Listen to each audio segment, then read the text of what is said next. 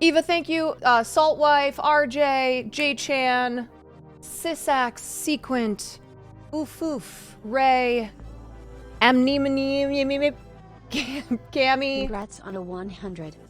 Thank you. Anonymous, tier 2. Thank you. Okay, so we hit 100,000 on Twitch. Very exciting. It happened the last time I streamed a week ago. I was looking at my stream summary and I went, oh my God! Oh my God, we did it! I said to no one, we did it, Joe! And then I took a week off. The first, like, break I have taken in a minute. Yeah. Quan love. Yeah. Quan love. It's because of SHUN, the return of SHUN. BR, thank you. We back, baby. We are 300 what? Thank you. John Rain, thank you. Pay your fees. I like when I don't figure out y'all's stream names until I say it a second time. I'm like, pay your fees. So, how are we celebrating? That's a good question. I was gonna chat with you all about it. Noble Bragg, thank you for the 10 months. Man, lots to catch up on. An absolute lot to catch up on. But we are here, and we're gonna do a long stream because I got home last night. They say the first 100K is always the hardest. Ah. Downhill from here on in. Is that what they say? Hogan, thank you so much for the 15 months. Did you show off the gold bar to Will's family? I did not show off the gold bar, but his dad has watched the dodgeball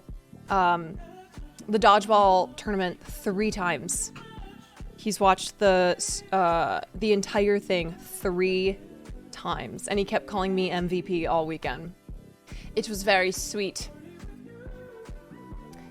I'm not sure if you would watch with Vox. Yes, I do have that. I do have the Vox video.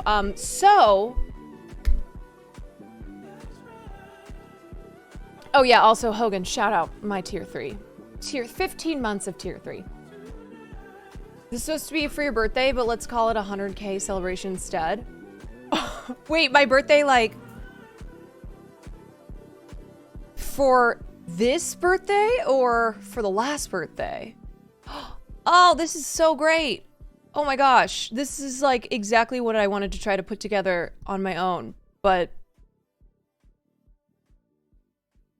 Krusnik, thank you for the 16 months. It took it took a while. Thank you, Anonymous. Thank you. This is exactly what I wanted.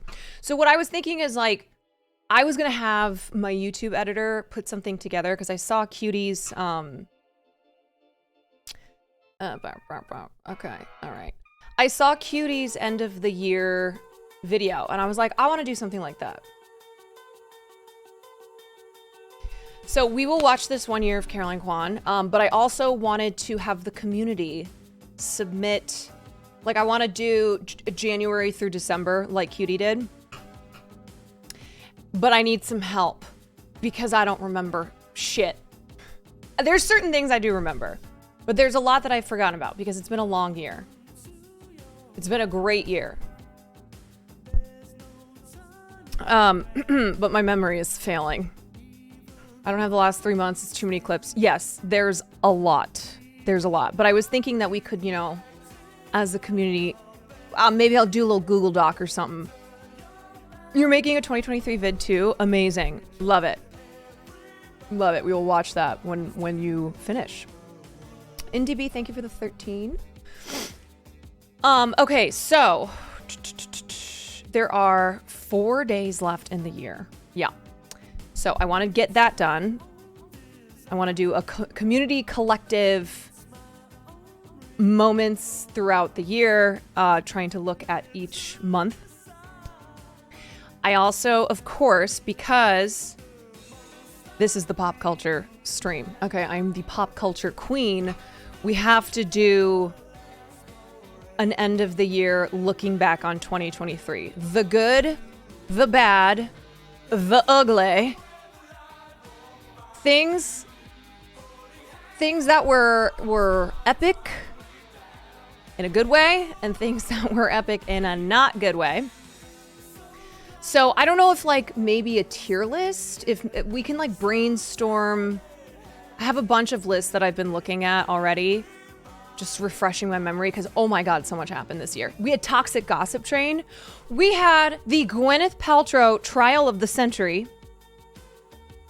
We had multiple celebrity trials, of course, celebrities who should not come into 2024 with us.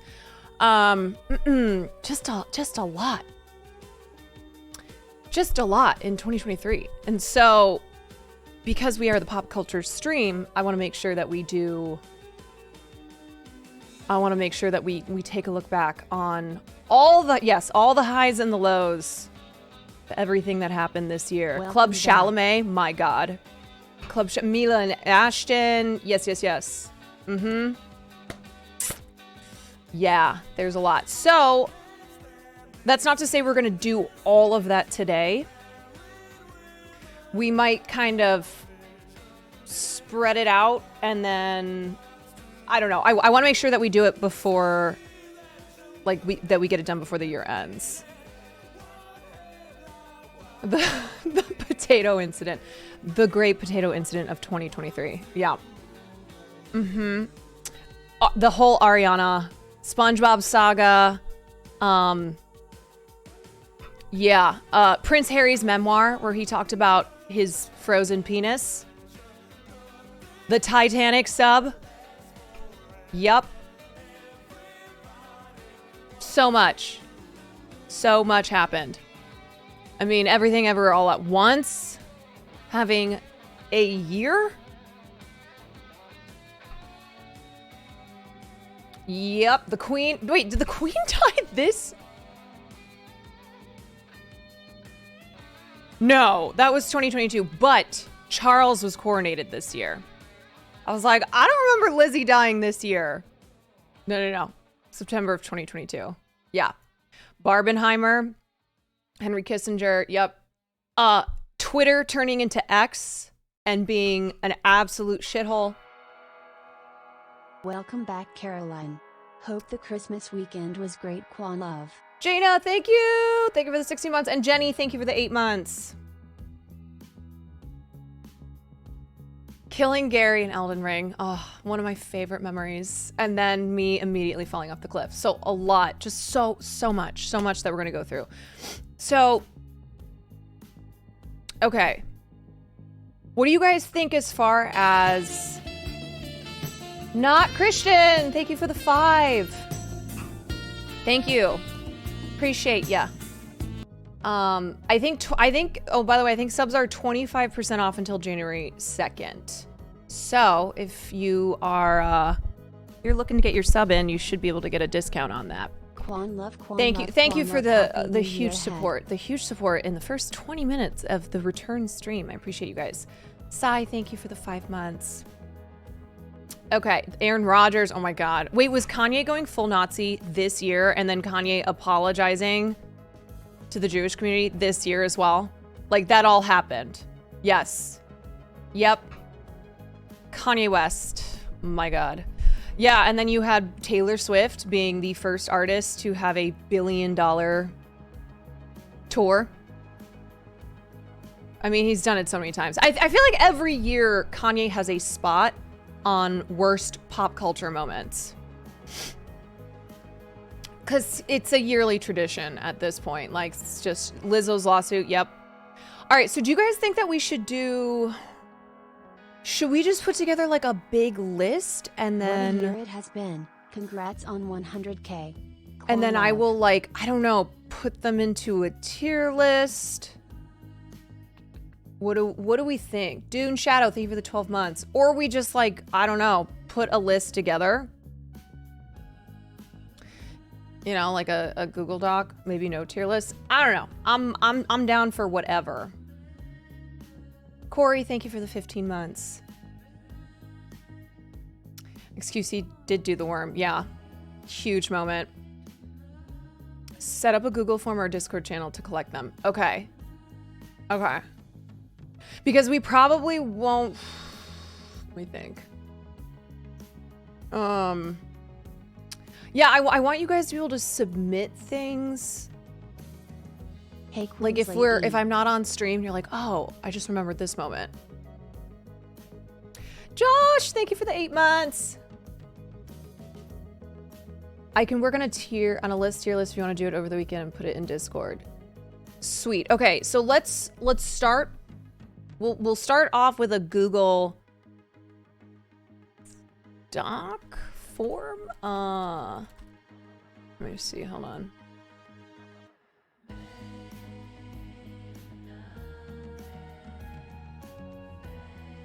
Okay. A Google form. Okay.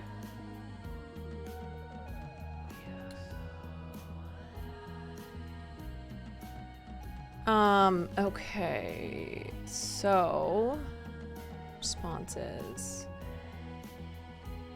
All right. So a Google form, and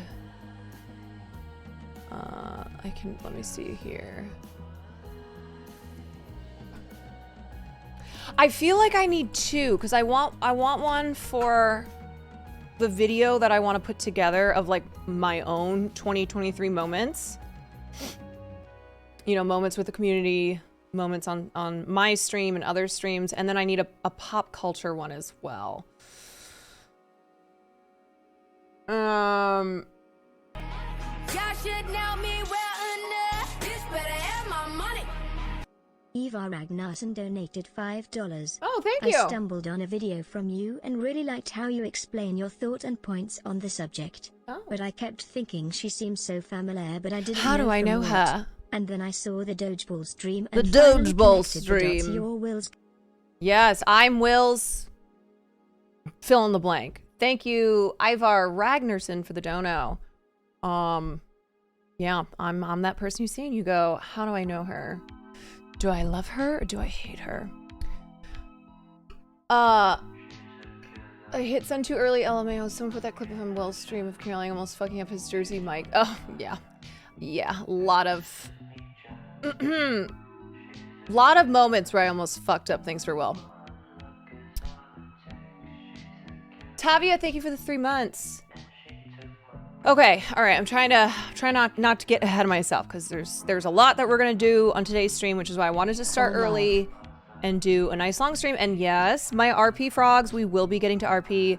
I'm not gonna do it till later though, because I'm gonna obviously try to RP with Will, and he'll be doing that later. So we will get to that though. Don't worry, don't worry. All right. So let me just run through the rough draft of the stream. So right now, we're looking at the best way to, as a community, come up with moments from 2023 in like a, you know, January through December, things that happened every month, because I want my YouTube editor to put a YouTube video together.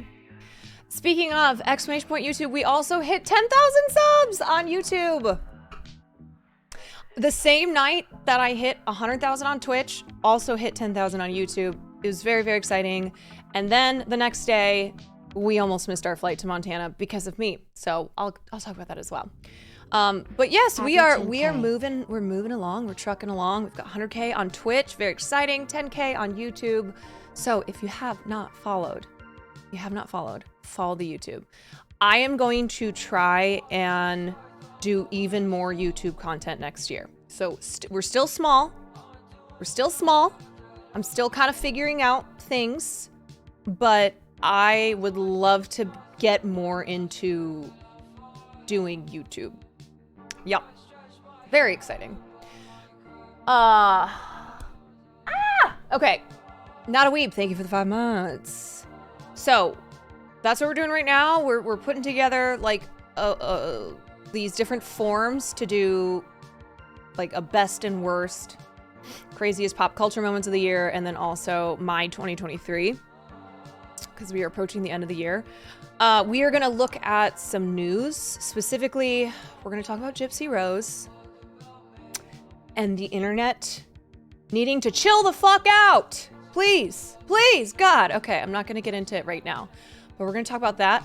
We're going to talk about a couple other like film things. Specifically, I want to look at the death of the death of Lee Sun-kyun, the Parasite actor. We're going to talk about that. And this letter that a bunch of French actresses signed to defend Gérard Depardieu. So we'll look at that. Okay. What else do I have? Yeah. All right. And then I think we might start a new season of... Slayey, welcome back. We might start a new season of Hell's Kitchen, but I think we might skip to So right now we're season 4. I think we might skip to season 5. Zyron Blue, thank you for the 15 months. So I think we may... Well, I was looking at like a best Hell's Kitchen Here's seasons. to another year in the Quantourage Quan raid. Zombie Drea, thank you so much for the 11 months. So I was looking at a list of best Hell's Kitchens seasons, and number 5 was on a few of those lists. So anyway, there are a lot of Hell's Kitchen seasons, so we're not gonna watch every single one. So I kind of just want to watch like the best seasons, you know? Any chance you went to the P.O. Box? I did not, because I wanted to get things set up today to do an early stream, but I will be going this week. STG, I swear to God. Hope everyone had a good holiday, transgender pride. CTJ, thank you for the 5 months. Jay, everyone. thank you for the 6 Quan months. Quan love. Eleanor, thank you for the 9. Thank you, everyone. Okay. I did start updating my letterbox. I spent like 2 hours yesterday. So if you follow my letterbox or you want to follow letterbox, I started updating it. A couple movies I watched over break were Priscilla and Saltburn. I finally watched Saltburn. I've got some thoughts. Y'all should know me well enough. Bitch better have my money. Kareem_Bino donated $5. Even though I discovered you from NMP, I'm glad I found you. Nicholas! As someone moderately interested in pop culture, I think you're probably the best streamer for it who isn't overtly biased and has insightful opinions. Thank you. Keep up the good work. Keep up the good work and good luck in 2024. I gotta fix my donut. It cuts people off. Thank you so much, Kareem. I appreciate that. And I also appreciate you saying that I'm not overtly biased and actually have insightful opinions. Because there are some people who think that all I do is act like TMZ and a mix of TMZ and Perez Hilton. And so I appreciate those who can see my pop culture commentary for what it is. Okay, I have not watched Poor Things. I am dying to see it. That is the highest film on my list of films that I have not seen. Poor Things. And hold on, let me check my notes real quick. Poor Things, Anatomy of a Fall, which I'm gonna try to watch tonight. I started Maestro. And then Zone of Interest, which I want to talk about that in a second. Okay, but Poor Things is like up there. I need to see it. I'm gonna die. I have a lot of movies on my list still that I need to see. So basically, if you're new to the stream, or if you weren't here for the early months of my stream, particularly when award season was happening, I love film. I love to talk about film. I love the award season because to me, like, there's a lot of commentary to be made during award season that I think is still applicable and interesting to people who are like, fuck awards, which, yeah.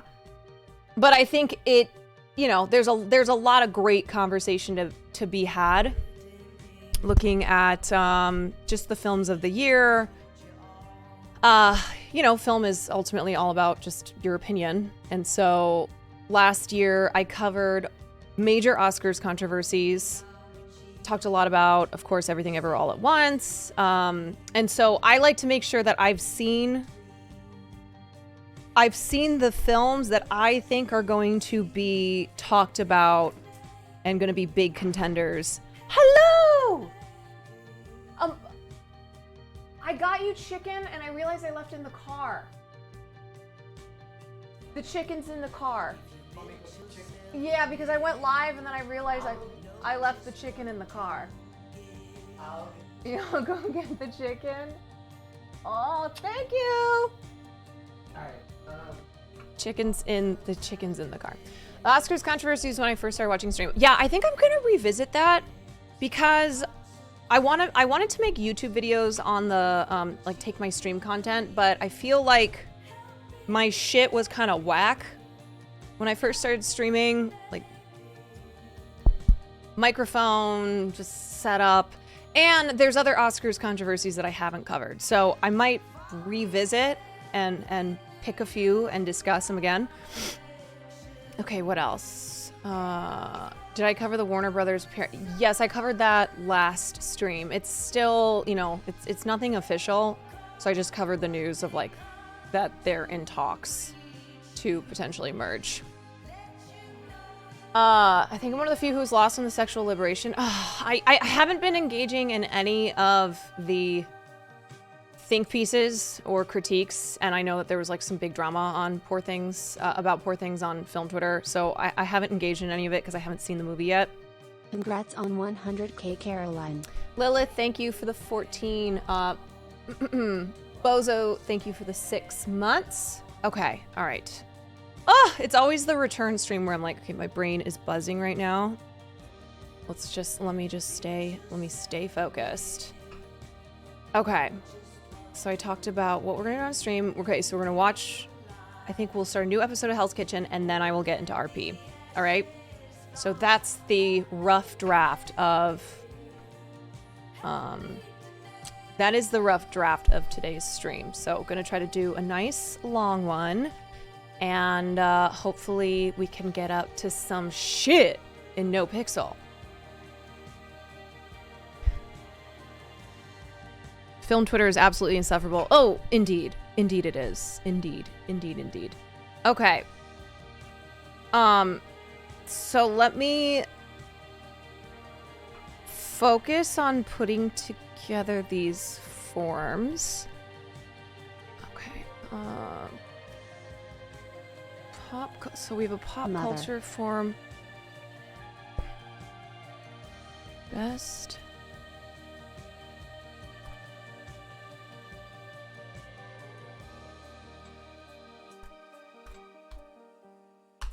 Thoughts on Maestro? I've only watched the first 20 minutes.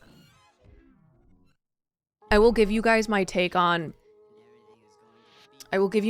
Priscilla and Saltburn in a little bit. Okay. All right, I'm feeling a little overwhelmed. Hold on. All right, so as far as Google Forms go, I'm just gonna make these forms and then should I link them in chat or what do we think?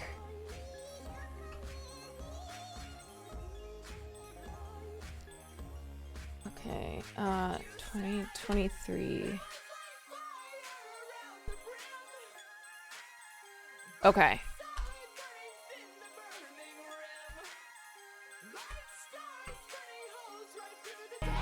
Y'all should know me well enough. Bitch better have my money.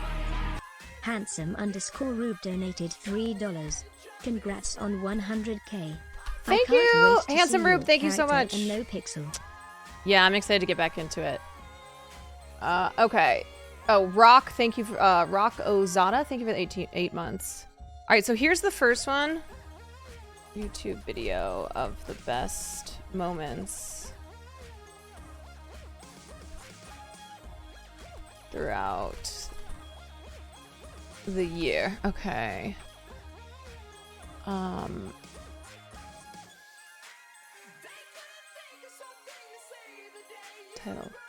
Okay, so January, let me just show you guys what this looks like. Ronald, thank you for the gifted sub. January through December 2023 stream moments. We'll be putting together a YouTube video of the best moments on stream clouds throughout the year. Let's do...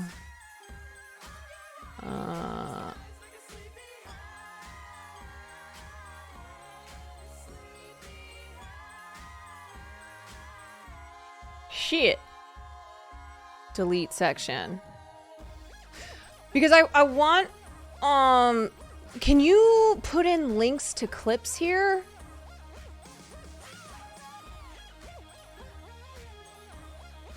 January, December 2023 stream moments. We'll be putting together a YouTube video of the best moments on stream / collabs of the year. You can. Okay, so like for instance, if I say, Master Baker, and then can link different clips. Dune made one. Check Discord. Okay, hold on. Discord.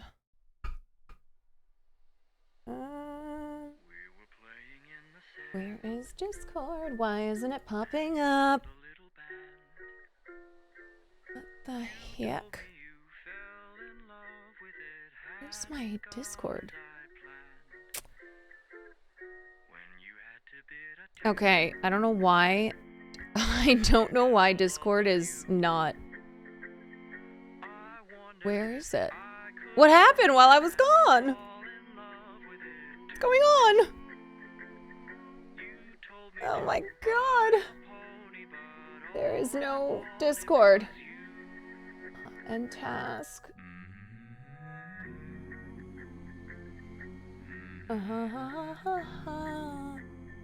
Okay, I don't understand.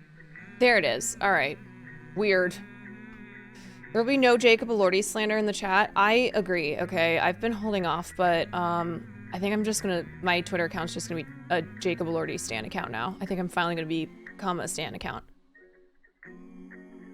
Okay, there we go. Is it in the main chat, or where is it located? I cannot, I have such a hard time operating the Discord. It's wonderful though. Thank you. Okay, here we go. Short and sweet pop culture. There, I found it. What event would you like to see? Hi. Okay, wonderful. You guys are so much faster than I am. I'm like my mom, who is always like, how do I save a PDF? Okay, clip recap. Let me look at this one. Great.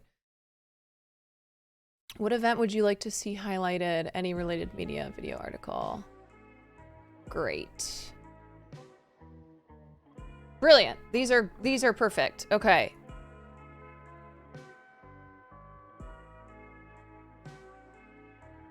Amazing. So can you thank you so much for making those. Can you just put those in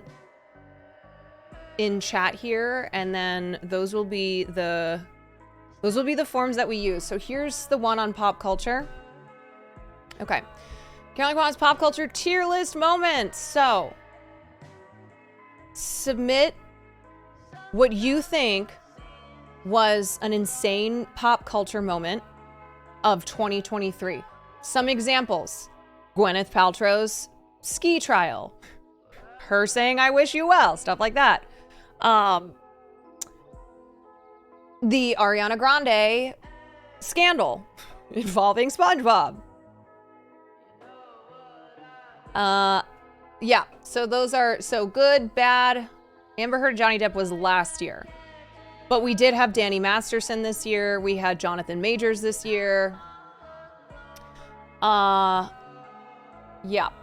Lots of moments.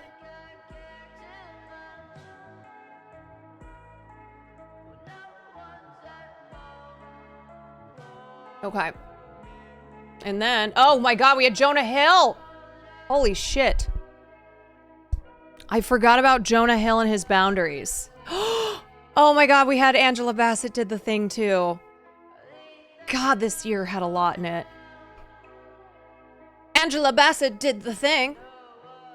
Yeah, so you guys can submit there. And then this one is my 2023 clip recap. So submit moments, specify January through December. And then I think I'm going to be trying to have my YouTube editor put together a, highlight of 2023. Yeah, Drew Barrymore being a scab. That was a big one. Okay, I'm going to get rid of these ones because I was very slow. Did you find the chicken?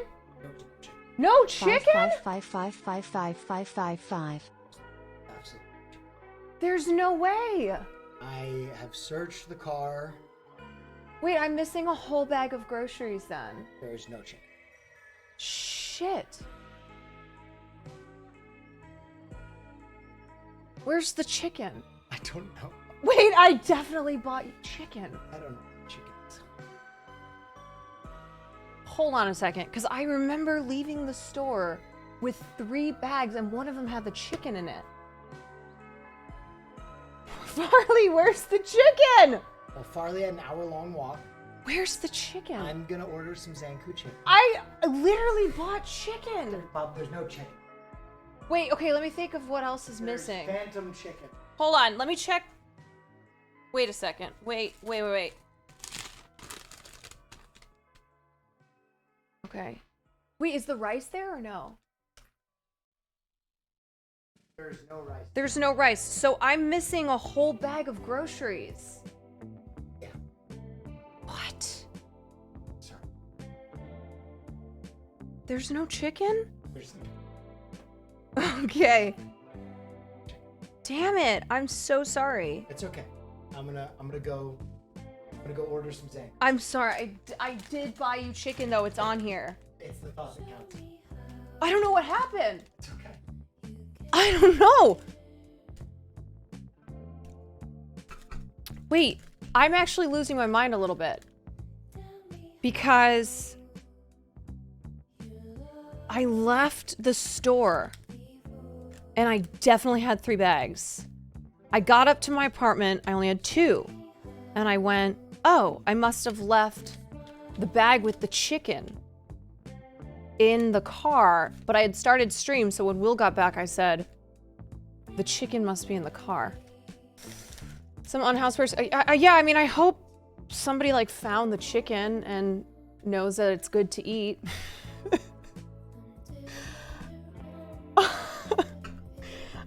Yeah, okay. All right, well, hopefully someone has some food. Some rice and some chicken. Anyway. Read out, Drew. Thank you for the 14 months. Okay, I gotta move on from the chicken. It was free range? No, it was just a chicken roaster from the grocery store. It was on sale. I was like, the chicken's on sale. Viv Cookie, thank you for the prime. No news, shopping, streaming said. Yeah, fuck it. Let me get the IRL bag together. No, he already checked the car. He said it's not there. I don't know. I don't know. The chicken, the great chicken gate of 2023. Where's the chicken? Yeah. We don't know. No, I swear I'm having one of those moments where I remember carrying the 3 bags. Because I put 2 of them here. And I had the 3rd in my other hand. And if I had left a bag, I feel like they would have been like, "Ma'am, the chicken." Is it in the wine cellar? It could be. I don't have time to check. It's such a journey to get down to that wine cellar. All right. Well,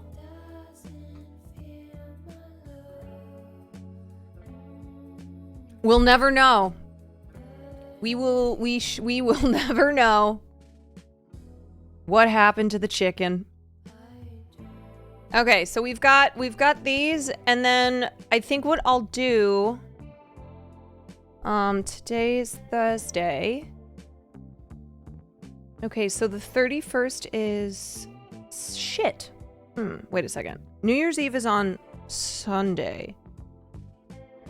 I want to do both of these lists on Sunday to give you guys a couple days to be able to submit stuff.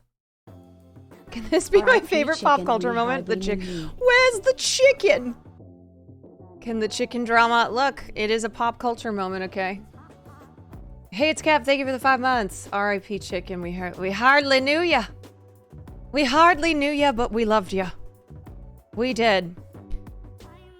Okay, so Sunday I normally do dinner and a movie, but I think I'm going to move dinner and a movie to January 1st, which is Monday. I may or may not be hungover, so it might be a good stream to be doing dinner and a movie. So because I've been gone for a week, I will be streaming tomorrow, Saturday, Sunday, and Monday for sure. All right, because I do like to try to take Saturdays off, even though I haven't done that in a minute. So the 31st is when I want to go over this stuff, okay? I'm spending $3K round trip airfare for a meet and greet 10 years from now to ask Caroline about the chicken. I'll be like, what chicken? I'll be like, the chicken from 2023 that disappeared. Andres, thank you for the 8 months. Counter, thank you for the tier 1. Exilian, thank you for the 6 months. Okay, so 31st, we will do these end of the year pop culture and then me as a streamer moments. We will tier list them. That's the plan, to try to tier list them. And then January 1st, we will do dinner and a movie, which is Monday. Okay? All right. Great. Now I do have Vox's video here. I think I have it pulled on my stream vids. Let's see.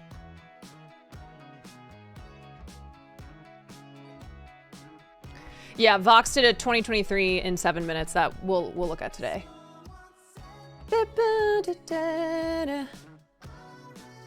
Jen, thank you for the 14 months.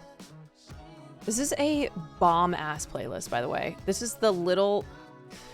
If anybody is like, what playlist is this? I played the song Little Dark Age by MGMT, and then I just went to go to Little Dark Age Radio. And this playlist has been fire. So good. But I do need to put a little lo-fi on. Hold on. As much as I love Tame Impala. Okay. Alrighty. Okay, so I have not done... Are you saving my video for another stream? No, I want to watch it today. I want to watch... Well, or do you think I should save it till Saturday? Or Sunday? When's the 31st? Sunday. I was gonna watch it today. No, I want to watch that. And I want to watch the 2023 Vox video. Because maybe that'll give you guys, maybe that'll give people some ideas of stuff that they want to submit. Yeah, we'll watch that. Okay. But I want to talk about Montana briefly, and then we'll get into watching stuff and then looking at the news. So, a week ago was the last time I streamed, and then I took a break, which was the first break that I've taken this year. Like real break. And the thing about taking a break is that the first few days you feel anxious because you're like, for me, it's really hard for me to take breaks. So first couple days, like I had to stop myself from looking at Twitch because I'd go look at everybody working and streaming and you know, doing content. Had to take a break, couldn't look at that. Things online that like my brain, I do know that I'm a little brain rotted, a lot brain rotted, because I would be online like bookmarking things, going, oh, I want to talk about this, I want to talk about this. Oh, let's discuss this on stream. And then I went, okay, no. I need to take a break from this as well. So the first couple days it was like getting used to taking a break. And then then like the last 4 days, I forgot about everything. And I was just very present and having a great time with Will's family and doing winter activities. And then the break ended. And then I had anxiety about getting back into streaming. Like, good Lord, man. So at first it's anxiety about not streaming, and then it's anxiety of like that first stream back, because even though it was only a week, I'm like, oh God, I feel out of sorts. I feel, I don't know. It's a week might not sound like a lot, but for the last year, I've just been grinding so hard that having a week off where there was no content whatsoever, and then going back into it, yeah, I was feeling a little nervous, a little anxious.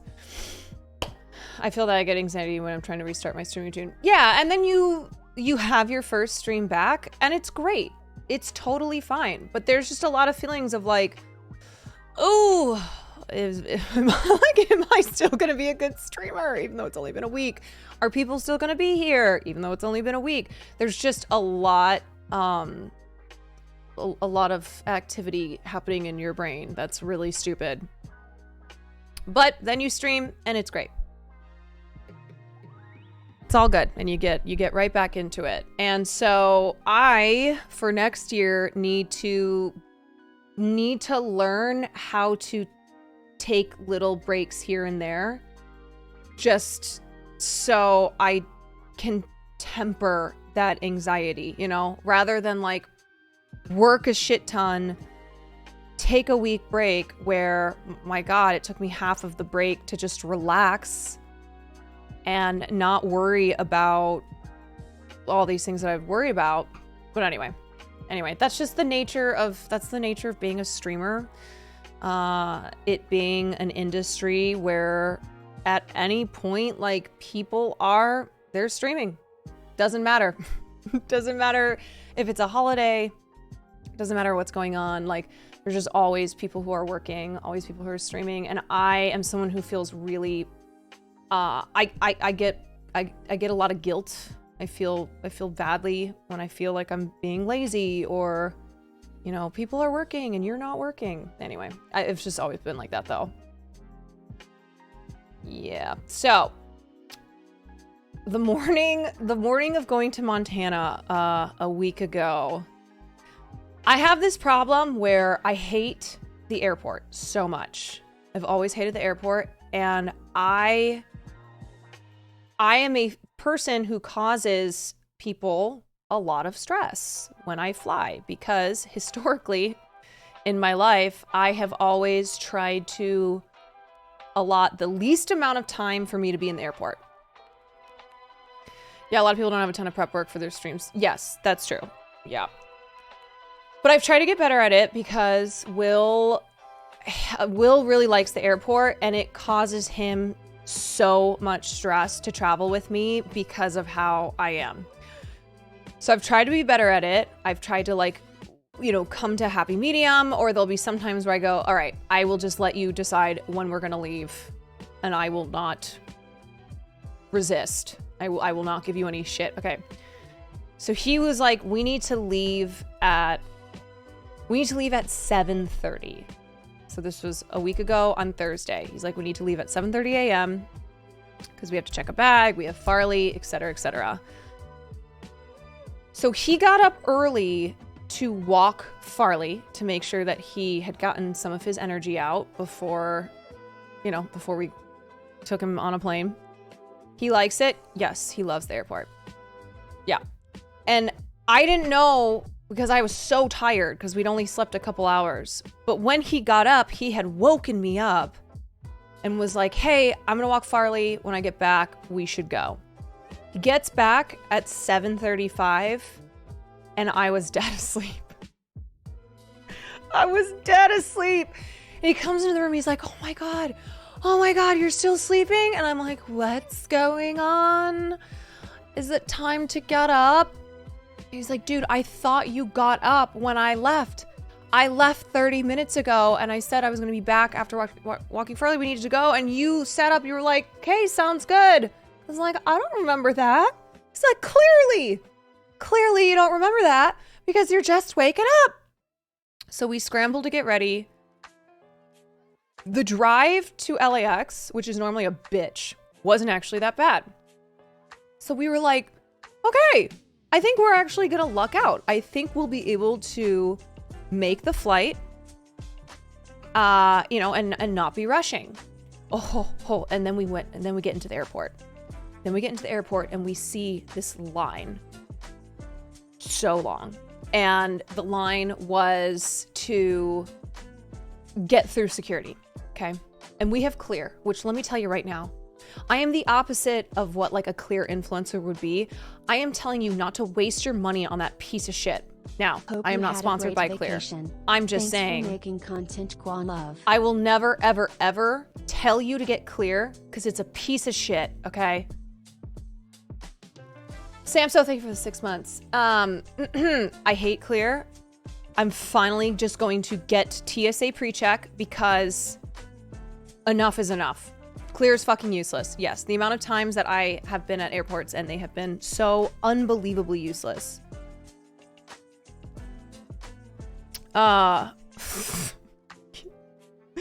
Cutie is so funny. She just texted me. Anyway, she's like, I owe you money. I go, well, I forgot about it. So thank you for your honesty. Anyway, so we basically get to a point where we're trying to go through the Clear line. It's not moving. And so I am visibly panicking. And so people were very kind, people who were smart and had gotten there early. And they're like, why don't you just go ahead of us? So we skip a couple people. And because it was funny, they were like, well, what time's your flight? And at this point it was 9. The time was like 9:10. And we said, our flight's at 9:40. Everyone was like, oh shit. Yeah, you gotta go. Anyway, takes forever. We get through. There's this guy. I gotta tell you about this man. So downstairs when we were trying to check our bags in the kiosk, this poor, sweet man just could not figure out these kiosks and was typing in his confirmation letter one letter every like 10 seconds and would get to the end and go, oh no. Like he put in, like he skipped a letter or put the wrong one in along the way. So he would just erase the whole thing. I'd be like, hi, sir, do you need help? Like, do you want me to help you? He'd be like, oh no, I am good. So that already, like, I had encountered this man. Poor guy. So upstairs, once we get through, like, the showing our ID and stuff, we're trying to get through security. That guy is there again. Somehow we end up behind him. And this time, he was holding up the line because he had brought, like, 17 jars of jam. And so security had, had opened his bag. And we're like, sir, you can't bring all of this jam. Hello, will you please do the sensor meta? I see that other people doing. I would like to see. Wait, what's the sensor meta? Also, I just saw that you sent me money. Thanks. I'm rich now. What is this sensor meta? Should I ban her? Wait, what's going on? She doesn't know Pepe Law. No, of course. I don't know most things. Suffering Soul, thank you for the 7 months. Is censor meta? It's a nudity on stream? What? You want me to do nudity on stream? Also, why are you? I need to VIP you. Hold on.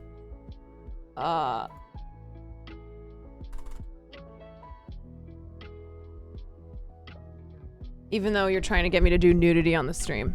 Okay, I'll finish the story. Hold on. And then we'll talk about this nudity. So this guy has 17 jars of jam. And security is like, sir, you cannot bring this jam. He's like, please, I need jam. My brother, he's sick. He's in the hospital. And they're like, he's trying to negotiate with them how many jars of jam he can bring. They're like, sir, no, you can't. You can't. You needed to have checked it if you wanted to bring all of this jam. And he's like, please, just one jar. Just this one. Just this one. It was so sad. It was so sad. But I didn't have time to stick around and see like the jam saga. And if this poor man ever made it to see his family with this jam or whatever or else the hell he had. Because we were about to miss our flight. So we get through security, and at this point, Will and I split up, all right? Because he's got Farley, and I've got the cowboy hats.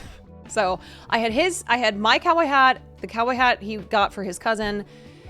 So I'm running through the airport with these hats. Will has Farley, and if you sub, I'm gonna thank you in a second. I gotta get through this story. Hold on. And Will calls me and he's like, where are you? And I'm looking for our gate. Our gate was like 32H, but it might as well have been platform 9 3/4 because I'm running back and forth where the gate should be and it's not there. And at this point, I'm like, the flight leaves in 12 minutes. 12 minutes until it leaves. And I'm like, and so Will calls me and he's like, where are you? You have to get here because they put us on a bus. They literally just put us on a bus and they're like, they're gonna leave and I'm trying to get them to wait for you. I'm like, where the fuck is this gate? I am running back and forth. Where's the gate? So I grab someone, I'm still on the phone. I'm like, where the fuck is 32H? And at this point, I'm full panicking. I'm the woman in the airport who is full on melting down. And this airport worker's like, oh, you gotta get in this line. I look at this line and it's wrapped all the way. I go, what the fuck is this line? I go, I'm not getting in this line. And so I sprint past the line towards the front and I see these doors, and then past the doors I can see outside there's a bus. I'm like, that's where I need to go. Welcome back. I start sprinting towards those doors, and I swear to God, like 4 American Air agents run towards me to stop me. And they're like, I am an insane woman carrying 2 hats, 2 cowboy hats, sweating, screaming, and running for these doors. So they stop me and they're like, ma'am, what are you doing? I was like, I need to get through those doors. I was like, I need to get out of the bus. I don't have a flight. And they're like, ma'am, it's too late. It's too late. I was like, yeah, let me get the doors. And so I don't know why they did. But I guess somebody from the bus came up because Will had been making a scene. And they were like, okay, you just have to let her through. I mean, I was insane. I looked insane. I sounded insane.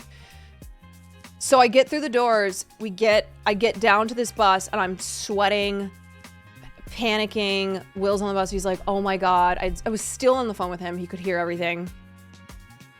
And I'm like, this is fucking insane. What is happening with this flight today? Every step along the way. I mean, granted, it was my fault because I woke up late. But I'm like, every step along the way has been a nightmare. So we're on this bus. And this bus takes us to, I don't even fucking know where. Like a different airport. A different airport. We like left LAX. And I go, oh my God. And I thought the bus was going to be like a 2-minute thing. And we'd get off. No. And so the bus pulls up. But they don't let us off the bus. And they're like, oh yeah, sorry, we're having a problem. And Will and I just start screaming. Now the 2 of us together are like we have to get the fuck off this bus right now. And the bus driver's like, sorry, like I can't do it, you know, there's a bus in front of us. I'm like, open the fucking doors right fucking now. And so finally they do. We're the only ones who get off this bus. Everyone is so scared. Everyone on this bus is so scared of us. I've got the hats. He's got Farley. We've got like 4 bags between us. Run off the bus, start sprinting towards what I think is like where we're supposed to be leaving. You know how sometimes at an airport, they make you go to a totally different part of the airport? Then like, you know what I mean? Like this is where you go to the terminal. This is where your flight should be leaving from. But sometimes they make you go to a completely different place. It's the worst. So we're running, and we're just screaming like, Bozeman, like where is the flight for Bozeman? Somebody points, they're starting to close the doors. And we're like, the hats are flying. At one point, Will was like, fuck the hat. I was like, I can't, we brought this for JR. And so we're screaming at them, hold the door. We get through. They closed the door behind us. Like that, it was the McAllisters from Home Alone. It was straight up the McAllisters. Closed the door behind us. We are insane, just dripping in sweat. Can't breathe. Get to our seats, ripping off sweatshirts and coats. We sat there and we're like, I turned to Will and I go, I promise you, never again will I put us through that.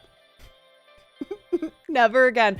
I will get to the airport the night before. I don't even care anymore. I will, whatever, I'm done. All right. It was an accident because I slept in, but I have fully gotten rid of how I have been for 31 years when it comes to airports, where I cut everything close, last minute, sweating, stress, panic, having to ask strangers to who have a flight hours later to let us go in front of them. I can't do it anymore. And I say this, it'll probably happen again. But the point is that I am growing. I have grown, and I no longer want to be this person anymore. Because I've been this person forever. It was almost like I don't know, there was something that I'd like get off on the stress. Not in like a sexual way, but in like, just like, because I would barely make a flight. You'd be sitting there and then it's just like your adrenaline pumping. You're like, yes. I'm not doing it anymore. I can't. It's cathartic, right? Like you almost miss a flight. You're just so filled with stress, but then you get in. Last second, you're sitting down, sweating, turning the air on and going, I made it. I did it. I fucking did it. I don't know. There's 2 types of airport people. There's those people, and then there's the people who get to the airport with plenty of time. They get to the airport with like hours to spare. But I said, well, I just told Stream the story about almost missing our flight, and I said, I have sworn to never put us through that ever again. I'm not going to be that person anymore. Okay, he's rolling his eyes. I am going to, like, if you say we need to leave for the airport, I will be ready to go. I'll say let's leave even earlier. Tell them last time I did wake you up early. Yes, I did. You did wake me up and I didn't wake up. I went back to bed. But I'm not going to fight it anymore. The back and forth. Are you talking to Cutie? Wait, what? Am I talking to Cutie? She was here, but I was telling the story. What's up? She wants me to do what's it called? The censor meta? The censor meta? She came into chat to say, do the censored meta. I don't know what that is. Oh, where I'm naked, except I put bars over my titties? Cutie Cinderella. And the spirit of Christmas comes in here to tell me to be nude, but put bars over my titties like this and my vajayjay. The implied nudity. Oh, okay.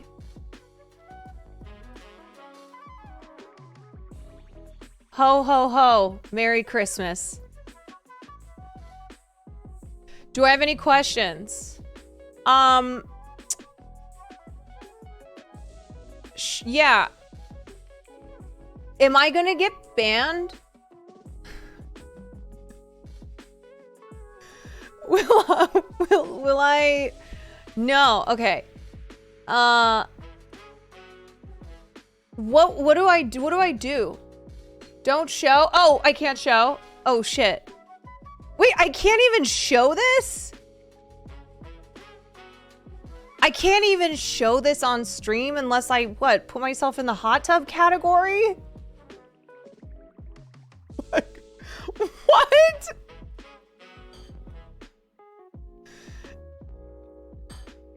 There's no, if I got banned for this, that would actually be fucking hilarious. That would be, you have to have the right tags. I don't even know how to add those. I don't even know how to do that, so look, Cutie's saying I'm fine, and she's in charge of Twitch, so look. So much for the return stream. Hannah, thank you for the gifted. Critical Event, thank you for the 15 months. It's Turbo, thank you for the 4. Satcha, thank you for the 2. Hanks, thank you for the tier 1. Duck, thank you for the 15 months. Suffering Soul, thank you for the 7 months. And Samso, thank you for the 6 months. It's beautiful and natural. It is. You show way more on stream. Okay, are you gonna do this? Why are you trying to get me to do this? Do you want to do this together? Is that what you want? Like, do you want us to be them? Gwen dance. Minor Threat, thank you for the 7 months. I'm not hot enough. I'm gonna slap the shit out of you. Excuse me, we've all seen the photos from Santa Baby. Okay? Enough. Enough. We will... I would like to jerk my hog while you do it. What has happened to you? Okay, is this really Cutie Cinderella? Please give me your social security number so that I can confirm. Please. I need to know. Yeah, oh my god, she did get hacked. She did get hacked. That's right. 727-156-423. Okay. All right. I'm gonna have to verify that that's real. But Cutie Cinderella was recently hacked. So anything she says in here may or may not be attributed to her. Sal's Mongo, thank you for the tier 1. Hogan, thank you for the gifted sub. Cutie, what if we only take Ozempic for 2 weeks straight? And then we'll do this. We'll just morning, afternoon, evening, breakfast, lunch, dinner. Ozempic. All day, baby. All day. And then we will do this. You've been looking for a reason to give it a try? Great. What better reason than you feeling confident to do this new meta? Slay.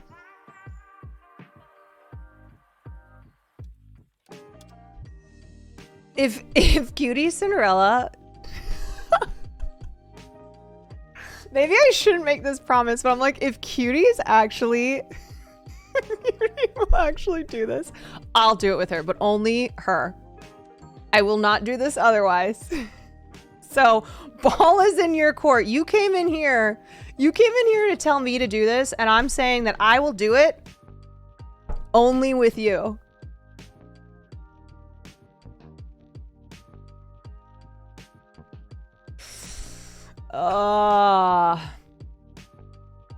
Yeah. Oh, yeah. There you go. That's what it takes. That's what it takes. Celebrating 100,000. Yeah, celebrating 100,000 on Twitch. Let me cook. Okay. All right. All right. Think about it. Ice Cubes, thank you for the 6 months. Hogan, thank you for the gifted. Marixa, thank you for the 5 months. Okay, well, look. We could start off 2024 super spicy. We'll see. Isn't Ozempic paralyzing some people's stomach? Yeah, Ozempic has some insane side effects. But it would be worth it.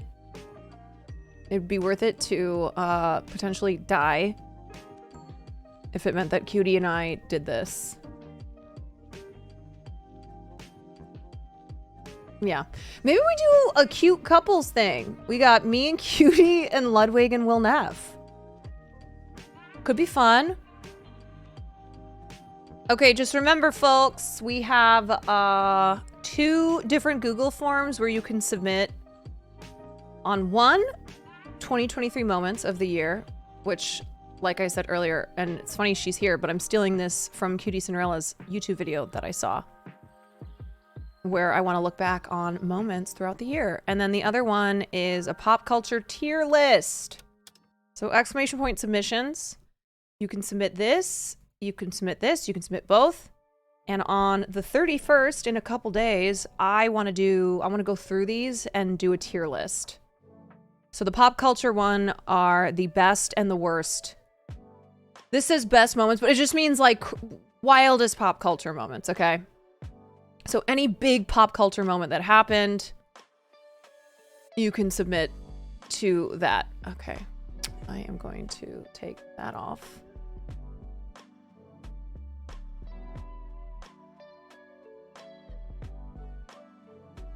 Ozempic and the Streamer Award gift bags. It should only be Ozempic. Have these really beautiful big gift 14 bags. months. Glad to have you back, Neff. I'm okay. Thank you. These really beautiful, huge gift bags, and it looks like they're going to be filled with things, and it's just a thing of Ozempic. Rusty, thank you for the 14 months. Yeah. Oh, Ozempic. James Marco. Yeah, James Marco is on the Ozempic.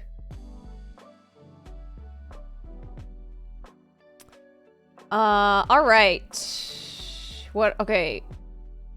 I was telling you about Montana.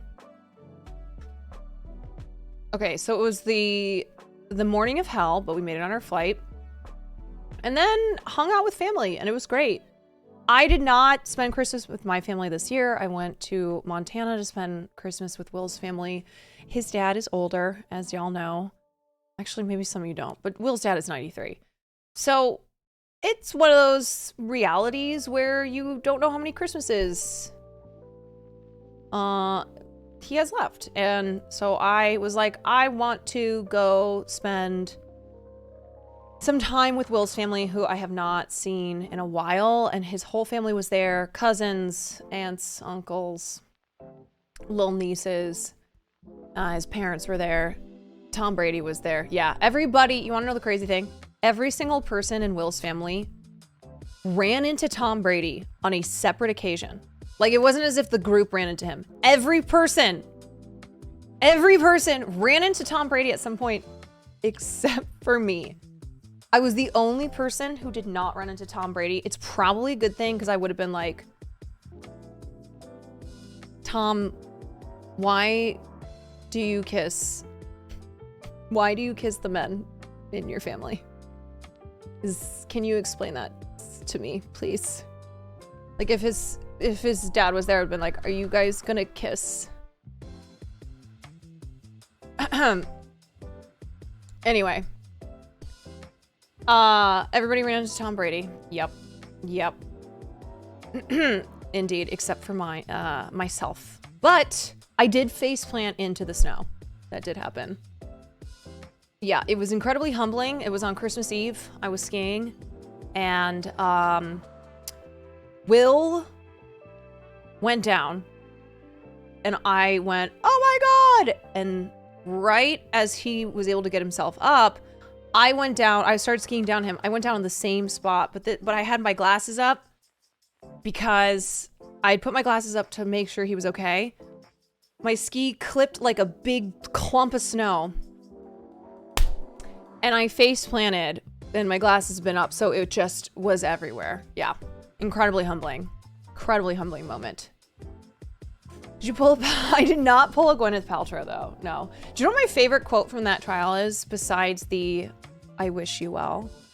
Is when they asked her what she lost out on because of the skiing incident. And she goes, I mean, we lost out on half a day of skiing. She said that with a straight face when they asked like what damages or, you know, how she suffered from it. She's like, I mean, we lost out on half a day of skiing. Yeah, she's iconic. We have to be honest about that. So anyway, face planted, yeah. Otherwise, everything was great. It was fun. Hung out with the fam. It's always interesting to see your significant other around their family and just like what position in the family they have. And Will's obviously, he's the clown. Shocker. He's the comedian. He's like, I can tell how much his family loves his humor. Like, just, you know, always having him tell stories or clinging on to, you know, everything he would say and just laughing their asses off. I know, it's shocking, but I don't know what else to say. I think, I mean, I think it's just a reminder that you forget about other things other than streaming. And then you spend time off stream and with non-streamers and you realize like, yeah, there is a lot of life out there.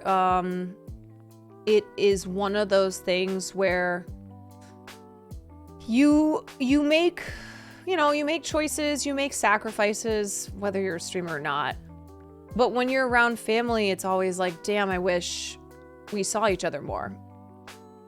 Like, I felt that way when I was home for Thanksgiving with my family. It was like, yeah, I wish that I didn't live so far away. I wish that, you know, I wish things didn't get in the way because the years go by and oh, the years go soon and then they don't stop run. Sweat to the ground and I hit the ground running. Didn't make sense not to live for fun. Your brain gets smart, but your head gets dumb.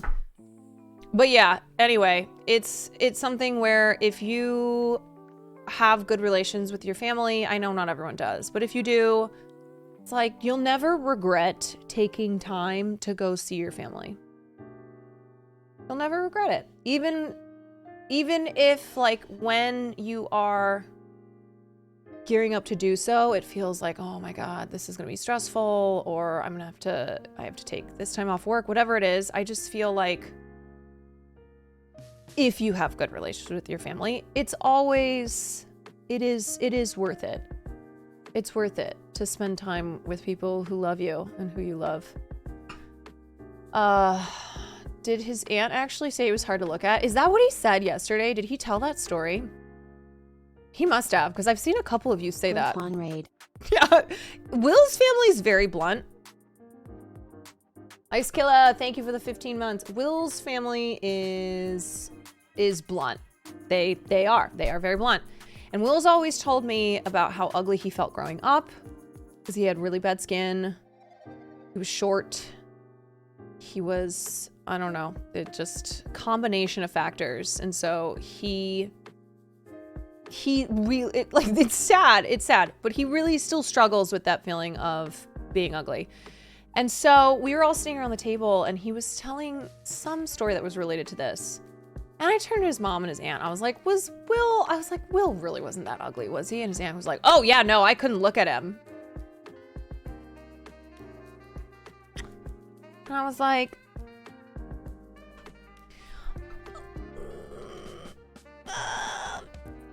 did he like know that when he was growing up? Was that clear that even his own family members could not look at him because of his skin? Like, please tell me that that's just something you're saying now and not something that little Will was aware of. Anyway, what did he say? No one quite roasted you like your own family. Brutal. What did he say about it yesterday when he was talking about it? Cause yeah, I mean, it's one of those things where, look, we all have shit from our childhoods that we carry with us into adulthood. And for him, it's a combo of having had really bad skin and then having been a fat kid. And that's why he like what lip gloss is this? This is a Fenty. That's right, he obsessively works out and really takes care of himself, you know? Because he still carries around that pain. He was talking to Dan Clancy? He was talking to Dan Clancy and it came up. Wild. VR helps people be the person they can't be. Oh, yeah. No, okay, I get that connection. Dan Clancy is gonna GTA RP. He should GTA RP as like a young communist kid who hates CEOs. He should be like trying to lead a revolution in GTA or in NoPixel. That would be funny. I never forget how much my dad always pointed out how yellow my teeth were. I never smile. Aw. You know, look, I think it's a reminder that things you say that you might think are offhanded comments, you know, like not a big deal. When you say those things, especially to kids, to young people, like that stuff can stick with them. And it can stick with them their whole lives. I mean, we really are shaped by what happens to us when we're younger. Soliloquy, thank you for the tier 1. So it's something where kids are smarter than you think they are. They pick up on a lot more stuff. They really do. And 2, you never know when you say something to someone how that's going to affect their life in a good way or bad way. I've had people come up to me and go, you gave me advice 2 years ago and I've never forgotten it. And I want to say thank you. And I'm literally like, I don't remember saying anything, but I'm so happy that whatever it is I said, you've carried with you and you have applied to your life. But you'll have moments like that where I've had that too. Things that I remember someone said to me that I'm sure they don't fucking remember, but meant a lot to me. And then also the reverse where, you know, it's like, even if you're just kids like messing around or whatever, or you're teasing family members, whatever the situation is, words can leave a crater-sized impact. You know? I got told I could do anything I put my mind to. It still haunts me to this day. You're like, I can't do that. I regret things I've said too. Yeah, same. I think it's just always good to be aware of the impact that your words can have. And Will, you know, he's still affected by things that people said to him when he was a child and how they made him feel. And he's 34 now. And I feel that way too. Things that people said to me when I was a kid, growing up being like the only Asian family. We're mixed Asian, but like the only Asian family around. And like, yeah, I carry a lot of that shit around. As much as like you can do therapy, you can get older, you can, you know, move past things so that they're not, you know, it's not necessarily something that weighs on you every minute of the day. It still does. I think it leaves its scars that you just never really get rid of. But anyway. Is that why he's so lovely to everyone? Yeah, I think he has a really profound sense of empathy. I think a lot of people who are very empathetic are so because of their own experiences with feeling less than, with feeling, I don't know, with just feeling really badly about themselves, that they don't want other people to feel that way, you know? Anyway, roaming, thank you for the 2 months. But yeah, Will is, he really understands pain. he does. He understands struggle and feeling like you're, you know, feeling ugly. It's a horrible thing to feel. And I'm sure a lot of us have had moments in our lives where we've felt that way. And it's, even if you have your you know, your glow up or whatever, you know, objectively, like, you look better than you used to, it still is that feeling that you carry around with you. And that's just how it goes. Off top, yes, I've heard about the lotion that's attracting spiders. I have. We can talk about that.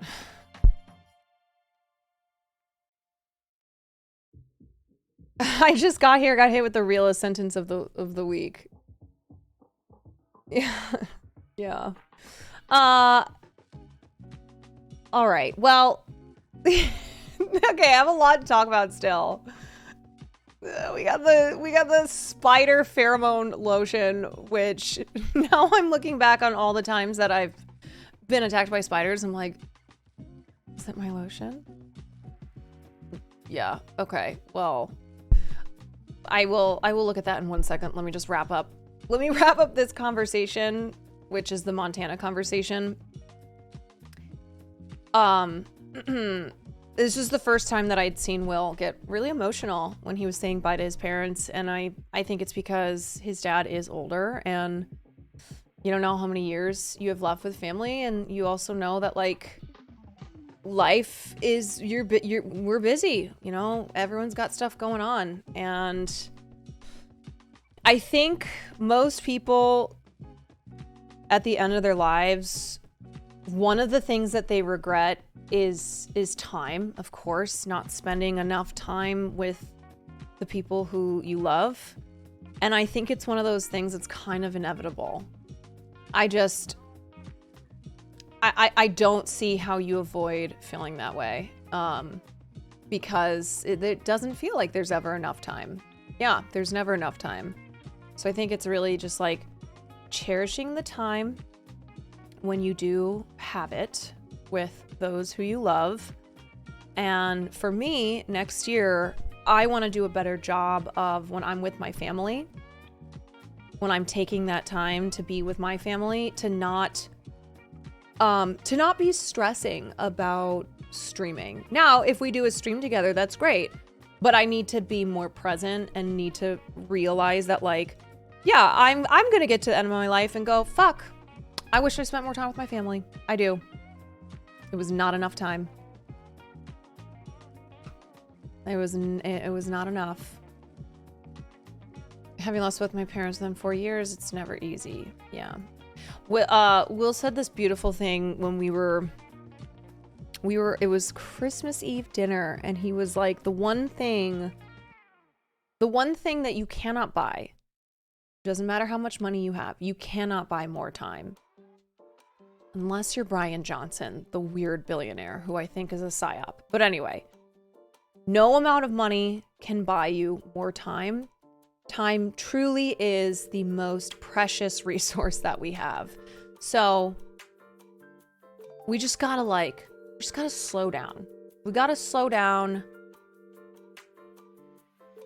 and take that precious time. Kissinger got pretty close. I know, that fucking son of a bitch. Slow down, appreciate the people in our lives, appreciate the small things. You know, we're just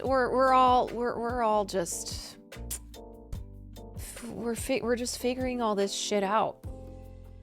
We're figuring out careers, we're figuring out, you know, our relationships. You know, I think I personally spend so much time thinking about my, you know, things that I failed at, things that I haven't done, things that like I need to do in the next 2 months, 6 months, year. And I'm speeding through it all, truly flying through life. And it's the journey that's important. You know, I know this cliche, it's not the destination. It really is the journey. Really is the journey. I mean, we are literally just on a floating rock in this vast universe. Nothing makes sense. We try to make sense of things, but sometimes you just gotta be here. You gotta be present. You know? there were like 5 separate times. This year. I don't know Excited why. For you, Cutie Will and Lou to officially show whole. Keep up the great work, Queen. Red CXY, thank you for the 13 months. No, I don't need anything. But there were multiple times throughout this week I took off. I was in a great mental space, but I just kept being like, one day we'll be dead. Like, you know, all the things I bought Head and Shoulders. One day we'll be dead. And that Head and Shoulders won't matter anymore. Your dandruff, it won't matter. No, but what I mean by that is one day we will not be here. We will not be here. And I think that there are just a lot of things that we get bogged down by. You know, we feel bad about ourselves. We think we're not good enough. We think we're not doing things right. And it's like, who says what's right and what's not right? And one day, you know, we won't be here. So like the things that suck, or the things that, I don't know, the things that we get weighed down by, I almost think like appreciate that as well, because life is so precious and so fleeting, and one day we'll be gone. So it's, you know, it's fine. My mantra, it's fine. It's all good. Just let things go. Yeah, I don't know. I think that's what it is. I think it's just like learning to try to release a lot of anxiety and anger and just negativity. So, God damn it, now I sound like I sound like one of those like white yogi ladies on YouTube. Hey everyone. I just want you to inhale. I just want you to inhale, and you're just going to exhale, and you're going to release all the negativity in your life. Okay? Ready? And release. Just remember, you don't have to bring that with you. Your next breath, you're not bringing that in with you. You're just continuing to let it go. You're just releasing it all. Namaste. And it didn't work? Well, you did it wrong. You didn't do it right. That's on you. Okay. All right. That will be $470. Yes, indeed. Am I okay? Yeah, I'm great. I'm great.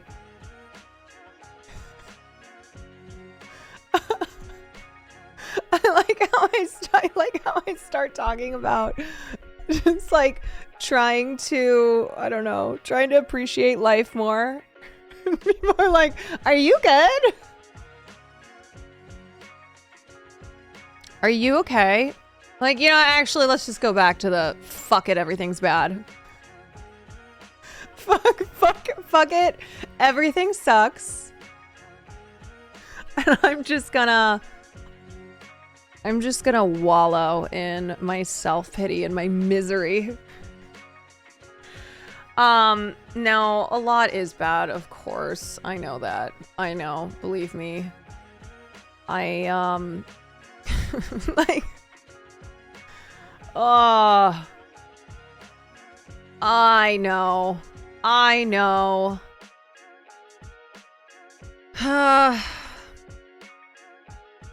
I'm trying to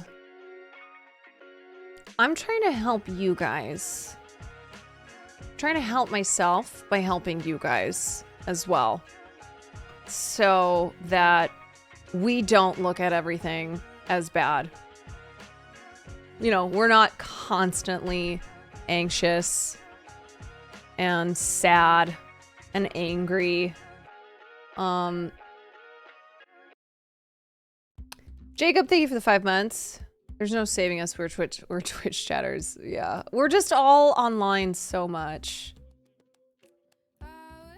We're online so much, and ultimately that has a really negative effect on our mental.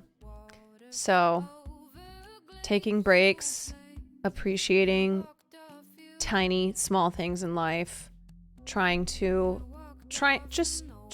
find happiness in small things, right? Because the big things feel real bad. Yeah, we just are constantly exposed to negativity and trauma. Yeah. You know. All right. Anyway, Hogan, thank you for the gifted sub. Are you sure you're okay? I honestly, I'm great. I'm really good.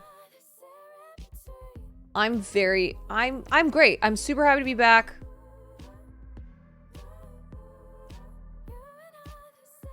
Feels good. Okay, we're gonna watch this. Here's what we'll do. I'm getting a little off track. I'm getting a little distracted. And I don't really know what the fuck I've just said for the last hour. Okay, so we'll watch this, the video that Anonymous put together. We'll watch 2023 in 7 minutes, and then I'll get into the news stories that I want to cover, which includes Gypsy Rose, and then we'll see what time we are at. Okay. Indy, thank you for the gifted. I'm gonna run to the bathroom. Little Maggie Rogers. Oh, hi. Were you locked outside? Okay.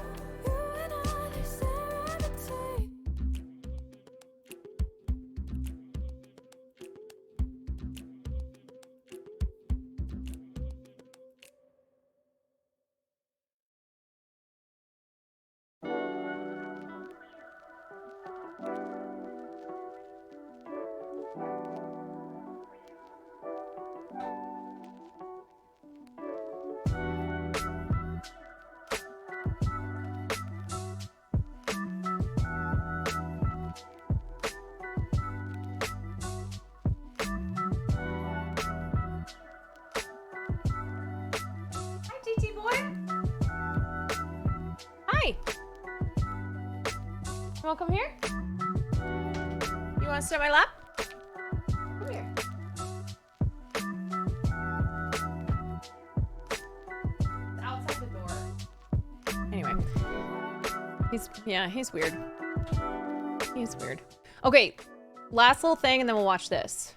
Right? I know it's not the new year yet, but I do want to try to do a positivity challenge for all of us.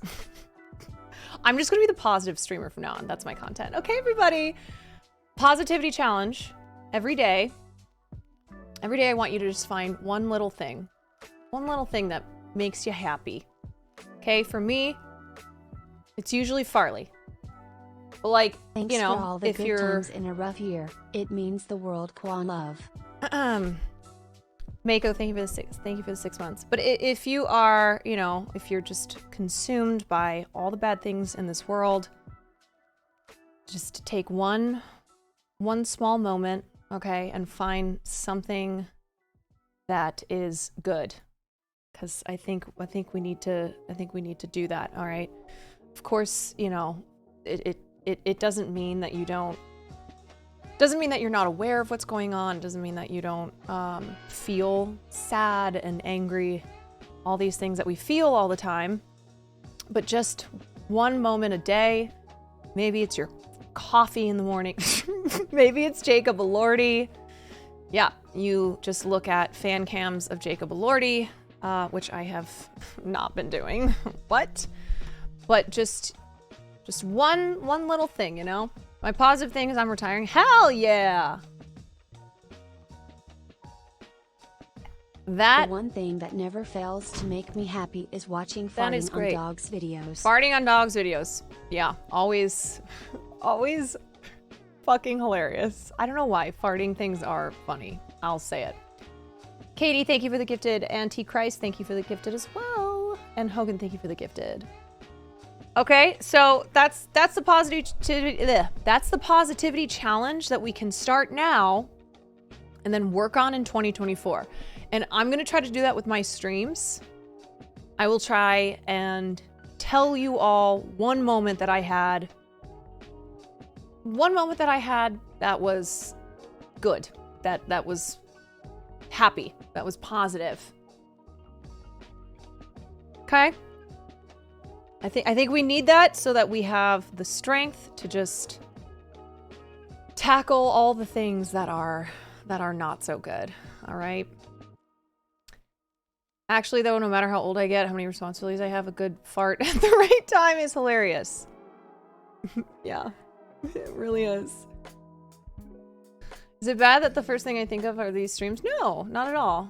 Had a rough year. Look, if being a part of this community is the one positive thing that you have every day, then I'm happy to, you know, I'm happy to be able to provide that home. That is also what keeps me going as a streamer, knowing how much this community means to so many people, myself included, and how it can be a bright spot. I think this is what I wrote in my message to everyone that I accidentally put in the wrong channel at first on Discord, but a bright spot in a dark world, and it brings me a lot of joy knowing that we have created that here. So, all right. 4 and 6, thank you for the 8 months.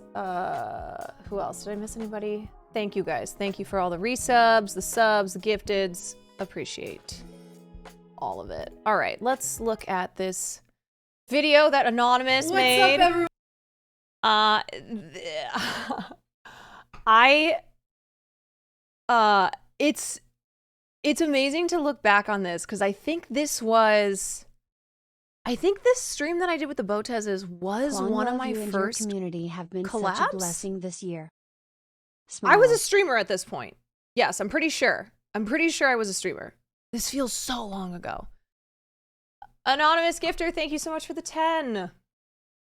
Thank you. Jay Moriarty, thank you for the 2 months. Jay Reality, thank you for the 4 and 6. Thank you for the, oh, sorry. I'm just repeating things now. Anyway.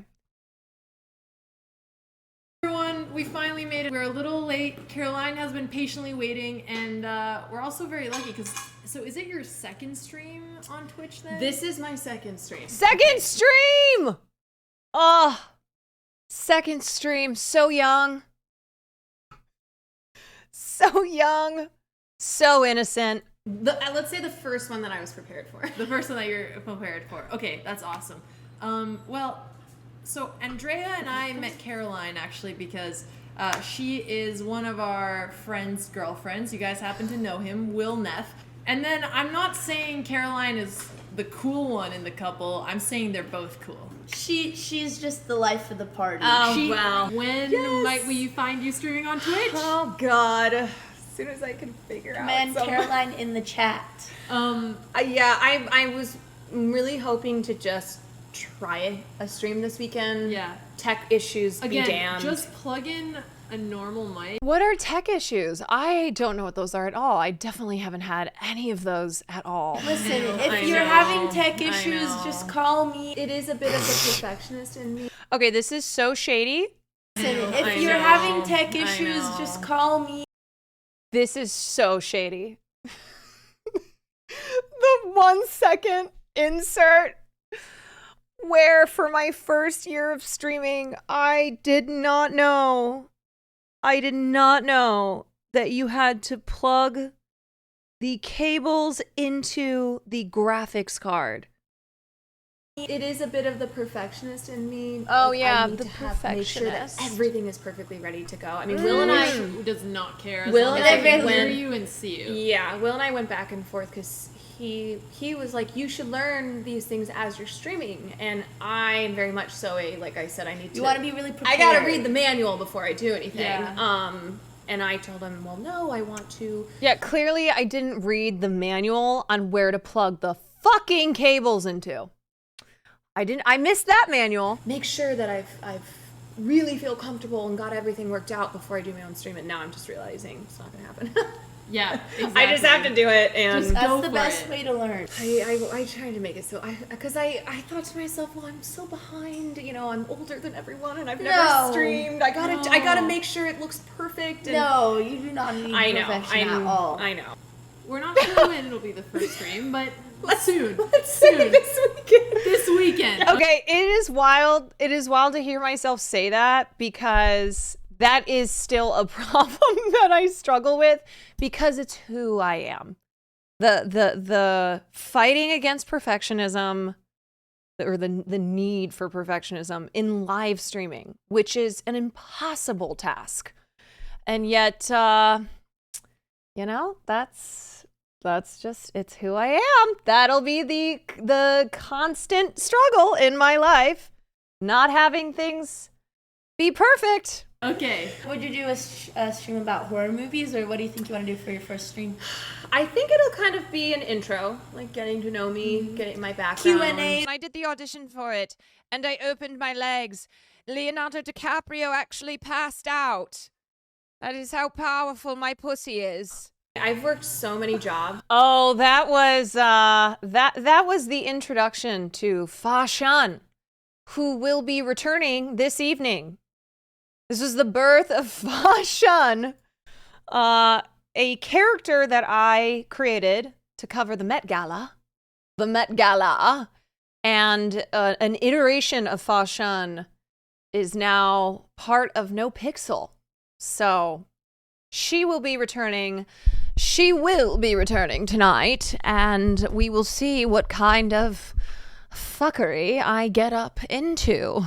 The gala, honey. The gala. I could have a whole stream just talking about every single job I've ever worked in. That's when I did the dog walking, and then the call center, and then the karaoke club hosting, and then club, and then substitute teaching at the same time. Okay, let's talk about the Chinese restaurant. I think my stream, I put this on my Twitch bio, but I think it's gonna be a mix of talking politics and pop culture, talking film and screenwriting, kind of like we just did today. Are you kidding me? Democrat Attorney General in New York, Democrat prosecutor in Manhattan, Democrat prosecutor in Atlanta, Democrat Attorney General in Washington, D.C. What do you mean he's not above the law? There is no law. If Trump goes down, I go down too.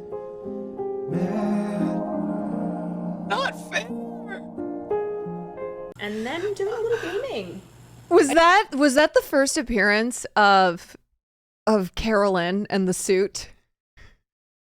Was that the first time the suit ever appeared on stream? Are you really into video games? Do you like video games, Claire? I always knew I loved video games, but I have an addictive personality, so I've stayed So away you're from them as careful. an adult. I feel as if I'm living out my teenage dreams of getting to game.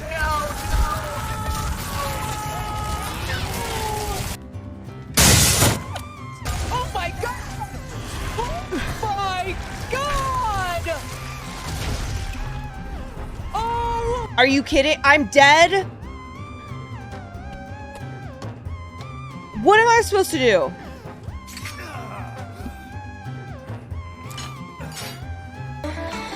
Oh no! You guys, it's not my fault. What's going on? Where am I? What's happening? I gotta get out of here.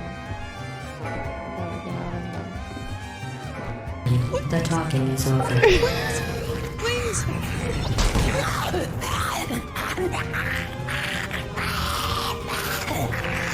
I am already lost.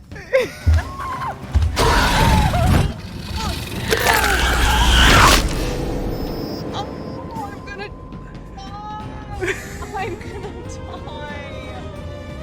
I'm gonna die. I hate this game. I hate this game. And it was incredible. That's awesome. So I kind of reignited being a gamer. I'm everything everywhere all at once. Photos taken via an undercover operative with a hidden cam. This can't be true. Hold on a second. This is satire.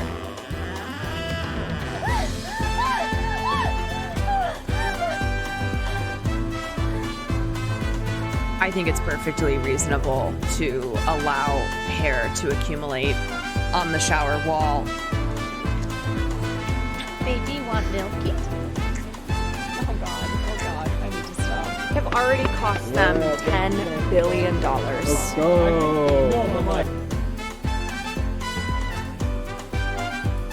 Her just, I'm not gonna tell you because you haven't seen it, but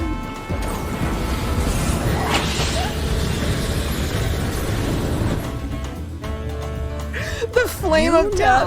Oh god. That this man eats pussy before he does anything else.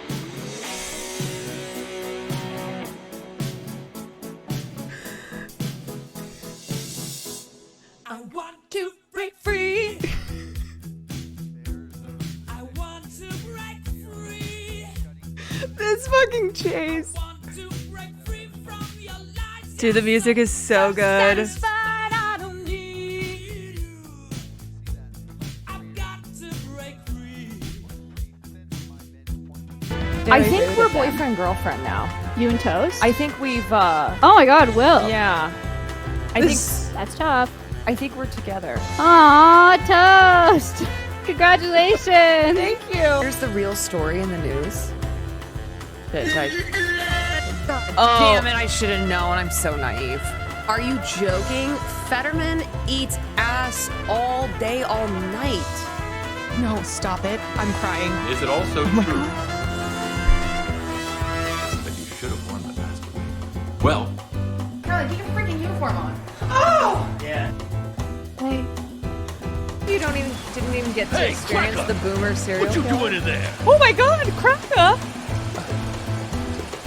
Jonathan Frakes, if you're there,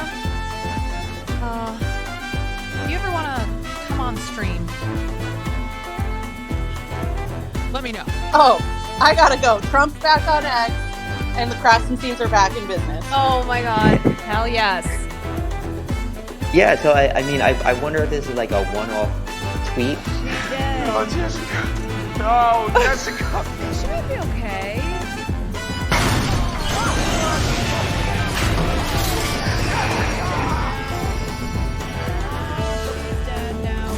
Ready? This is so good. Loser, as if, whatever. Elbow, wrist. Obviously you ain't down with this. Brick wall, waterfall. Will, you think you got it all. You don't. I do. So,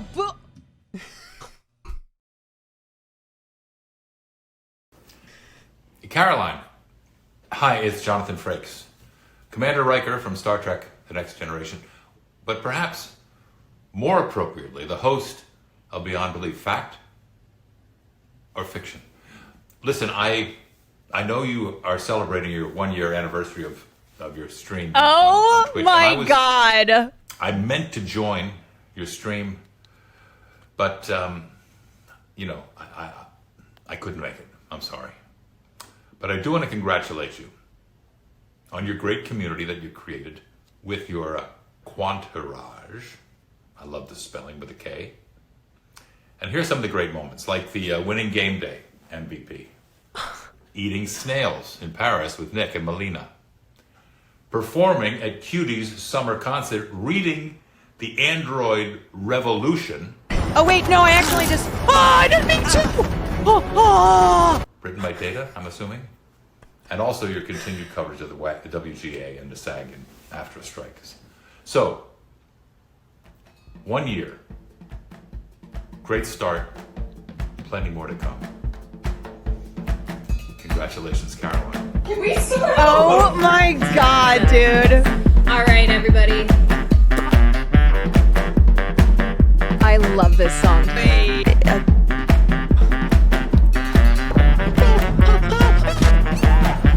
Rocky. Horror story, right? That's fair. You look fat.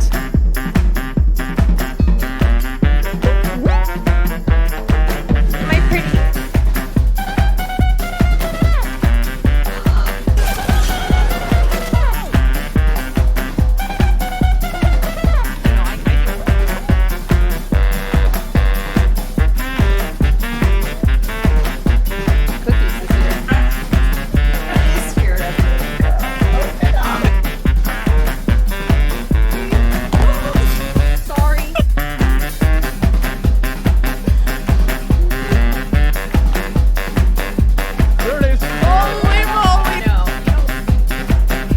That's a top shelf salsa.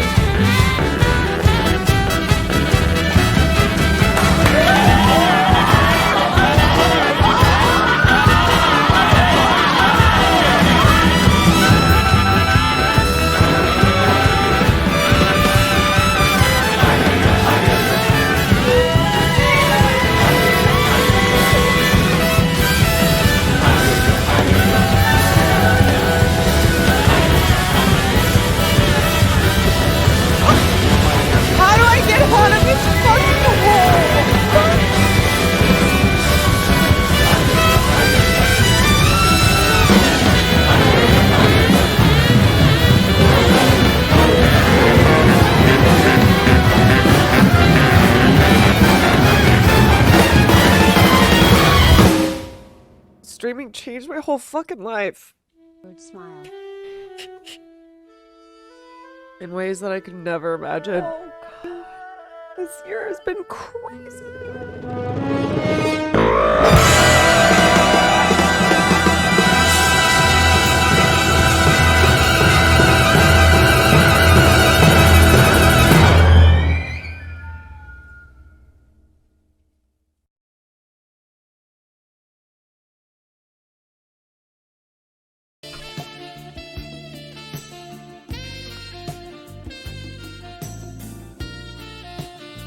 Holy fuck.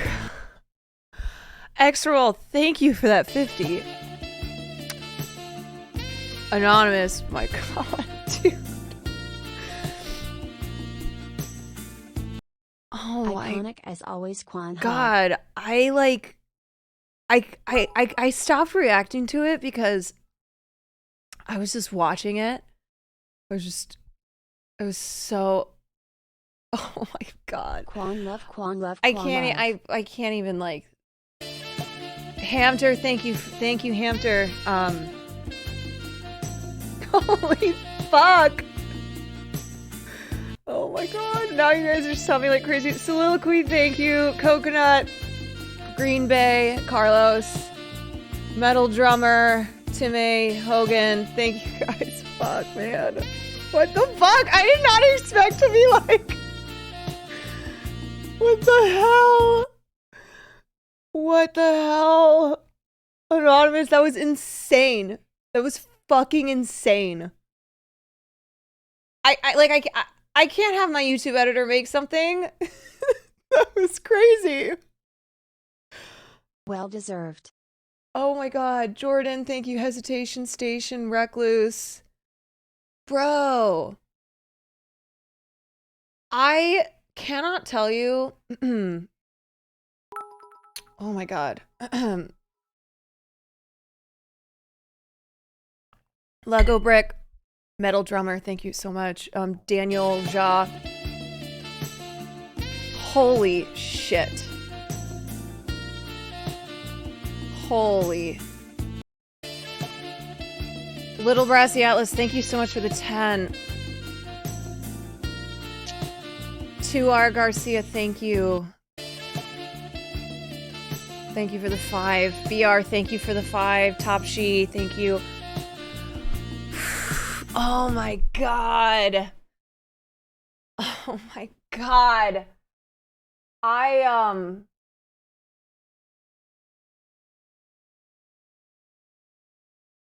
Oh, okay. I feel like I wasn't even properly prepared to watch that video. I missed way too much. I won't miss another day of your stream again. Don't miss another day ever again. Or you're done. I feel like I wasn't even prepared.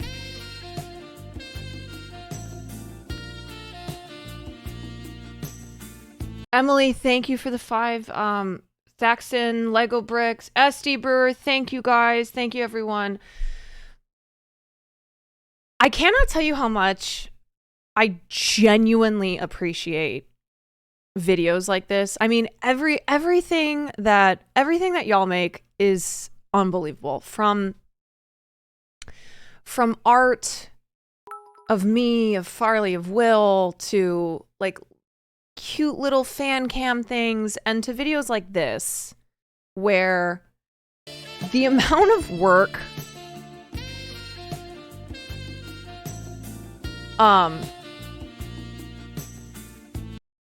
wait, why is my shit glitching too? Hold on. Hold on. Oh no. Wait. I think is everything working? Hold on. Everything just Twitch just broke. Hold on. Let me refresh chat.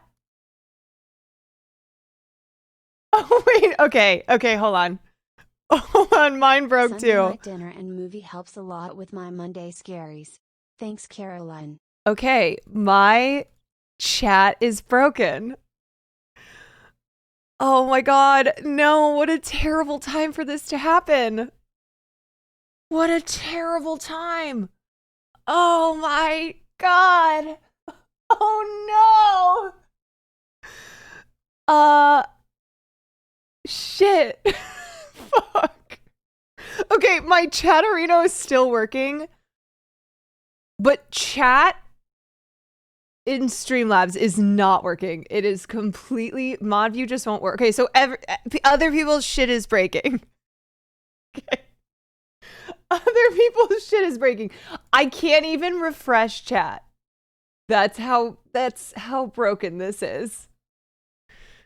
I am Okay. We broke it. My God. Okay, at least I have Chatterino. Nothing else is working though. I don't know who the last sub was that broke chat. It's not a tab. It's if I close my Streamlabs, it's going to end my stream, which I do not want to do. I do not. Okay, wait. So this is working again. Okay. All right. Okay. Okay. All right. Love being a part of this community so much. Daniel, thank you for the 5. Anonymous, Anonymous, thank you for the gift of Execrable. Hugo, Gerg, thank you. So it's broken on Streamlabs, but that's fine because I still have Chatterino and it's still working. Native, thank you for the 7 months. Thank you, thank you. Slattern, thank you for the 12. My God. My lordy. I don't know what it was that crashed it, but it's definitely crashed. It is definitely not working. So at least I have Chatterino open, but my other chat is broken. There was so much that happened at once, and Twitch and Streamlabs was like, no. I don't think so. I don't want to end though, because like my stream is still working. And it's such a pain in the ass when I end stream. So as long as Chatterino is still working, then I'm cool. I'm gonna keep it going, even though this is Farley dance. This is fucked. This is fucked. Okay. Here's a pop out. Okay. Well, as long as I'm just gonna use Chatterino. I'm gonna use Chatterino. There we go. There we go. Thank you for those bits. Thank you for the subs. Golly, thank you for the 5 months. Thank you guys. Everyone who subbed, everyone.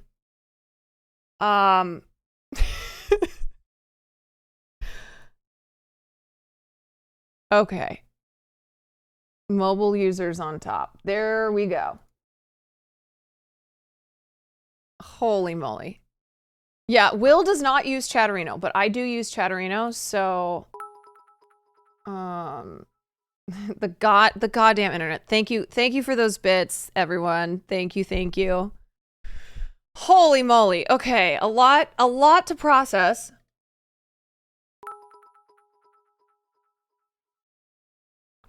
A lot to process. A lot. Okay. Okay. Hold on. I need to grab some water and just. Oh, okay. I'll be right back.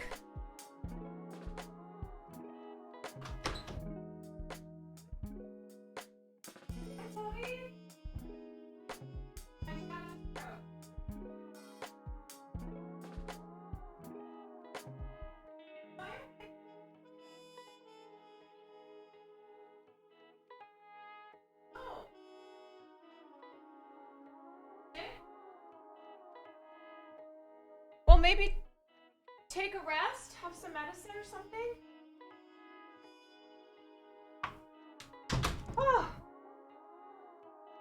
Oh my God.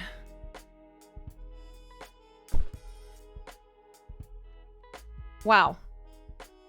Okay.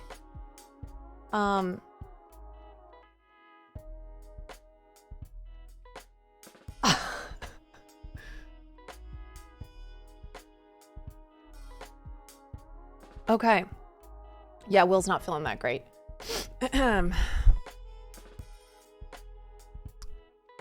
Let me fix my Chatterino. My goodness. Wow, there's Spike Up, thank you for the 3 months. Thank you. I don't even know what hype train we're at because this is broken, but I'm sure it's crazy. My brain is kind of spinning right now. Hello. We're at level 13? Hell yeah. Hamter, Vicky, thank you guys. Friday night, thank you for the 15 months. Quan Love. Anonymous, that video was so good. That was so good. I know how much work things like that take. Going through, I mean, Jesus, I don't even remember. Like, I wouldn't have remembered 90% of those moments until I saw them. Because so much has happened. So freaking much. Sparksy, thank you for the 4 months. Karaya, thank you for the 6.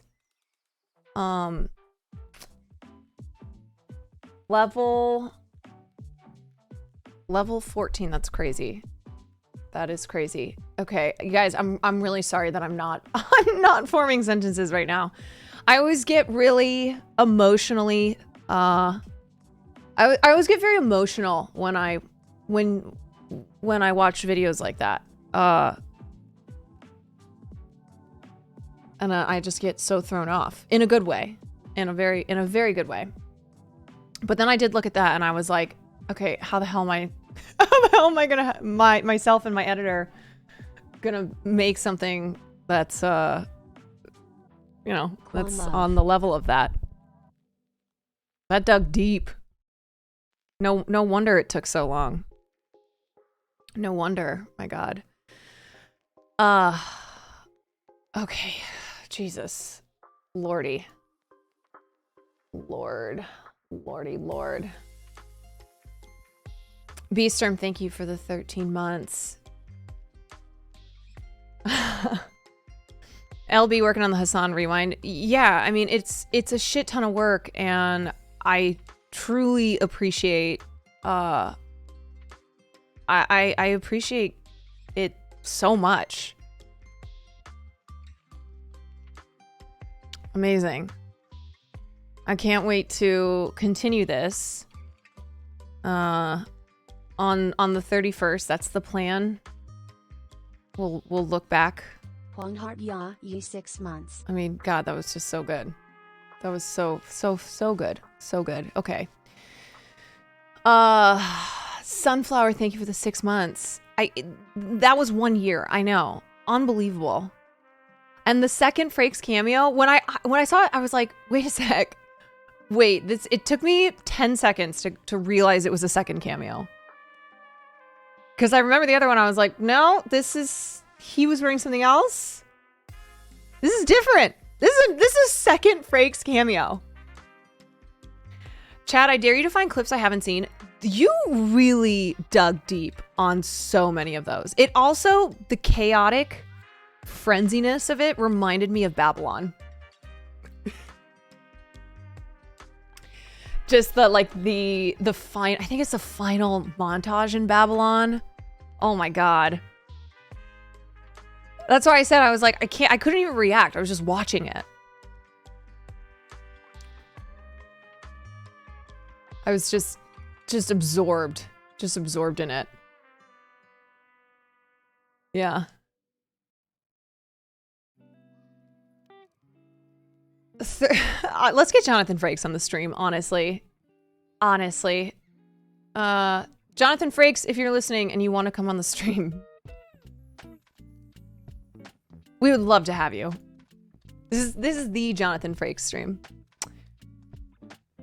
It is, and it's the finale montage music. I knew it. I was like, this is definitely from Babylon. Not only is that why it reminded me of it, but just the frenziedness of the clips. It was great. It was so good. So good. Thank you. What day was my first stream? Well, okay. What's crazy is like we did this on my 1 year anniversary, which was in September. Anon made a great video, but that's what's so remarkable is like how many moments there are, you know?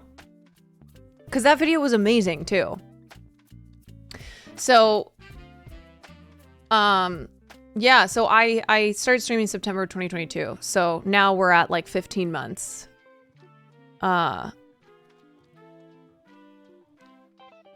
There's no, yeah, I don't think those early streams exist anymore because I didn't know you had to save the VODs.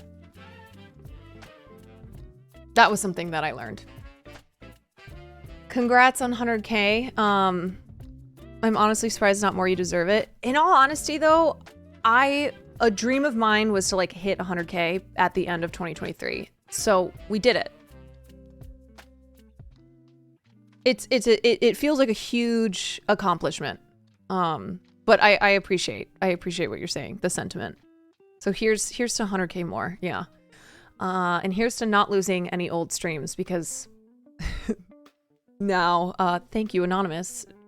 We have to highlight them or else they go away. It happens. Hobo, thank you for the tier 1.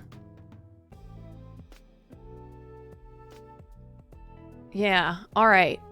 My goodness. I will definitely be watching this video at least 10 more times tonight. not on stream. Just on my own because there's so many moments. Jaina was the unofficial VOD keeper. Yes, I believe she was.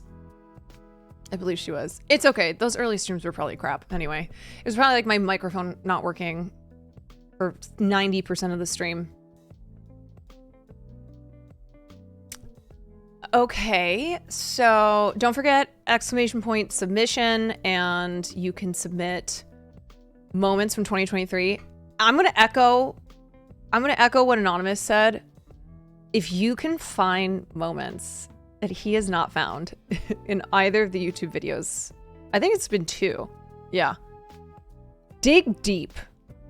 Dig deep. Now, for my YouTube video, I will probably take the biggest moments from each month. So for instance, Master Baker, OTK Game Day, TwitchCon in Paris.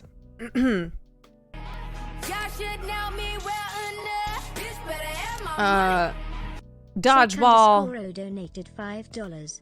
Congrats on a wonderful year. I can't believe I didn't start watching you only a few months ago, but your streams have been so much fun. Sako, thank you for the dono. Thank you, and welcome to the community. The ranch, yeah, the ranch. Like I'm trying to think about like February and March. What? It's gonna be good to look back on it, and that way people who are new to the stream, like Sako, who've not been here for the past year, can have, can have a video, a YouTube video that showcases a lot of these really fun moments. Indeed. Pure Skill, thank you for the sub. All right, so I had this up for a while, so we can talk about the spider thing, because I'm sure a lot of people are going, please talk about the spider thing. Please talk about the spider thing, goddammit! Man, I cannot believe we broke the stream. Literally broke the stream. There was just so much that was happening. Holy moly. All right, so apparently Sephora customers are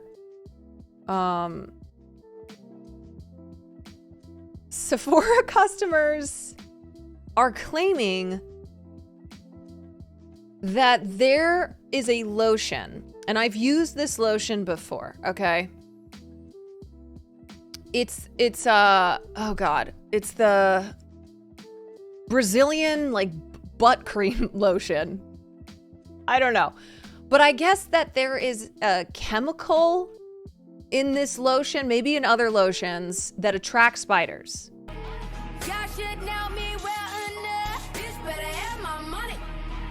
Chaotic Duck donated $5. Thank you, Chaotic to Duck. See the growth of Caroline over little more than a year. We go from Okay, hearing it's stories this of one her specifically, hiding not all of sandwiches in them. drawers Okay, and hold putting on, her hold on. best friend James Marco in ICU after curb stomping him. Been a blast and a fun run. Yeah, hopefully James Marco won't be looking for revenge tonight. Thank you again for the donut. Okay, so this is supposedly the cream that spiders are being drawn to. And they're biting people. And as you all might know, I was bitten on both butt cheeks by a spider a couple months ago. Obscure Leftist, thank you for the 5. So I guess this is a new scent? I don't know. It's a new, it's got farnesyl acetate? Huh? Combine farnesyl acetate with hexadisol acetate in right dosage and it might bring all the thirsty boy spiders to your yard? What is going on? Scent attracts wolf spiders. If you're scared of wolf spiders, watch out for these lotions. You wanted to love them so bad, but one of the ingredients is like kryptonite to wolf spiders. When I put it on, instantly one will come out. Normally I'll see one every like 3 years. I use this, it was every day. I stopped using it, I haven't seen one since. Oh, and one time the spider wanted to eat whatever ingredient. It is so bad that it chased me. I swear on everything. I'd run left, it ran left. I ran right, it ran right. Like it was legit following the scent. And no, the scent isn't that good. Nothing a $5 vanilla cream can't match. So yeah, do be careful if you're frightened of spiders, especially the big wolf ones. Also, please don't hurt them if you do wear this and they appear, use a cup and put them outside. Sorry for a disappointing review. This is crazy. This is actually wild. I'll experiment today and keep you updated. Update 4 hours. I have seen 2 spiders at work. One came at me, one didn't. I put some cream on a tissue to see if it would interest a spider. We'll update soon. Update 10 hours. Spiders went to the tissue paper. I think they are attracted to the pheromones of the cream. What the fuck? All right, so here's the thing. In my experience, when I've recently this year been bitten by spiders, I did not have this cream on. Now, I have used this in the past. I've only used it a couple times.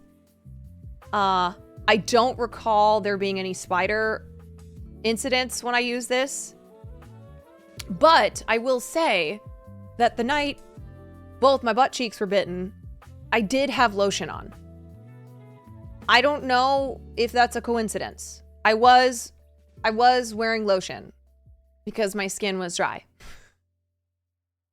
Should we run an experiment?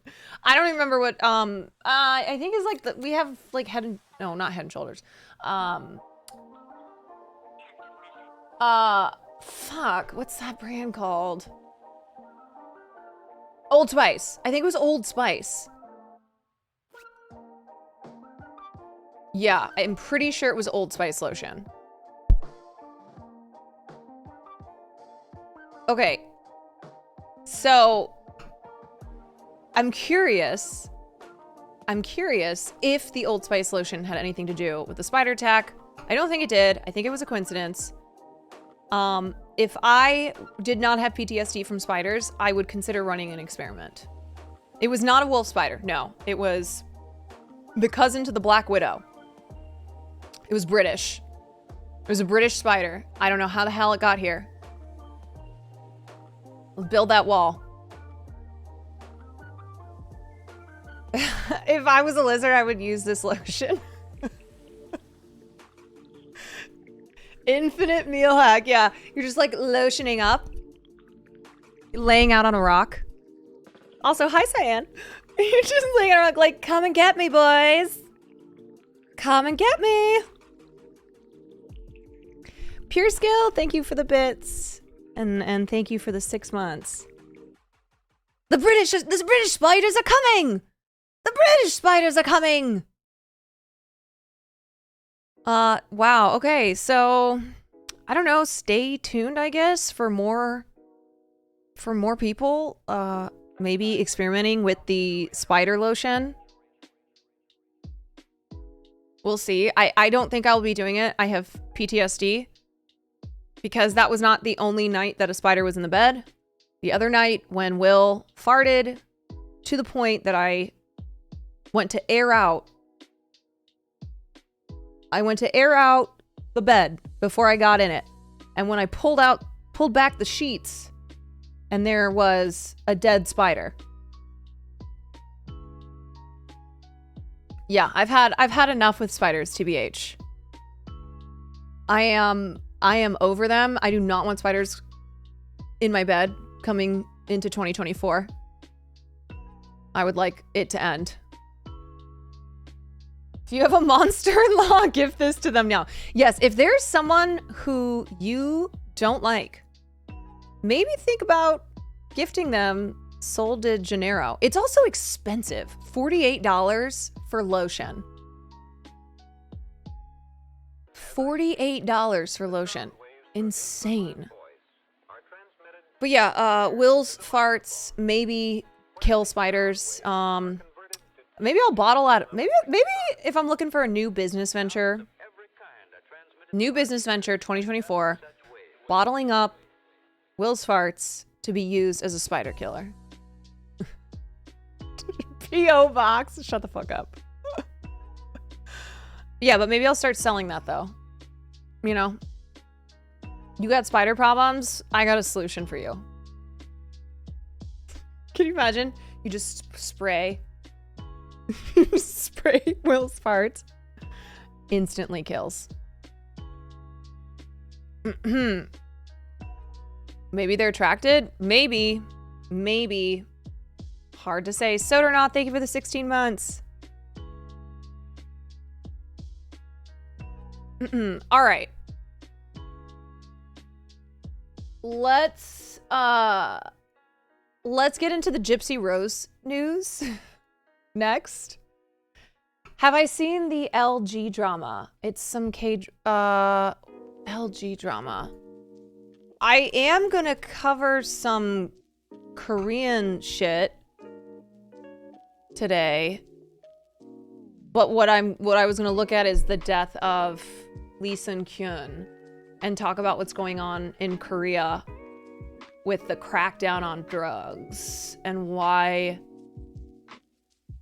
the intensity of it led to, sadly, Lee Sun-kyun taking his life. What's the LG drama? Skullface, thank you for the tier 1. Basically, it's air stuff in Succession. Okay, I'm gonna, I gotta look into that. Oh, wait. LG versus SK. Okay.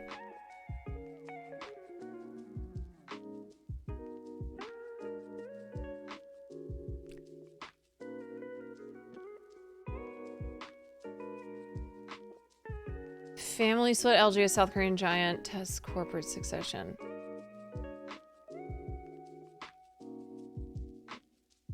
Interesting. Okay. I am gonna need to take a look at this. But let's get into Gypsy Rose. All right, so here's what I'd like to start off by saying, okay? Gypsy Rose Blanchard, who has become a media sensation since she and her boyfriend, Nicholas Godejohn, conspired in 2015 to murder Gypsy Rose's mother, okay? Dee Dee. Gypsy Rose is a victim of abuse. She was Munchausen by proxy. She was a victim of Munchausen by proxy. And this became a sensational story for podcasts, true crime documentaries, film and television. What's her name?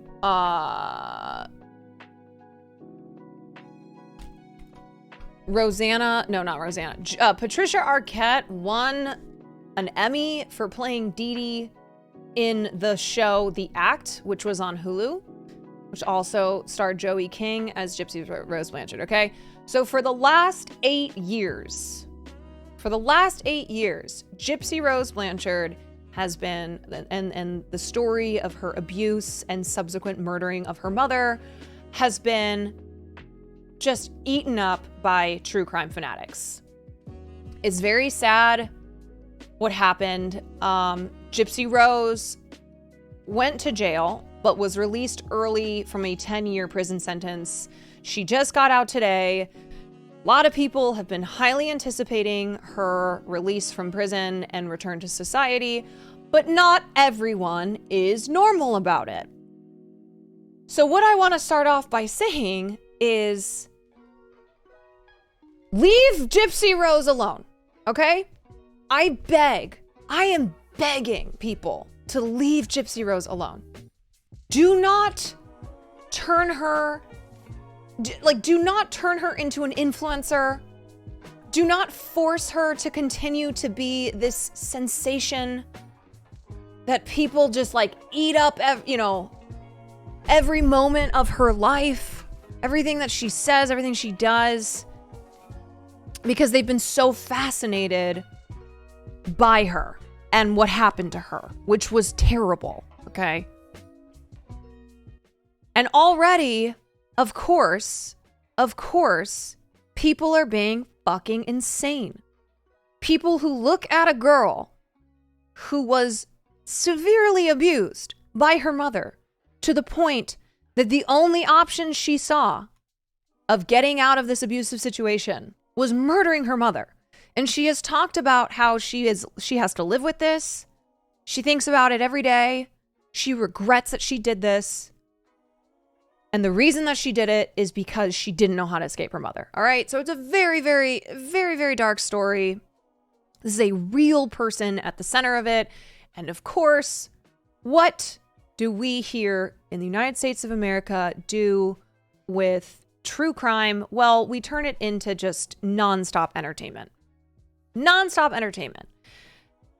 And so there's shit like this. Gypsy Rose left prison, went shopping for some shoes, and already people are stalking her. People are posting photos of her. Leave her alone. Like, let her be. Please, please. It is going to be very hard for her to, get back into society and try and have a normal life. Leave her the fuck alone. Okay, don't do this. I hope when Gypsy gets out of prison, she makes a TikTok because I am so pumped to see her try new foods, new trends, and spill some tea on Dee Dee and Nick. Let me remind you, this is not spilling tea, okay? Her boyfriend was like a dangerous, scary person, and her mother was incredibly abusive.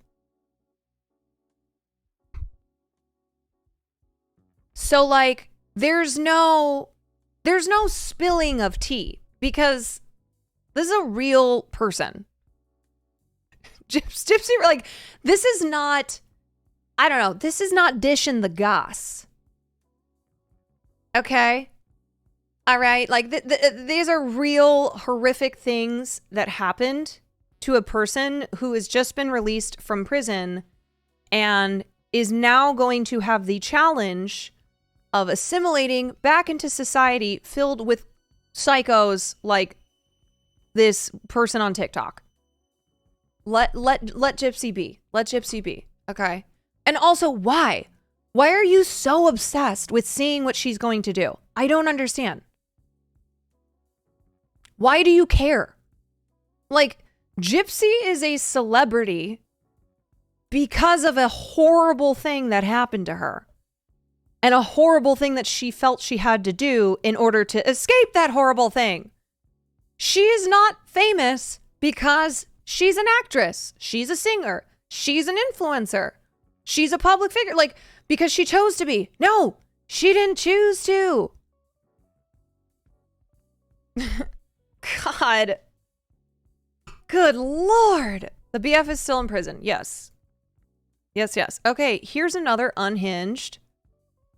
Here's another unhinged thing. And I have seen so many people saying this about Gypsy Rose.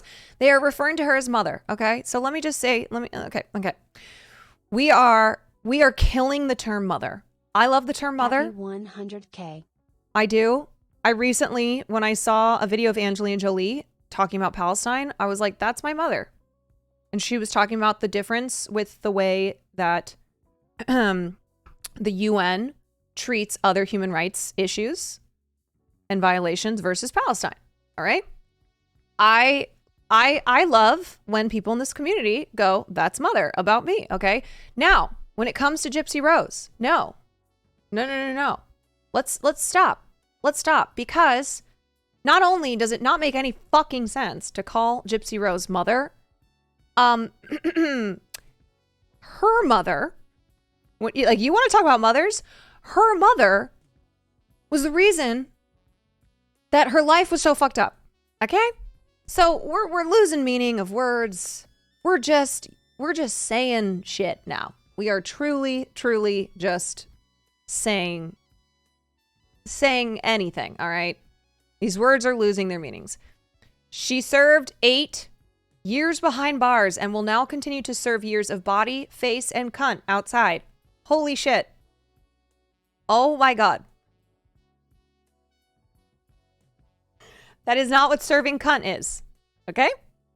That's not serving at all. That's literally serving a prison sentence for something really horrible that happened to her. Okay? All right. Anyway. Big McLarge Huge, thank you for the 5 months.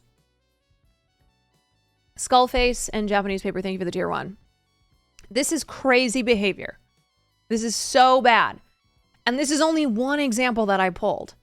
I have seen so many tweets and TikToks like this of people who are treating Gypsy Rose like she's a celebrity, who we say those things like serving cunt and mother. Okay? My God. Here's another unhinged TikTok. This has 800,000 likes. This is a message from Gypsy Rose. Hi, hello, this is TikTok. I am begging you to start making videos on here, please. I don't know what form of mental illness I have, but it's the one that's deeply invested in your case. And I know you may think like, No. Your mental illness is called TikTok mental illness. Okay? Like, at least she's aware, sure, but what the fuck? Why does everyone need to be on TikTok? Why does everyone need to be a TikToker? oh, I'm 30, I'm too old to be on TikTok. No, I'm 30, I'm on TikTok. See, everything's going fine for me. Please start making videos. And don't do weird stuff like Britney Spears and start doing dances and not telling us. Tell us the details. Talk to the camera just like this. You're going to be more viral than the North Sea. I know that's not going to make sense to you because the North Sea is viral on TikTok. Please, Gypsy, just make some TikToks for us. This is brain damage, folks. This is severe brain damage. Also, don't love the shading of Britney. Okay, weirdo. Leave Britney alone. Leave Britney out of this. Second of all,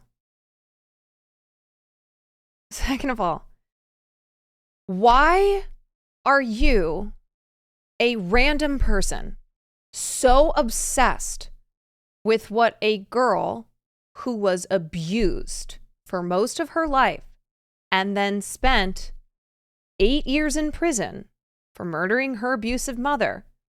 Why the fuck do you need her so badly to be making TikToks and talking to the camera?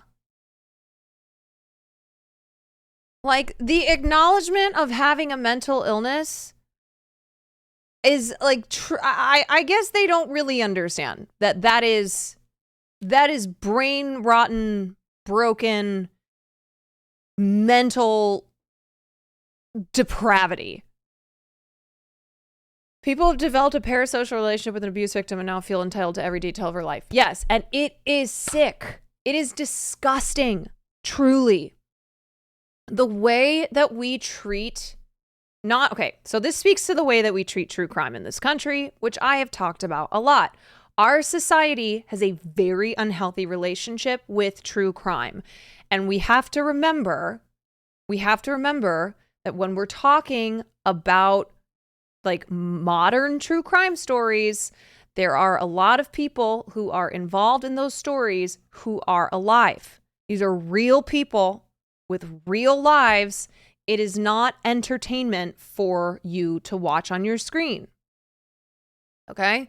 So this speaks to our just depraved culture of true crime obsession. And then also the way that we turn everyone into celebrities. All right? George Santos, like whoever it may be, we are obsessed. We are obsessed with celebrity culture. We are obsessed with turning people into celebrities. We are obsessed with like just consume, like them, everyone being a content creator. It's sick. Like it is so, oh my God. It really is a bad place. It is a bad place for us to be in societally when we treat people like this, okay? When everything to us is entertainment, that like we cannot approach anything from a non-entertainment perspective. While this is deeply fucked up, it's not just TikTok, it's good old-fashioned Sanity freaks have always obsessed. True. Absolutely. Absolutely. It's not just TikTok, but the difference here is like, yes, people have always had an unhealthy obsession with all things true crime, all right? It's just that now, because everyone's a content creator and everything is content, that we look at people who are, you know, who are like, it makes no sense. It makes no sense for them to be content creators, influencers on TikTok, because the reason that we all know who they are is due to very fucked up reasons. And we treat those people as fodder for entertainment. And because we were so entertained by the true crime story that this person was at the center of, now we want more of it, okay? It's like it can't end. The obsession with true crime as entertainment is never ending. You know, like if Jeffrey Dahmer, I'm not kidding you, if Jeffrey Dahmer were still alive, people would be begging for Jeffrey Dahmer to be on Cameo. People would be buying Jeffrey Dahmer cameos. Are you not entertained?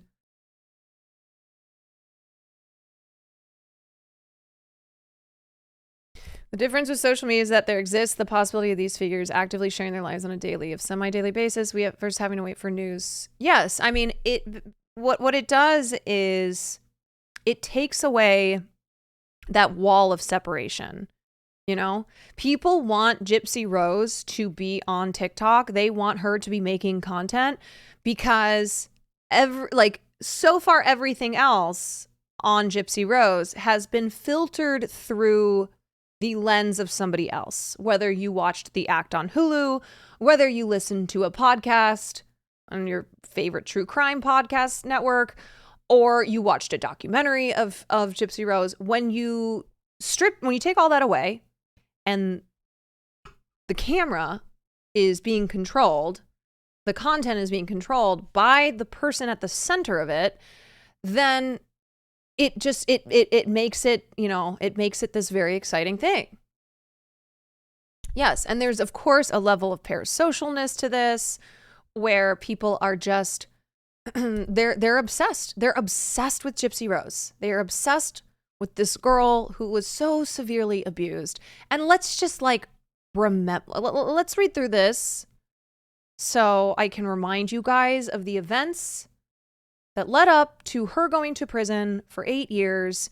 And now she is out and she is a deeply damaged young woman who needs to heal. Okay. So Gypsy Rose is 32 now. She walked out of prison today to assimilate back into society. And she clearly recalls when she and her boyfriend at the time, Nick Godejan, conspired to kill her mom, Dee Dee, who for years had subjected Gypsy to painful medical procedures she never needed. It was argued in court and is widely believed that Gypsy was a victim of Munchausen by proxy, a rare form of abuse in which a guardian exaggerates or induces illness in a child for attention and sympathy. So TLDR, her mother, Dee Dee, made it out to be that she was very sick. She would make her have these procedures and these surgeries as if she was indeed, ailing with all these illnesses, when in fact she was perfectly healthy. At the time of Dee Dee's murder, Gypsy claimed that she was being mentally and physically abused and forced into yet another unnecessary surgery. Now she tells people, I was desperate to get out of that situation. According to Gypsy, that desperation led her to ask Godejohn to kill her mother, which he did while she waited in the bathroom of the Springfield, Missouri home that she shared with Dee Dee. It's a crime that captured the world's attention, with popular Hollywood reenactments like HBO's 2017 film Mommy, Dead, and Dearest, and more recently Hulu's 2019 series The Act. But now, as she prepares to tell her own story in Lifetime's gripping new docuseries, The Prison Confessions of Gypsy Rose Blanchard, premiering January 5th, she's opening up to people exclusively for an upcoming cover story about the deep remorse and sense of forgiveness she now feels. So, if you have seen the movie May December, I talked about this in my review of May December. The character of Natalie Portman represents the blurring of the line between art and entertainment, and how oftentimes Hollywood, when they decide to cover a true crime case, they really blur that ethical line, because at the end of the day, they're concerned with having entertaining content. They are concerned with having compelling, spicy stories. And so they have already exploited Gypsy Rose over and over and over again, and it's only going to continue. So the fact that people who are wanting Gypsy Rose to now be a content creator, like, you're going to be getting more Gypsy Rose content, okay? It's going to continue. There will be interviews. There will be there will be a lot of content to come out of this because of our society's obsession with sensational stories. And the character of Natalie Portman in May December represented this.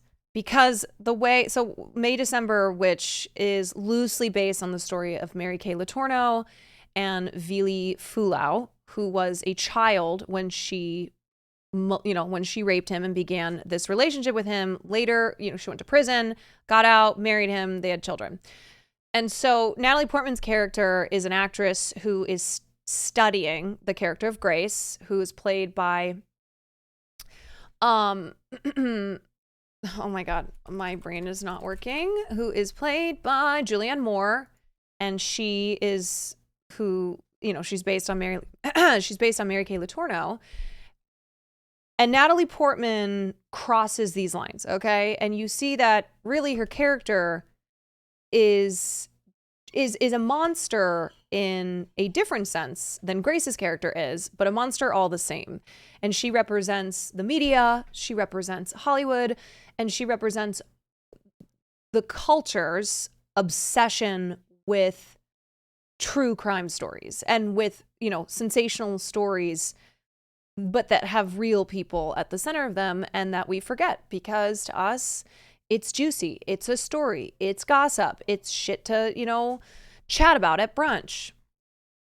Okay, so anyway, like, Gypsy Rose is going to, at least for the first year of her being released, there's going to be a lot of knocks, a lot of calls of people wanting to continue to get coverage of Gypsy Rose, of, what happened to her, etc. Now, I am not saying that it is inherently a bad thing when there are films or documentaries about true crime cases. I'm not saying that, okay? It's not saying that, like, if you watch Mommy, Dead, and Dearest, you're bad. I'm saying, though, the obsession the obsession and the way that we only view people like Gypsy Rose as fodder for entertainment is so insidious. Okay? And the fact that, like, you know, we don't really ever take a moment to look at the person at the center of the story and go, are we contributing to the worsening of their life? On the other side, she have a right to make money off her story? Yeah, for sure. Look, Gypsy Rose, she has the right to do any interview she wants to. If that means money for her to kickstart her life, like, I'm not saying she shouldn't do those things. What I'm saying is there is going to be so much content that is released now that she is out of prison. So these weirdos who so badly need her to be on TikTok, need to see every moment of her life. It's like, aren't you satisfied with that? Isn't that enough for you? You're going to get your Gypsy Rose content.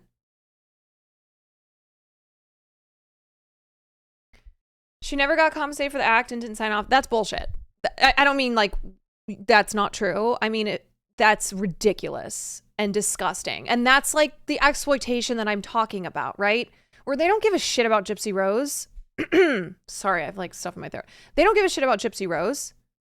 They don't care about telling her story for her. They care about money and they care about, you know, their own bottom line. So what I mean is, like, there's just a lot of exploitation that happens in the true crime world, you know, whether it's podcasts, whether it's television shows, and we should always be wary of that stuff. It's gross. It's really fucked up. Okay, so. If I had another chance to redo everything, I don't know if I would go back to when I was a child and tell my aunts and uncles that I'm not sick and mommy makes me sick, says Gypsy. Or if I could travel back to just the point of that conversation with Nick and tell him, you know what, I'm going to go tell the police everything. I kind of struggle with that. Like, this girl is so deeply damaged. This woman now, she's so deeply damaged. She is going to have so much trauma that, you know, that she's been working through every day that she's been in prison and that she'll continue to work through her whole life. So I am just like, can we please minimize the exploitation of Gypsy Rose? Okay, let her tell her story. Sure, let her do whatever she wants to do, you know, what she wants to say, what she wants to be a part of. But my God, can we all just freaking pause for a moment and realize, like, this is not some fictional character. This is not some, you know, this is not some juicy story to be gossiping about.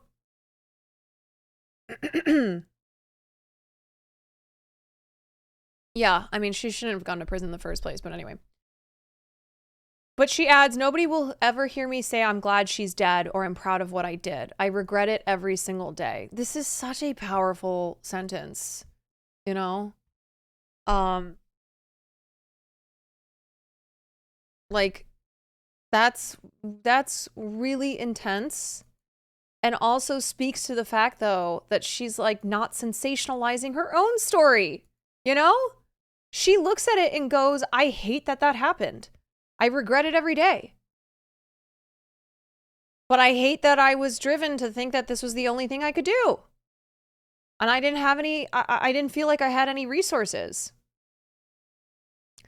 Consumer culture is such that we're becoming consumers of other human beings. Just, yeah. By the time Gypsy was 7, Dee Dee had falsely claimed that her daughter suffered from numerous illnesses. One of those was muscular dystrophy, which Dee Dee said required Gypsy to use a wheelchair, even though the girl was able to walk without issue. Next came painful and unnecessary feeding tubes and a claim that Gypsy had leukemia, for which Dee Dee shaved her head. Dee Dee fooled friends and family into believing that the ailments were real and tricked doctors into diagnosing and treating them. Gypsy herself spent years in the dark. Obviously, I knew that I could walk and I didn't need a feeding tube, but everything else was a really big confusion for me, she said, citing her epilepsy diagnosis. Whenever I'd question it, my mother would say I'd had a seizure the night before and I didn't remember. There was always an excuse. Speaking up about Dee Dee's wild claims was something that Gypsy said she learned not to do. I would voice concerns being like, I don't really feel like I need this, and she would get really, really upset with me and start manipulating me, said Gypsy. In the early years, to get Gypsy to comply, she'd say, if you do well at the hospital, then we're going to Toys R Us to buy a new Barbie. Making things worse, I was very sheltered, explains Gypsy, who was never enrolled in school and was largely kept from having a relationship with her father, Rod, stepmother, Christy, and her half-siblings. I was limited in what I could watch and the exposure I had to other kids. What I knew of the outside world was only in Disney movies, and those don't talk about warning signs of bad parents.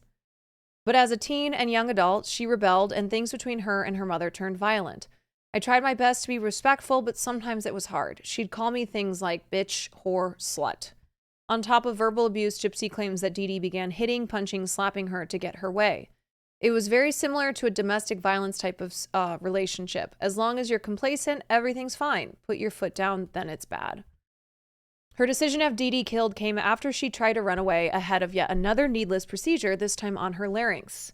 I just wasn't having it, said Gypsy, who claimed she fled her home only to be tracked down within hours. She found me, brought me back, and put in place paperwork saying that I was incompetent and she had power of attorney over me. At that point, Gypsy felt there was nowhere left to turn. I was trying really hard to figure out another way. That's when there was a conversation between me and my co-defendant, Nick, who she'd met on an online dating site. He said, I would do anything to protect you. And I said, anything? He said, yes. Go to John received a life sentence for carrying out the deadly attack. According to recent reports, he said that he'd do it again if it meant saving Gypsy. But Gypsy, after years of reflection, self-work, and therapy, says she didn't deserve that, adding, she was a sick woman, and unfortunately, I wasn't educated enough to see that. She deserved to be where I am, sitting in prison doing time for criminal behavior. In September, it was confirmed that Gypsy was granted parole 2 years before the expiration of her 10-year sentence for second-degree murder. As she braces herself for the glaring spotlight and scrutiny to come, like she's already bracing herself, you know? This girl is not, she's not naive. She's not an idiot. She knows what's coming her way. She knows that people are going to be stalking her, that they're going to be acting like psychos. But she's looking forward to reuniting with her dad and stepmom who have stuck by her side. Also, she's eager to join husband Ryan Anderson, 37, a Louisiana teacher she married behind bars last year. We're in love, she says. He, along with her family, former doctors, and many others, will share their views on her complicated story in the upcoming Lifetime docuseries. She hopes hers will be a cautionary tale. I want to make sure that people in abusive relationships do not resort to murder.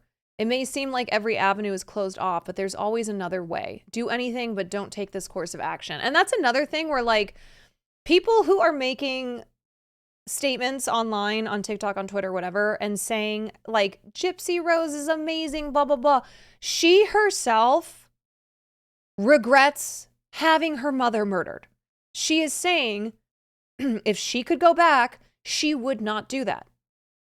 That she is trying to caution people against resorting to murder if they are in abusive relationships. Yeah, she herself is like, no, don't do this. Like, this is not something to celebrate. I wish that this had not happened. It's weird to continue to infantilize her. I hope folks leave her the heck alone. Yeah, me too. I don't think that's going to happen, though, based on everything that I've been seeing. Also, sorry, I have like a tickle in my throat. As her freedom approaches, Welcome she back, shares, if I'm on Caroline. the eve of I hope happiness. your break was fun, D. Lucas, thank you for the 9 months. As her freedom approaches, she shares, I'm on the eve of happiness, even as she's still coming to grips with her past. It's a journey. I'm still really trying to come to a place of forgiveness for her, for myself, and the situation. I still love my mom, and I'm starting to understand that it was something that was maybe out of her control, like an addict with an impulse, that helps me with coping and accepting what happened. Oh my God. Like, Jesus. Okay, let's look at... Well, a woman who plotted to kill her abusive mother is now free. Gypsy Rose Blanchard was released from a Missouri prison early this morning. She'd been serving a 10-year sentence for the 2015 murder. Her case got nationwide attention and was even turned into a Hulu series starring Patricia Arquette. NBC News correspondent Jesse Kirsch is following this one for us. So, Jesse, this case has a lot of twists and turns. Can you just remind our viewers about the Gypsy Rose Blanchard case?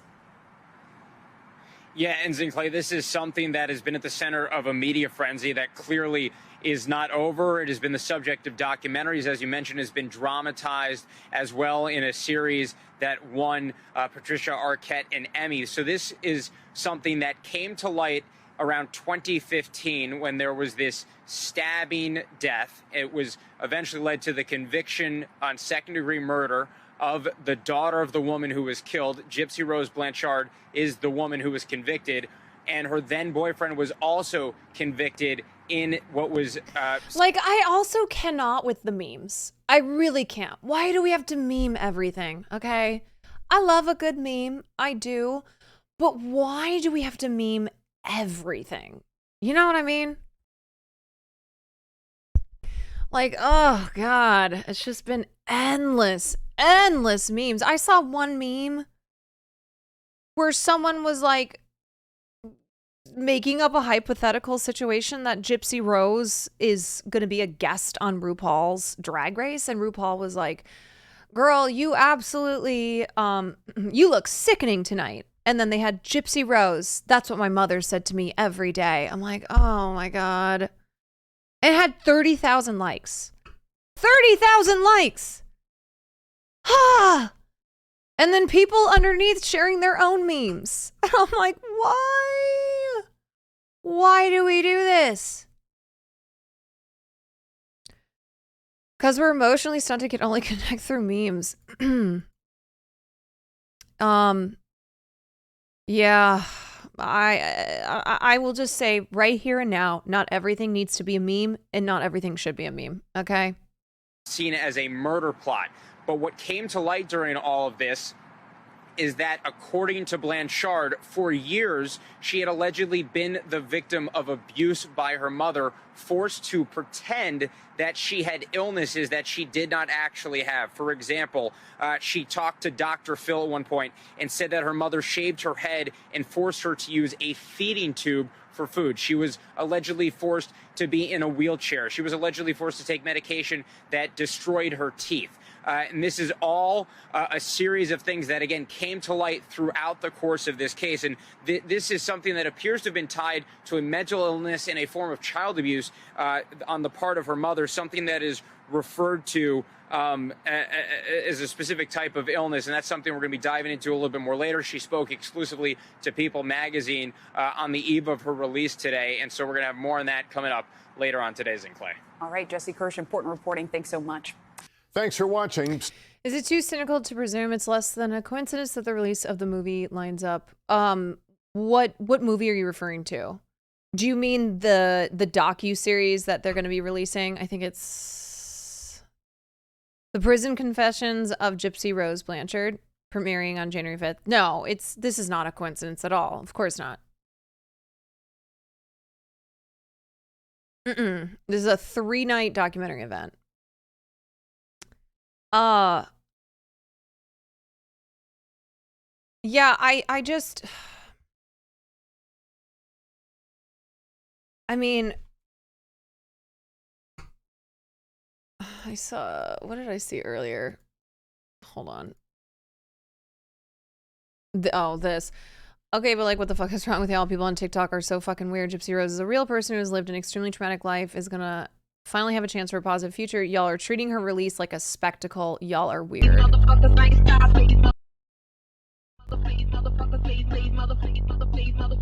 Yeah, like, you guys are fucking freaks. Fucking freaks, man. You're obsessing over her in ways that, like, her mother did. Okay? Like, it's giving Dee Dee Blanchard.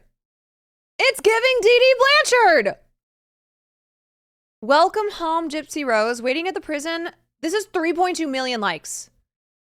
Waiting at the prison that Gypsy Rose is at to show her support.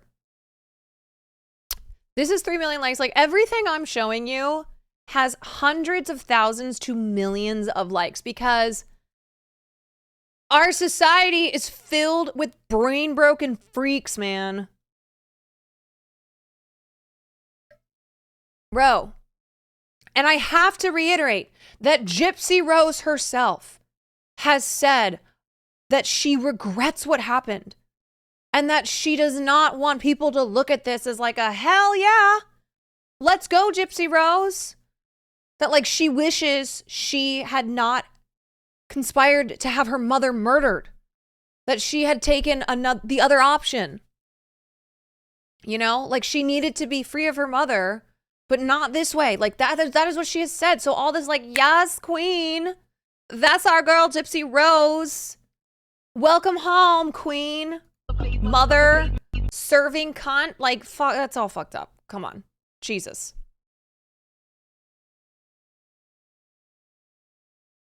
Lord. I saw a tweet that said, I hope she says something homophobic so the gays leave her alone. Oh, man.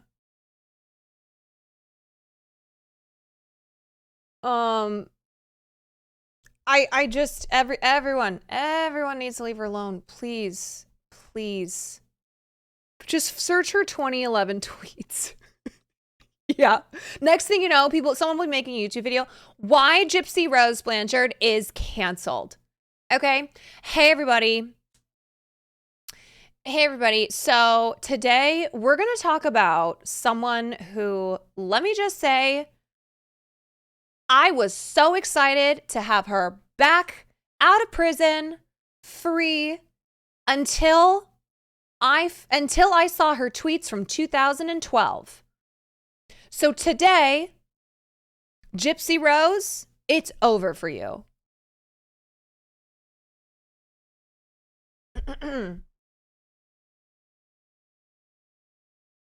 I'm about to give you the tea on GRB.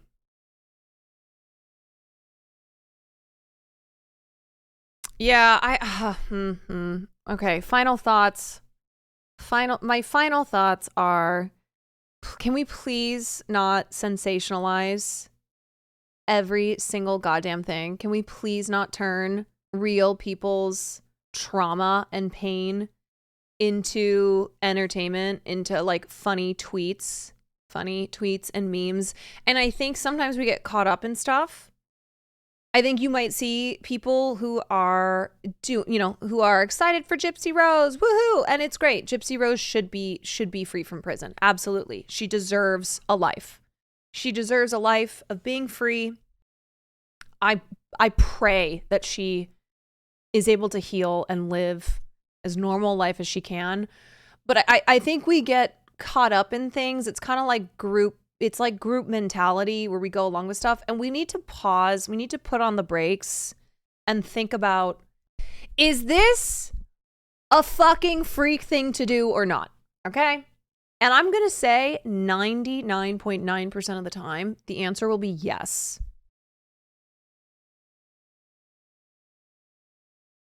Okay, I was waiting for you to repost this link. I'm Michael Jordan. Stop it. Get some help. I'm Michael Jordan. Stop it. Get some help. Yeah, get some help. Get the fuck offline, honestly. That's what I'll say. Get offline. Get offline. Go away.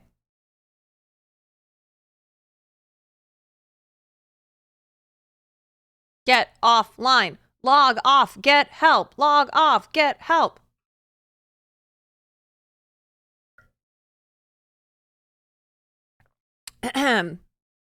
Gypsy Rose needs to be left alone. Okay. Leave her alone. Let her live her life. Let her heal. Let her try to have normalcy. Okay? And like, let's extend that. Let's keep that going. Okay? Let's treat all victims of abuse, all victims of like true crime stories that we just gobble up. Let's treat them as real people who don't deserve to have their entire lives turned into entertainment for us because something horrible happened to them. Okay? And just remembering that in our true crime consumption, when we are consuming stories of people who are still alive or their families are alive and they're online and they, you know, they see this shit, they have to relive their worst moments all the time because it's entertainment for us. There's no ethical consumption of true crime.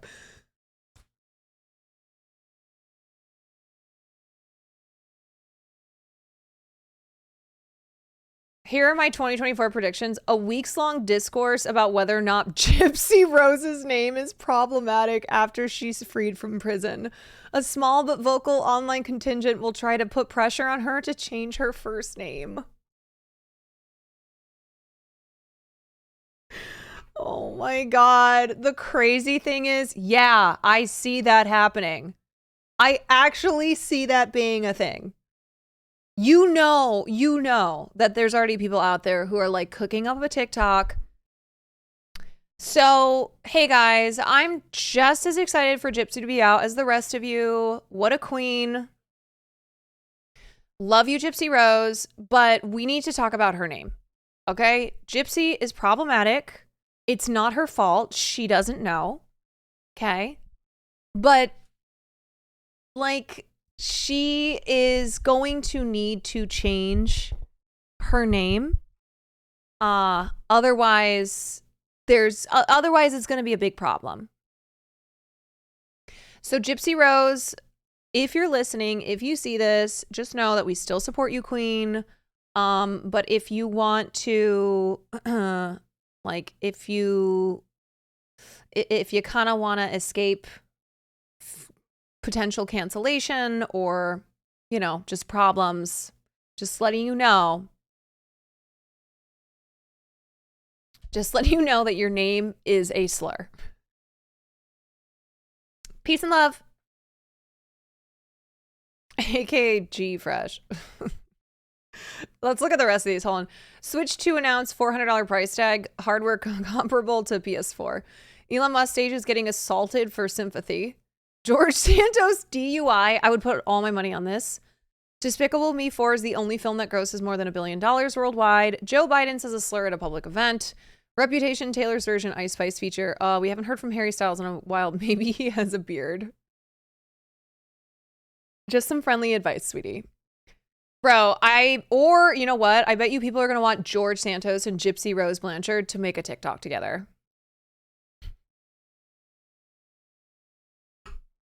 Petition to have George Santos and Gypsy Rose Blanchard make content together. What kind of beard? Maybe he has a beard. Is it Olivia Wilde again? I am not speaking that. Okay, I'm taking that back. I didn't mean to speak that into existence. I didn't mean it. I'm taking it back. I'm taking it back. No. Hi. Ah! Okay. All right. Let's cover this story next. Lizzie, thank you for the 4 months. It's not too late. No. It was right there and I grabbed it. I took it back. It was not too late. See? I want to know your 2024 predictions. Yeah, I gotta think of some. I think I did them last year. Maybe we can do them on Sunday, the 31st, when we do our other stuff.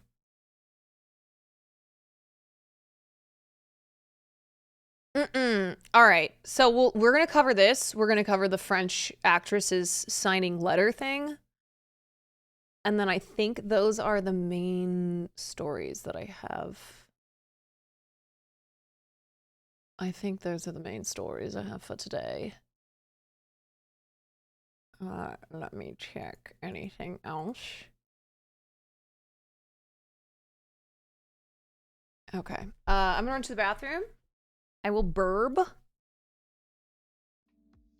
This story is really sad.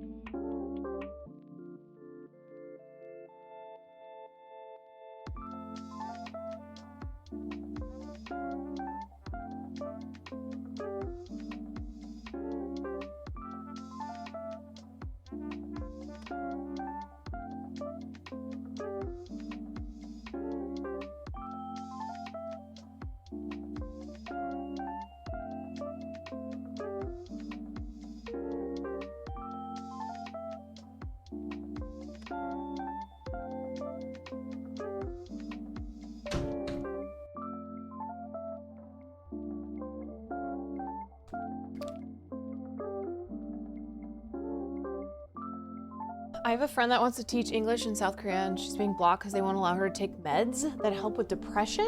What the fudge? Good Lord. South Korea, man. Look, we got a lot of problems here in the United States. There's a lot of shit also happening in South Korea. And we're going to talk about the crackdown on drugs. Okay.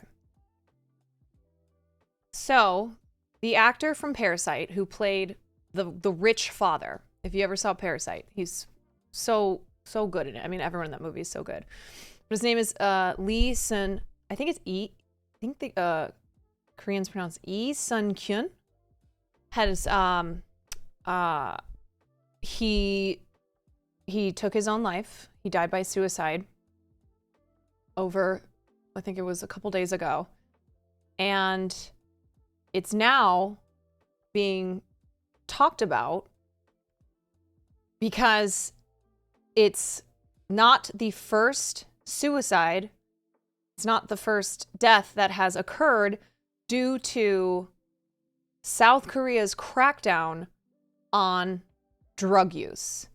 And they have a very, very hard line against anything other than total abstinence. And so Lee Sun-kyun, it appears as if he was so, like, because of the drugs that he'd been busted taking, that he felt he had no option other than the worst one of all, because of how intense it is in South Korea and because of how it ruined his career. So another actor who's currently facing trial is Yoo Ah-in from the film Burning. If you ever saw that, it also had oh my god, I can't think of any fucking names today. Steven Yeun. Steven Yeun was in Burning. And he was also in the Netflix series Hellbound, which yours truly did voice dubbing in. But anyway, so he's facing trial after testing positive for propofol, marathon, ketamine, and cocaine. Like, this is how intense it is. There are a number of celebrities who are facing serious repercussions because of South Korea's anti-drug crackdown. Several South Korean retailers have cut ties with the actor since the drug accusations became public. He's no longer listed as a cast member for the second season of Hellbound. This is how intense it is. G-Dragon, the rapper and former member of the K-pop boy group Big Bang, had been under investigation for possible drug use until the police dropped the case earlier this month after he tested negative. Nevertheless, BMW Korea removed images of him from its online advertisements. Like, this is career-ending stuff. The recent accusations against high-profile entertainers here have highlighted the continuation of a strict anti-drug policy and attitudes in South Korea that have drawn a hard line against anything other than total abstinence from drug use. Some officials hail that toughness as critical to keeping drug use under control. But the policies have also come under criticism from treatment experts who say that the authorities focus too much on punishment rather than rehabilitation. Dietrich Dude, thank you for the 4 months. When you look at data and you look at the harsh penalties that have been in place for decades now, they haven't worked, said Gloria Lai, a regional director for the International Drug Policy Consortium, an organization that promotes evidence-based drug policies around the world, and the cost on people's lives is huge. Since Mr. Lee's death, the police in Incheon, a city west of Seoul, who had questioned him on suspicion of using marijuana and ketamine, have been criticized for their treatment of Mr. Lee during the investigation, saying it was disproportionate to the severity of the allegations against him. Song-chul Park, Mr. Lee's lawyer, denied the drug charges and accused the police of violating rules about the public release of information. He said Mr. Lee had tested negative in multiple drug tests. Mr. Park added that the police had intensively investigated the allegations that Mr. Lee had used drugs, but did not take seriously enough his assertion that he had been the target of blackmail. The process was insulting and humiliating to him, even though there was no evidence that he had taken drugs. And even if he had, what the fuck? Marijuana and ketamine? And this is how? This is the response? Sorry, but this is ridiculous. While it's true that drug investigations are necessary, it's a problem when they go too far and don't follow procedures and protocols. Public image is everything in the South Korean entertainment industry. That is true. Yeah. I mean, that's why this is incredibly serious, to have allegations of drug use, even though, even though here in America, you find out a celebrity does drugs, it's like, yeah, no shit. But in South Korea, it's a totally different story. Kim Hui-jung, the Incheon police chief, defended the investigation at a news conference on Thursday. He said that his agency had performed properly and legally based on specific informant statements and evidence. South Korea's tough stance on drugs is in line with that of some other countries in Asia. A drug conviction can carry the death penalty in China and Singapore. Japan and Taiwan, too, have maintained minimal tolerance for drug use. Governments in Japan and Singapore have publicly spoken out against a strategy called harm reduction that has become more prominent in Western nations. A harm reductive approach is controversial because you're basically saying that even if someone continues to use drugs, you think that they still deserve to be treated with care and with access to health services. South Korea stands apart from countries like the United States, Canada, and some in Europe, which approach drug use as a public health matter rather than simply a criminal one. Still, South Korea's drug policies combined with its geographic isolation have helped keep drug use low, experts say. But reports of trafficking and use have surged in the past few years, though experts say it's difficult to obtain accurate data on drugs in SK because of stigma and the fear of imprisonment. Yeah, meanwhile, alcohol is just free-flowing and a totally normal thing to consume. Drug-related arrests, including for its consumption and sale, rose to more than 17,000 this year from about 10,400 in 2019. Among them, teens were the age group with the largest growth, jumping sixfold to 1,000 arrests from 160. It's unclear whether that increase in arrests represents an actual spike in drug use or whether intensified enforcement is playing an outsized role.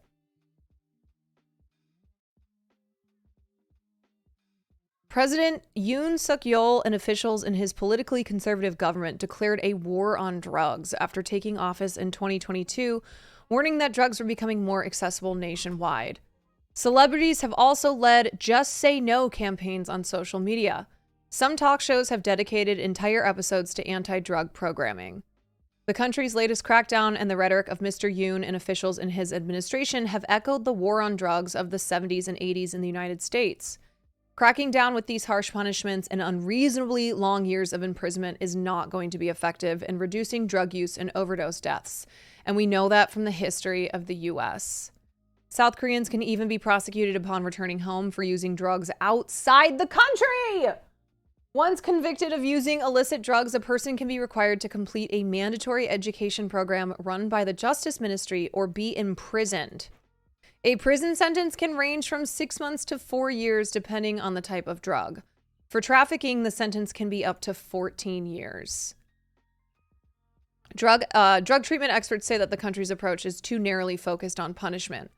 The mandatory education program that offenders take is not individualized enough to each person's needs and does not provide a sustainable plan to overcome addiction.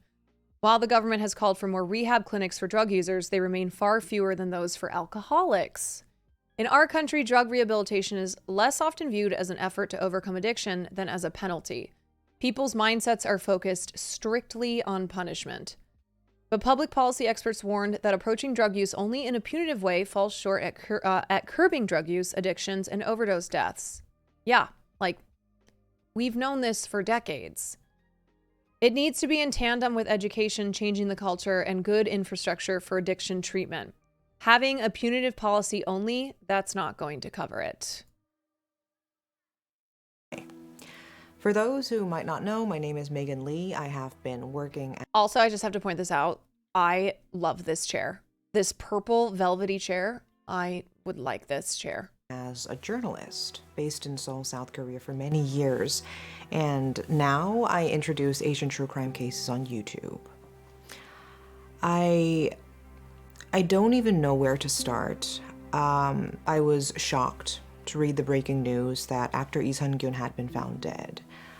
He starred in the Oscar-winning film Parasite and was also known for his roles in dramas like Coffee Prince, Pasta, and My Mister. His death really got me thinking about what is going on in Korea right now. I recall the barrage of Korean streamers always talk about this when chat tries to get them to blaze up abroad. I honestly had no idea. I did not know that it was this fucking intense in South Korea. I didn't know that, you know, I didn't know that the penalties were so severe for using drugs like marijuana, weed. And that's why when I saw the news of Lee Sun-kyun's suicide and how it related to this intensive drug crackdown in South Korea, I was like, okay, this is something I did not know about, but that I am interested in learning about, because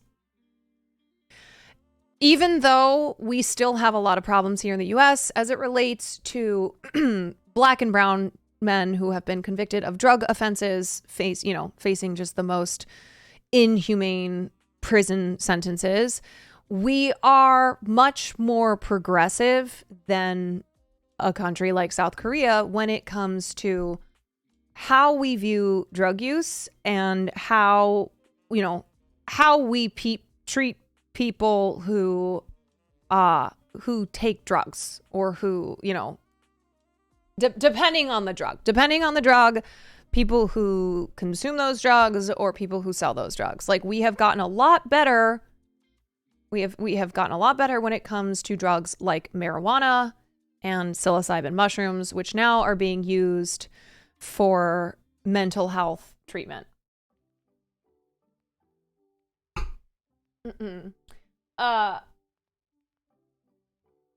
Yeah, it's bad. Like, seriously, if you even have the smell on you or even a little bit, it's bad. News regarding Lee's suspected drug use.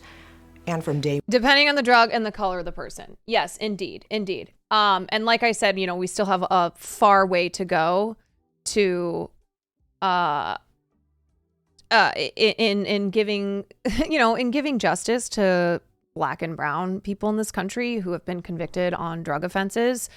But it is something that activists have made a lot of grounds in, people being released from life sentences because of drugs like marijuana, And just the fact that like marijuana now is legalized, and we're looking at other drugs like psilocybin mushrooms, which is now legalized in, I think, at least 6 states. And just kind of, working towards reducing the stigma of drug use of certain drugs. Decriminalizing, which I am a huge proponent of. He was under extreme scrutiny by both the media and the public. It breaks my heart to think about how he must have felt watching his entire career and everything he had worked so hard for just crumble overnight. His family falling apart. I cannot even begin to imagine the pain and pressure he must have endured during that process.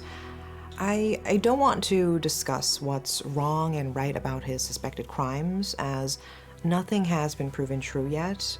For those who have been following my channel, you know I usually don't give my personal opinion on certain issues, but today, as a journalist who has worked in Korea for a long time and understands how the media and public tend to gravitate towards the juiciest news for entertainment, I would like to discuss the most problematic aspects of scrutiny against Korean celebrities and what might have led to his death.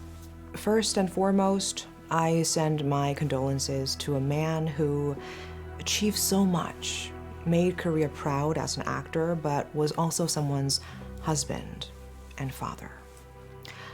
To give you an overview of the entire timeline of Lee's case, drug allegations against actor Lee started with a news report on October 19th, naming top star L as a suspect in drug use. The Incheon police began investigating 8 people, including a man in his 40s, calling him L. On October 23rd, they officially identified Lee as the suspect. I read that after his tests were turning up clean, that someone, maybe the cops, leaked he had an extramarital affair. I read that as well. I saw some really bizarre conversations online of people saying, well, Lee Sun-kyun was really not that innocent. He had an affair, yada, yada. And I'm like, what does that have to do with him dying by suicide? Like, why? I don't understand why we are ascribing morality to him as in this, like, as like a justification for him taking his life. It's really bizarre. Yeah, the he's no angel aspect, I'm like, what the fuck? Why are we going down that path at all? And so I don't remember where I saw this stuff, but I'm wondering if this is coming from South Korean media, South Korean journalism, where that is how they present how they present information like this when it concerns a celebrity or a public figure and tragedy, and they're like looking for reasons as to why this person, that we shouldn't have that much sympathy for them doing something like taking their own life. It's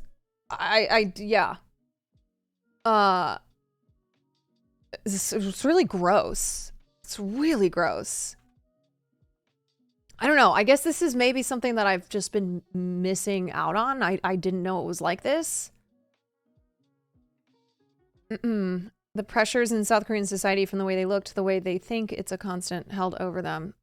Yeah, and it just seems as if there's no room for empathy or sympathy, and it's instead like, okay, what are all the bad things? What are all the problems that we can find about this person who we are discussing because they just took their own life?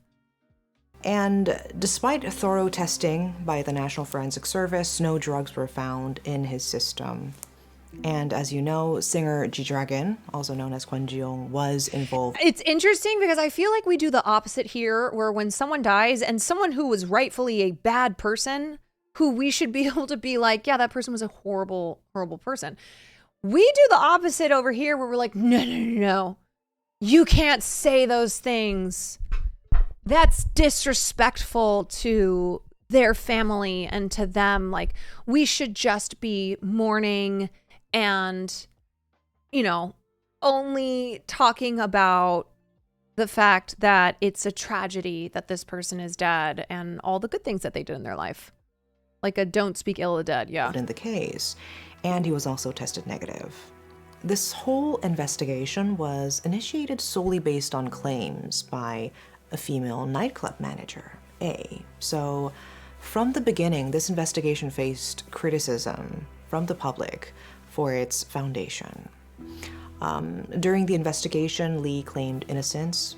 He said he believed he had taken sleeping pills, not drugs. He remained adamant about his innocence and sought a fair evaluation against this woman's claims.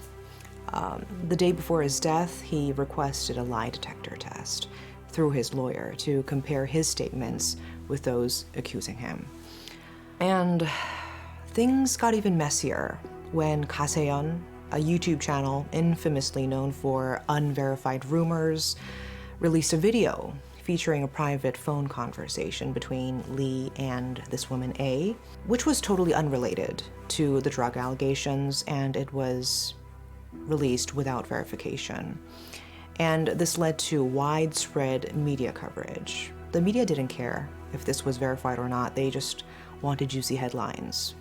The next day, on the 27th, Lee was found dead in his car near a park in This Chungno is district. so fucking awful. He was declared dead by the time the paramedics arrived, and his body was taken to Seoul National University Hospital. Lee's manager contacted the police first. He was unable to reach him that morning, so he went to his house and found a note, which appeared to be a will. Lee was known to be distressed over the investigation's impact on his reputation and potential financial losses from breached contracts.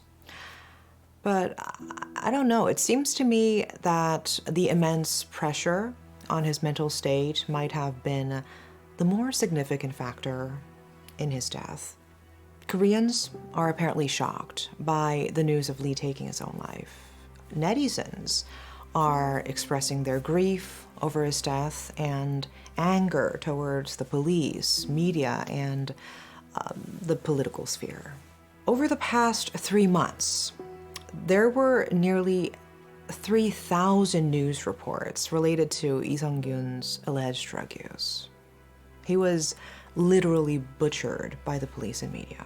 Even after his death, some local media continued to label him with these drug use allegations, even with negative test results. So, no matter what the results were, he was just a drug addict to the media, or maybe he had to be. This stigma attached to Lee just never went away.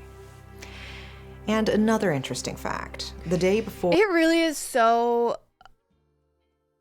Oops, I didn't realize this. It really is so gross that had he been an alcoholic, it would not have been treated this way. Just the stigma of against drugs versus that of alcohol. And I think that's something that's not just unique to South Korea. I think that is a thing in many societies, and it's been one that's always infuriated me. I just remember the way that my friends would behave if, like when they found out that I smoked weed, God forbid. And yet if I had blacked out and ended up in a ditch, it would have been funny. It would have been like this hilarious thing that everybody thought was totally acceptable. Yeah, it's just for a long time been this, it's been this like perception, this public perception battle between alcohol use and drug use. It would be praised. Yeah, for sure. People are like, oh my God, you're so crazy. The stigma around other drugs versus alcohol is so stupid. It really is. It really, really is. Because it's like, when did somebody who smoked weed, like, when's the last time somebody who smoked weed ended up killing someone versus people who, you know, who are under the influence of alcohol, causing car accidents and doing all sorts of other terrible things. For Lee Sung-gyun's death, the government announced the promotion of senior officials in the National Police Agency. And this includes Oh Seung-jin, the head of the criminal department at the Incheon Metropolitan Police Agency, who was... I smoked weed just now. My urge was to destroy a plate of cookies. Yeah. ...involved in the drug Sarah Silverman, I forgot. Entertainers. I forgot. It makes you genocidal. Including Lee Sung-gyun. The media, the police, they all exploited his situation for their own benefit. And sadly, in contrast, international media instead chose to honor him as an Oscar-nominated actor and Parasite star, focusing on his achievements. Some Korean people commented online questioning why local media couldn't follow the foreign media's approach of not using such stigmatizing labels. Some Koreans expressed frustration, wondering whether it was a lack of ability or willingness in local news desks to present facts in a more respectful manner. Weed helps me not want to murder people. Local news outlets are struggling financially, and they are losing viewership because of social media and the change in ways of people consuming news. So they tend to resort more to news with dramatic headlines. Oh my god, and we got denims in provocative chat. Content, even though they're not verified. This killed so many people, including celebrities. And also, I don't know, I just have to say this. Netizens are accountable too, as they often believe what they read too easily and just too quickly without verifying the facts. After someone dies, they begin mourning and blame the media. Celebrities have long been the subject of mind-blowingly intense scrutiny, and they have voiced their opinions about Lee's death as well. Actor Lee Ji-hoon, in his Instagram post, he questioned the tendency of the people to judge others, you know, like asking if people are truly living their lives without shame. And this former singer named Kim Song, she criticized the destructive nature of crowd psychology and wrote that everyone has faults, with some caught and others not. She said that no one is immune to challenging situations that could potentially ruin or save them. It is just so challenging to live as a celebrity in Korea, and that's for sure. Is this about the K-drama actor passing away? Yes, Lee Sung-kyun. What were your thoughts? I mean, I guess I'm just mind blown. I really didn't know that. I didn't know it was this intense in South Korea when it came to public maintaining and preserving your public image as a celebrity.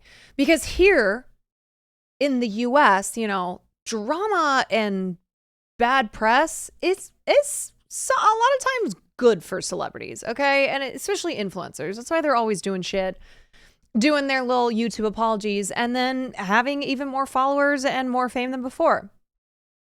But over in South Korea, I mean, I guess you think about K-pop stars and how unbelievably rigorous it is to be a K-pop star. If you want to be a K-pop star, you pretty much give up all agency. You get whatever plastic surgery that these, that your company or your label wants you to get to look a certain way. And you pretty much, I don't know, I guess it's kind of reminiscent of how Disney stars or young child actors were treated, especially in like the 90s, early 2000s, where, yeah, the media would eat up whenever one of them got caught partying or doing drugs, but it's not in the way that it is in South Korea, where it is career ending. And that's why, so that's why actors like Lee Seung-kyun potentially looked at taking his own life as the only option here, because of how thoroughly his image had been ruined by the media. It's not just losing a job. It's not just losing, I don't know. It's not just losing a brand deal. It's like having your entire reputation destroyed. I feel so bad finding out that one K-pop star was on a 1 glass of almond milk a day diet. Wild. Absolutely, absolutely wild. I mean, it's like, I guess I always thought it was more so like the intensity of having to be perfect, act perfect, look perfect was contained within K-pop stardom. I didn't realize that this extended to all of South Korea. So like, any citizen in general, let alone any public figure, any celebrity, like it's not just K-pop stars who are under intense pressure to maintain an image of perfection. Yeah. From what I understand, normal, everyday people do the same thing when the public facade is spoiled too. It's not just celebrities. Right. Like, this is a cultural issue. It's just that because celebrities are forward-facing public figures, those are the stories that the media absolutely goes wild for. It's very predatory. Yeah, it's really it's really gross and really disturbing. On the contrary, weed is not stigmatized in North Korea. Is that true? That's wild. North Korea has a W when it comes to weed over South Korea? I think look, I have talked about the prevalence of plastic surgery in South Korea. You have plastic surgery centers as commonly placed as you would Starbucks. You walk down a street, on every corner there's a plastic surgery center. A lot of people go outside of South Korea to South Korea specifically for plastic surgery. And like a rite of passage when you are South Korean is to have your eyes done. Like when you leave what the equivalent of junior high there is into high school, it's like normal to get your eyes done, because South Korea does place so much emphasis on aesthetics, on looking a certain way. It's not to say that plastic surgery is only specific to South Korea, but it is the #1 plastic surgery capital in the world. Like, South Korea is known for plastic surgery. And it's also something that it's so normalized in society that, like, yeah, you get plastic surgery even when you're 13, 14 years old.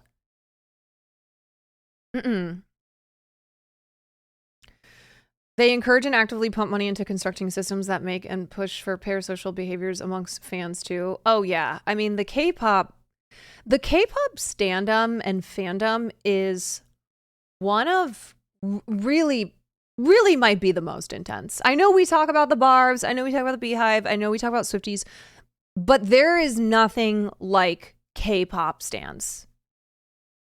I stay very far away. But yeah, again, look, plastic surgery happens all over the world, okay? I talk about this all the time here in America with TikTok pushing surgery onto 14-year-olds, where it's like, yeah, you can just go out on your lunch break, get a whole new face. But when it comes to culturally and just how advanced plastic surgery is, there is no country that takes a spot above South Korea. Like South Korea is number one, just as far as how normalized plastic surgery is, how encouraged it is, and how much how unbelievably advanced their surgery is, that like surgeons around the world learn from what surgeons in South Korea are doing. Yeah, I mean, I think I showed you guys, I think I showed you this meme. Korean, what was it? Beauty? Miss Korea, I think? Yeah, I think it was this. The Miss Korean contestant meme, where everyone has the same exact face. Because that's the other thing, is like, they encourage sameness, uniformity, you know? And so this came out in like 10 years ago, where people noticed stark similarities in the way that all of the Miss Korean contestants looked. Yeah, and that is the result of a society that it's not even like pressuring. It's like just a part of society. It's just so normal. It's like, yeah, you need to have your chin look this way. Your nose needs to look this way. Eyes need to look this way. Face shape. There is no room for differences. And didn't we watch a video where there was like the woman who won Miss Korea, and everybody was there were a lot of people who were acting like she was so ugly because she didn't look like this, and it was some big controversy. And we watched this video, I was like, this woman is gorgeous. Huh? What's going on here? Also, I feel like plastic surgery should be additive. Like, you have a feature you want changed to be your best self, whereas the surgery, yes, the surgery standards of Korea seem so harsh. Like, you have to look perfect, get all the surgeries. Exactly. It's not, oh, you have a bump in your nose that you want to fix that bump in your nose. It's like, no, you are going to get an entirely new face based on what the standard of beauty is in Korea. There's no, oh, I'm just going to fix this one little thing. I want to look like myself. I just want to fix this thing. No. You're not going to look like yourself at all. I mean, that's like the meme as well, where South Koreans don't look like their passport photos. They go to the airport, it's a totally different person on their passport photo. Or like the meme of the beautiful Korean couple whose kids don't look anything like them.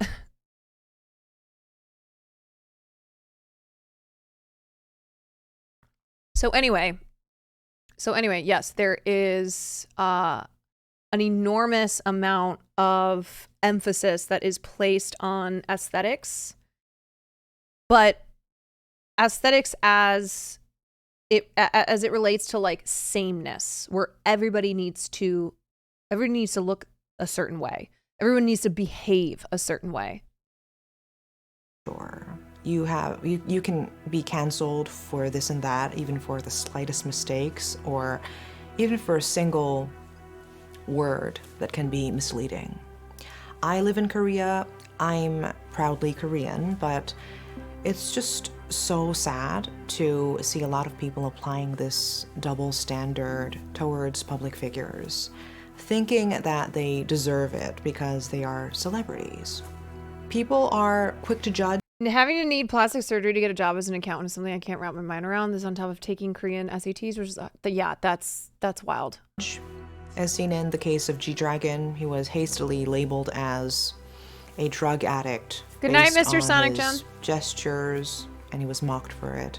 Once his drug tests came back negative and he denied all allegations in media interviews, public opinion shifted in his favor. I don't know. It seems maintaining neutrality until the facts are revealed is increasingly difficult in today's... That is crazy to me, though, that public opinion only shifted when he denied the allegations and when he had drug tests come back clean. Had he been like, yeah, I smoke weed, or had he tested positive for marijuana, then the public would have been like, yeah, you should die. You should not be in society anymore. To me, it's not just the problem with the media. You know, it's not just the way that the media is so vulturous and just absolutely, I mean, it's just like tabloidy. But it's also culturally, like in society, that is the pressure that is put on Koreans. Society. It's so crazy when it's just weed. Media coverage I know. and the police's hasty media response are also to blame. Legal experts have been raising concerns about the leak of Lee Sung-gyun's real name, to the media during this preliminary investigation stage, which is rare. If his name came out after this stage of the investigation was concluded, would he still be alive? It seems to me that they were determined to go after him because he's famous, but he doesn't have power. Some netizens compared Lee's investigation. Eugene's cousin got surgery so she can get a better marriage partner. Oh my God. Right. So it's not just getting sorry, I know I'm pausing a lot. It's not just getting surgery. It's not just changing the way you look because you want to be a model or you want to be an actress or you want to be famous, which, yeah, people do that in Hollywood all the time. It's because societally, that has been deemed necessary to have any prospects. I'm so proud of you, Caroline. Pause more. No, I'm trying not to be the pausing streamer, but ethical reactors pause and comment. Yeah, that is true. But I do think that this point about the enormous, enormously just powerful, not powerful, just the expectations that are put on Koreans, no matter if you're famous or not, and how normalized it is to do something really intense like getting plastic surgery, I would crumble as well. Terrible. If I were if I were over in Asia, there would definitely be things about me that people around me would have no problem going, you need to fix that. Like, you have to get that fixed. You have to change that. I go, oh my God, can you just let me live? But I wouldn't even think that, because if I grew up in a culture where it was like, yeah, I do need to get that fixed. I do need to change that. You know, it's not a let me live. It's let me go change, everything on me. Man, it's so brutal. That is not a way. That is not a way that we should be living. At this point, even if you're conventionally attractive, there's no way you don't crumble. Yeah, my God. And look. Lee Sung-gyun. Now, this isn't about plastic surgery. This is about alleged drug use. He crumbled to the point of taking his own life. South Korea is like top 15 in the world for suicides. It's absolutely linked to this pressure-driven culture. Yes. With that of the brother-in-law of former Suwon District Prosecutor's Office Deputy Chief Prosecutor Lee Jung-sop, who was also being suspected of drug use. His wife reported her husband's drug use to the police, but they delayed the process and only collected urine and hair samples after 3 months. His wife later revealed that some of the evidence she submitted to the police had disappeared. See the difference? I don't know, it's just so frustrating. The media, netizens, authorities, they all share responsibility. And it's crucial to recognize that these problems aren't new. What we can do is reflect on ourselves, how we process information, and how we form judgments based on those information.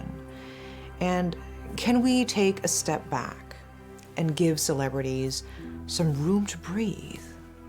The intense scrutiny and pressure can have devastating effects, not just on the individuals directly involved, but also on the broader societal fabric. As a Korean citizen, as a journalist, I would like to end this video with this last message. We really need to take a more empathetic and responsible approach to how we view and treat public figures. Yeah, thanks for listening, and may his soul rest in peace. Bye. Netizens are like Twitter users. Yeah. Online people. Online people who always have shit to say. Worse than regular Redditors. Yeah. Yeah. So it's not just the Twitter users. It's not just the media. It's also, it's something that's so deeply ingrained, it seems, in South Korean society. And I wonder if South Koreans just got together and said, no more. Fuck this, okay? Y'all need to do a revolution. Y'all need to push back on this stuff. Because the media is going to media. Netizen's going to netizen. But the people can choose whether or not to treat one another this way. You know? To destigmatize things like drug use, to, you know, release the pressures of having to look and behave a certain way. These are all cultural things. And I feel like the younger generation Koreans, to me, I would think naturally they are not as staunch in these ways as older Koreans are. And I think that's why, like, not just in South Korea, but in places like Japan, young women are choosing not to have children. They are choosing to, like, have their careers instead. They are choosing to, like, not do things that culturally have always been the thing that you do. And they are rebelling in their own ways against these really intense societal pressures. May Shermel, thank you for the tier 1. Offline tits, sorry I missed your gifted sub, but thank you. Thank you. They're born into this. It's hard to deprogram out of this, but steps have to be taken before you make generations over generations of broken humans. Right. Like, I hope that younger Koreans see this story and go, this is so fucked up. Why is this happening? What is going on?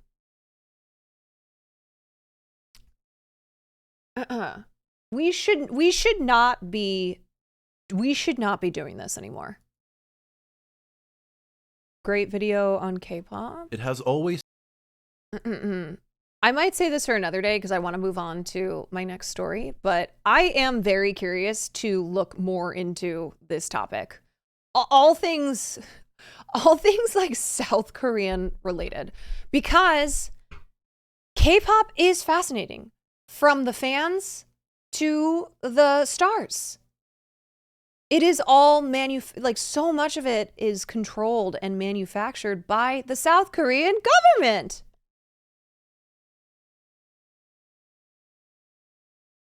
This was 6 years ago. Nothing has changed.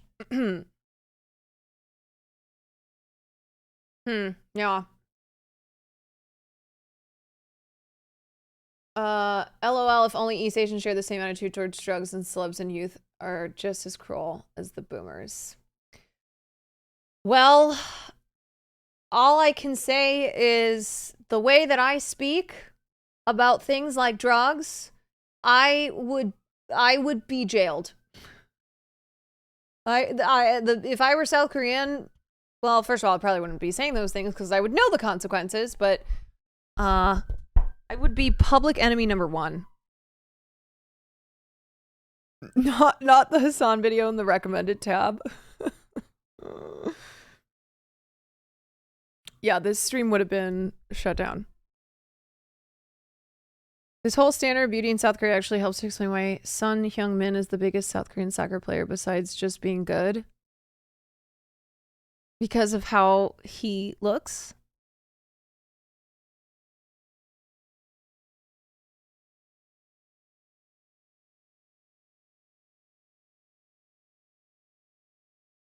Yeah, he's a model.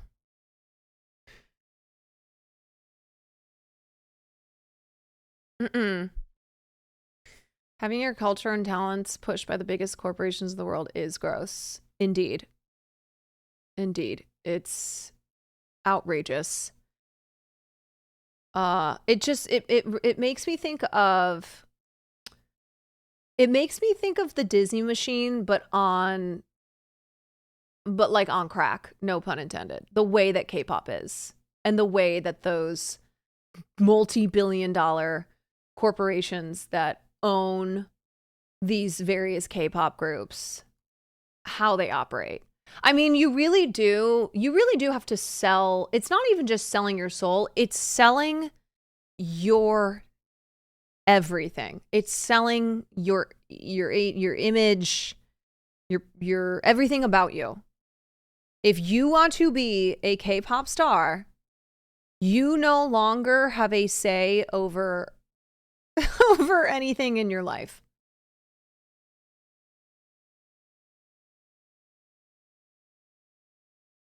All right. Selling your essence. Yeah. Yeah.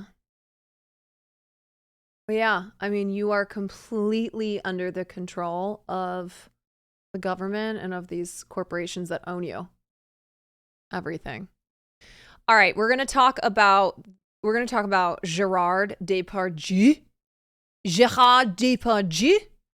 And we're going to talk about this letter that French actresses, mostly actresses, I think some male actors were on this list as well, but that they signed.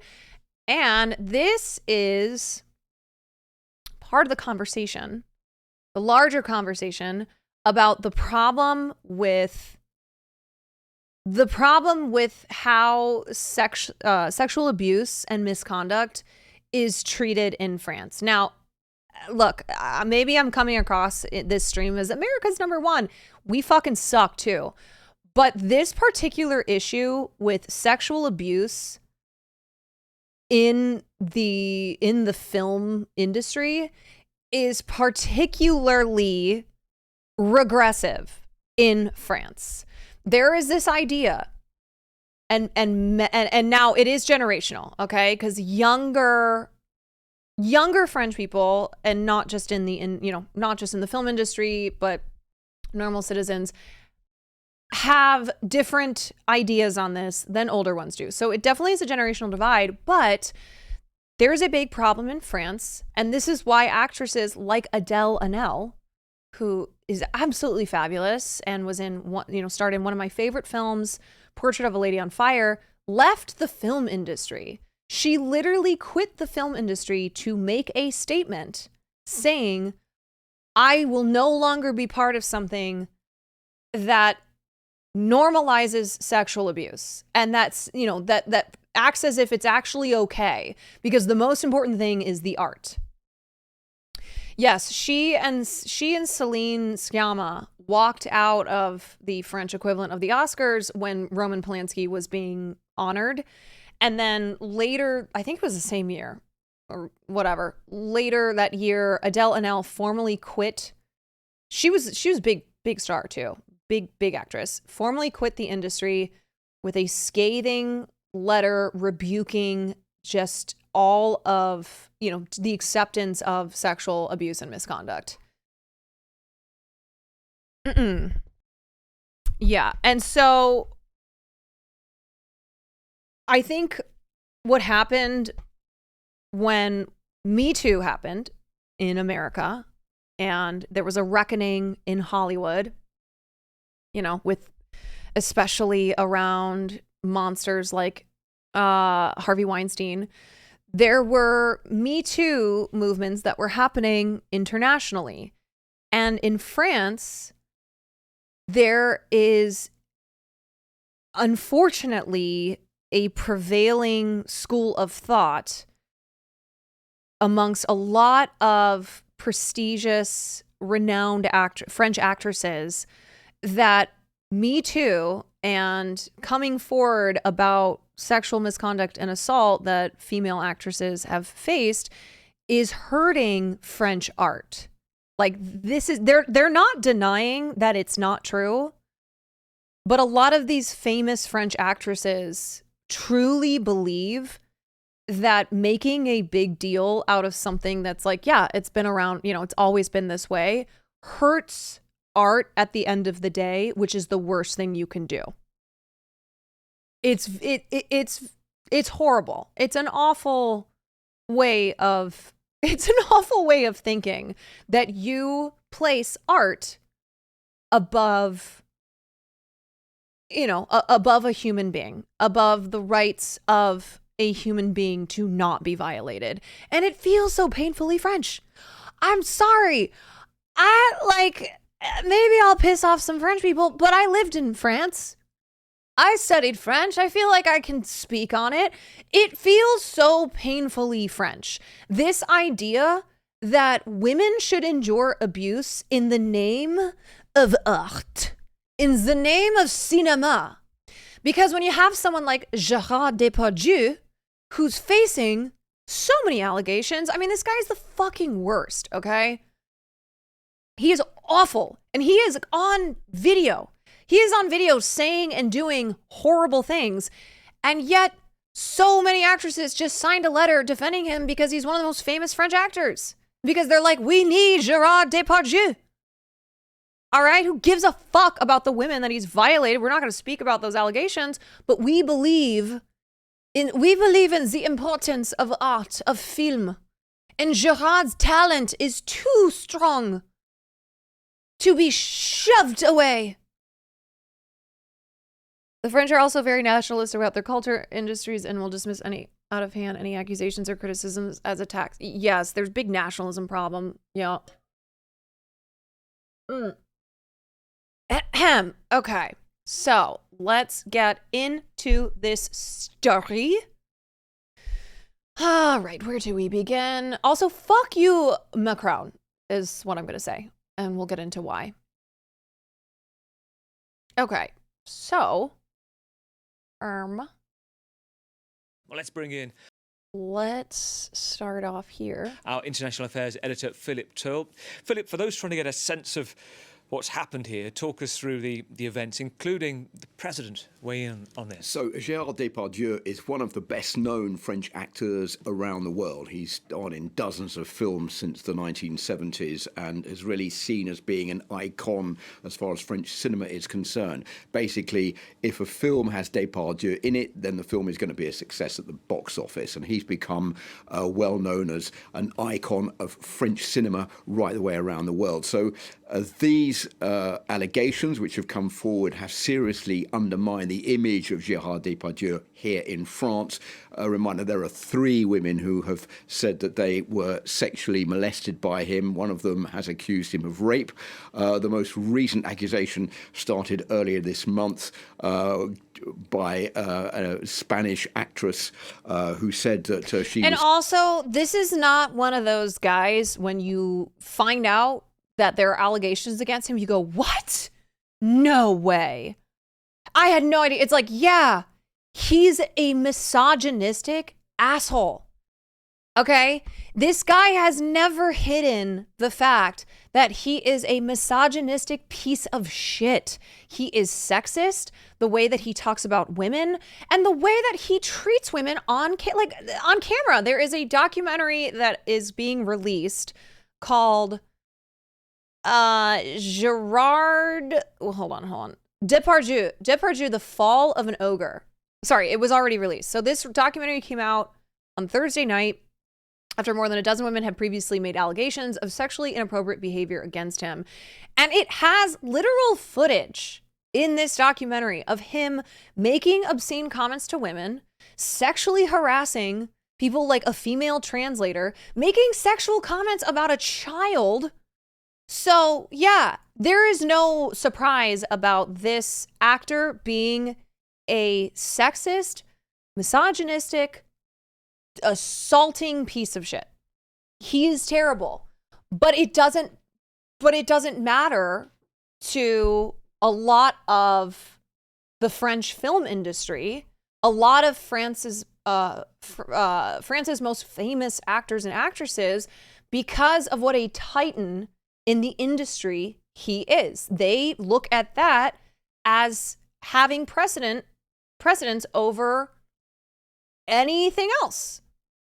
Sexually molested by Gérard Depardieu back in 1995. This is all under investigation by the French judicial authorities. Now, on top of that, just earlier this month, on the 7th of December, France Télévisions, the French state television network, showed a documentary called The Complementary Inquiry into Gérard Depardieu, which carried those remarks that you were talking about, which were filmed in North Korea at a stud farm where a little girl was riding on a horse, and Gérard Depardieu was quite obscene in the comments that he made about the little girl and about his feelings towards women. And that has led to a backlash against him in France, and then a signing of this tribunal in Le Figaro, which was published last night, the French newspaper Le Figaro, signed by about 50 personalities backing Gérard Depardieu, saying that he is being lynched in public ahead of any investigation into whether he is good. Also, I'm sorry, it is so unbelievably gross to use the term lynching, which, okay, I know that this is France. But in America, this has such a historical, there's such a historical attachment to this word as being something that was, a horrible racist thing done to Black people. So, like, I know that that's not the whole definition of the word. It's just, I hate hearing that word being used in a setting where a piece of shit is being defended. That's just a thing that I've always felt, where, like, I because it's not the first time. It's not the first time that the word lynching is being used by supporters of a bad person. Calling out rapists and pedo behavior equals lynching. Right. Like, conservatives love to use this word all the time when describing, like, Donald Trump being attacked. Guilty or innocent. You have, as you just mentioned, a large group, feminist movement, a lot of people saying, hang on a minute, look at the femicide rate in France here. A lot of crimes going... No, France did some lynching too, they know. Yeah. Unpunished, and pointing fingers to say, this is wrong, it should be looked at. Yes, you have on the other side of this group of celebrities saying this man hasn't done anything he's alleged to have. We wait to see him whether or not he's tried for it. And yet, the president's got involved too. This is a divisive issue. Well, I think this was an occasion where President Macron really should not have got involved in this, because he has given his backing to Gérard Depardieu. He appeared on French television last week and said that he was willing to back the actor and saying that he was a salesman for France overseas. He was an icon, and that he was an ambassador for the country, and that he had the right to the presumption of innocence, which is correct, but it's not really the position of the French president to come out in support of someone in case that support then crumbles if the person is found guilty, if they are brought to trial. So that has inflamed the debate here in France, and you're quite right. People in the feminist movement have said, look, there's no reason why Gérard Depardieu should receive a different sort of treatment to anybody else who's accused of rape or sexual impropriety. And this has split public opinion in France, especially when the figures show that many women who have been raped or suffering from sexual impropriety from people go to the police, and in many cases their claims are thrown out. 74% of claims don't go any further than just the initial notification of the police, and only 1 woman out of 10, according to the figures, actually does go to the police to report sexual crimes. So I think there's a general worry in France that Gérard Depardieu is such an icon. He should be someone who is responsible, okay, he's going to be tried. On the one hand, you have these 50 personalities who are backing him, saying he deserves the right to innocence until the trial, but others are saying, well, look, seeing these results and these comments that we've seen on French television, this is totally unacceptable, and therefore he needs to be criticised straight away. Sorry. Okay. Oops. I really need to turn off the thing on YouTube that automatically plays the next video. Okay. We're gonna get to the letter in a second. Let's talk about the documentary. So this documentary that just aired showed footage of sexism and inappropriate behavior by the star, who's under formal investigation for rape. Now, keep in mind that this is not the first time that he has been exposed to be a disgusting monster. It's just that this documentary came out, which has him on camera displaying absolutely atrocious predatory behavior. So more figures in the French film and television industry are now saying that they will not work with Gérard Depardieu after this documentary was released, and more than a dozen women have previously made allegations of sexually inappropriate behavior in an investigation last year. So the documentary showed footage of Depardieu on a trip to North Korea in 2018 to mark the secretive state's 70th anniversary. The actor, who had traveled to Pyongyang with a TV crew, knew he was being filmed, made obscene comments to women and about women, repeatedly sexually harassed a female translator, and made sexual comments about a child at an equestrian center whom he saw riding a horse. On Friday, the footage was described by the left-wing member of the European Parliament, Manon Aubry, as vile.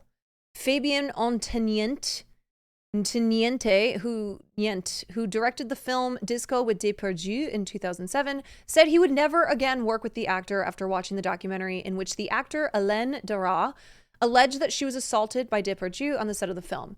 It's not in my values. It's not possible to close your eyes to this type of unacceptable behavior. And again, this is not the first time allegations have been made against him. It's just to a point now where it is so obvious. His behavior is so, like, there's no denying it, okay? Now, he's being investigated, and that's not to say, like, yeah, okay, all these allegations, you know, they were caught on camera, but the type of person that he is, that behavior is on camera, and that was part of this documentary. So now you have more people in the French film industry going, oh, okay, that's now crossed a line. Darroch described how Depardieu looked at me like a bit of meat and asked her if she wanted to go to his dressing room. She said no, but she alleges he then assaulted her on set, grabbing her body. She said she was petrified and no one on set reacted. She said she did not speak out at the time because she didn't want to be blacklisted at the age of 26. All of this is very familiar.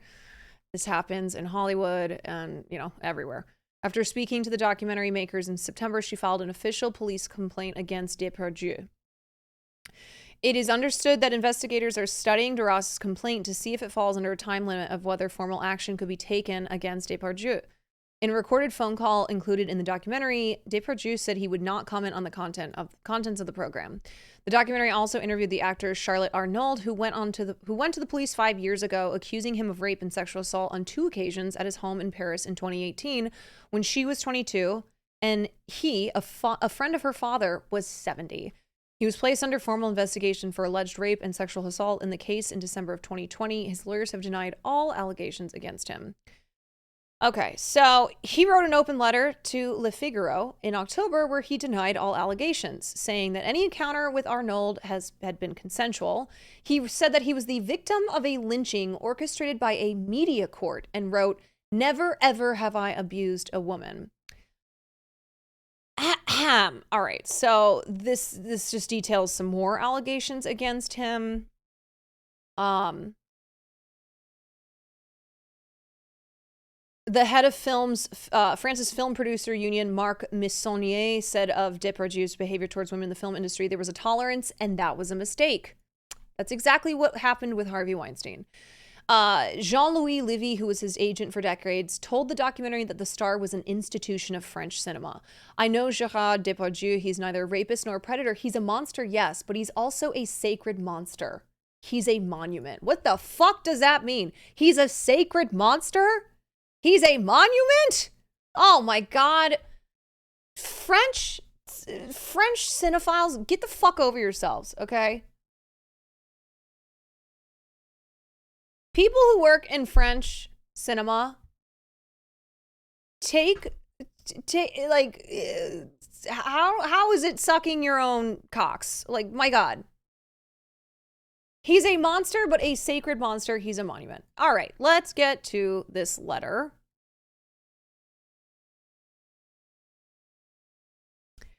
Don't erase Gerard Depardieu. Okay. So here's the letter that was signed by famous French actresses and personalities, including Natalie Bay, Pierre Richard, Carla Bruni, who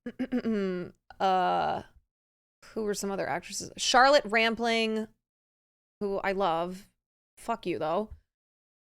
So this is the full list. The full list. Okay.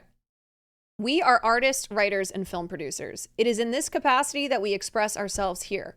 We do not wish to enter into controversy and let justice do its work. Now, keep in mind, this is translated, so it might sound a little funky, but the gist is the same.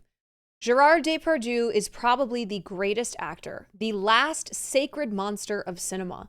We can no longer remain silent in the face of the lynching that fell upon him, in the face of the torrent of hatred that pours down on this person, without nuance, in the most complete amalgamation and in defiance of a presumption of innocence of which he would have benefited like everyone else if he were not the giant of cinema that he is. That is so crazy.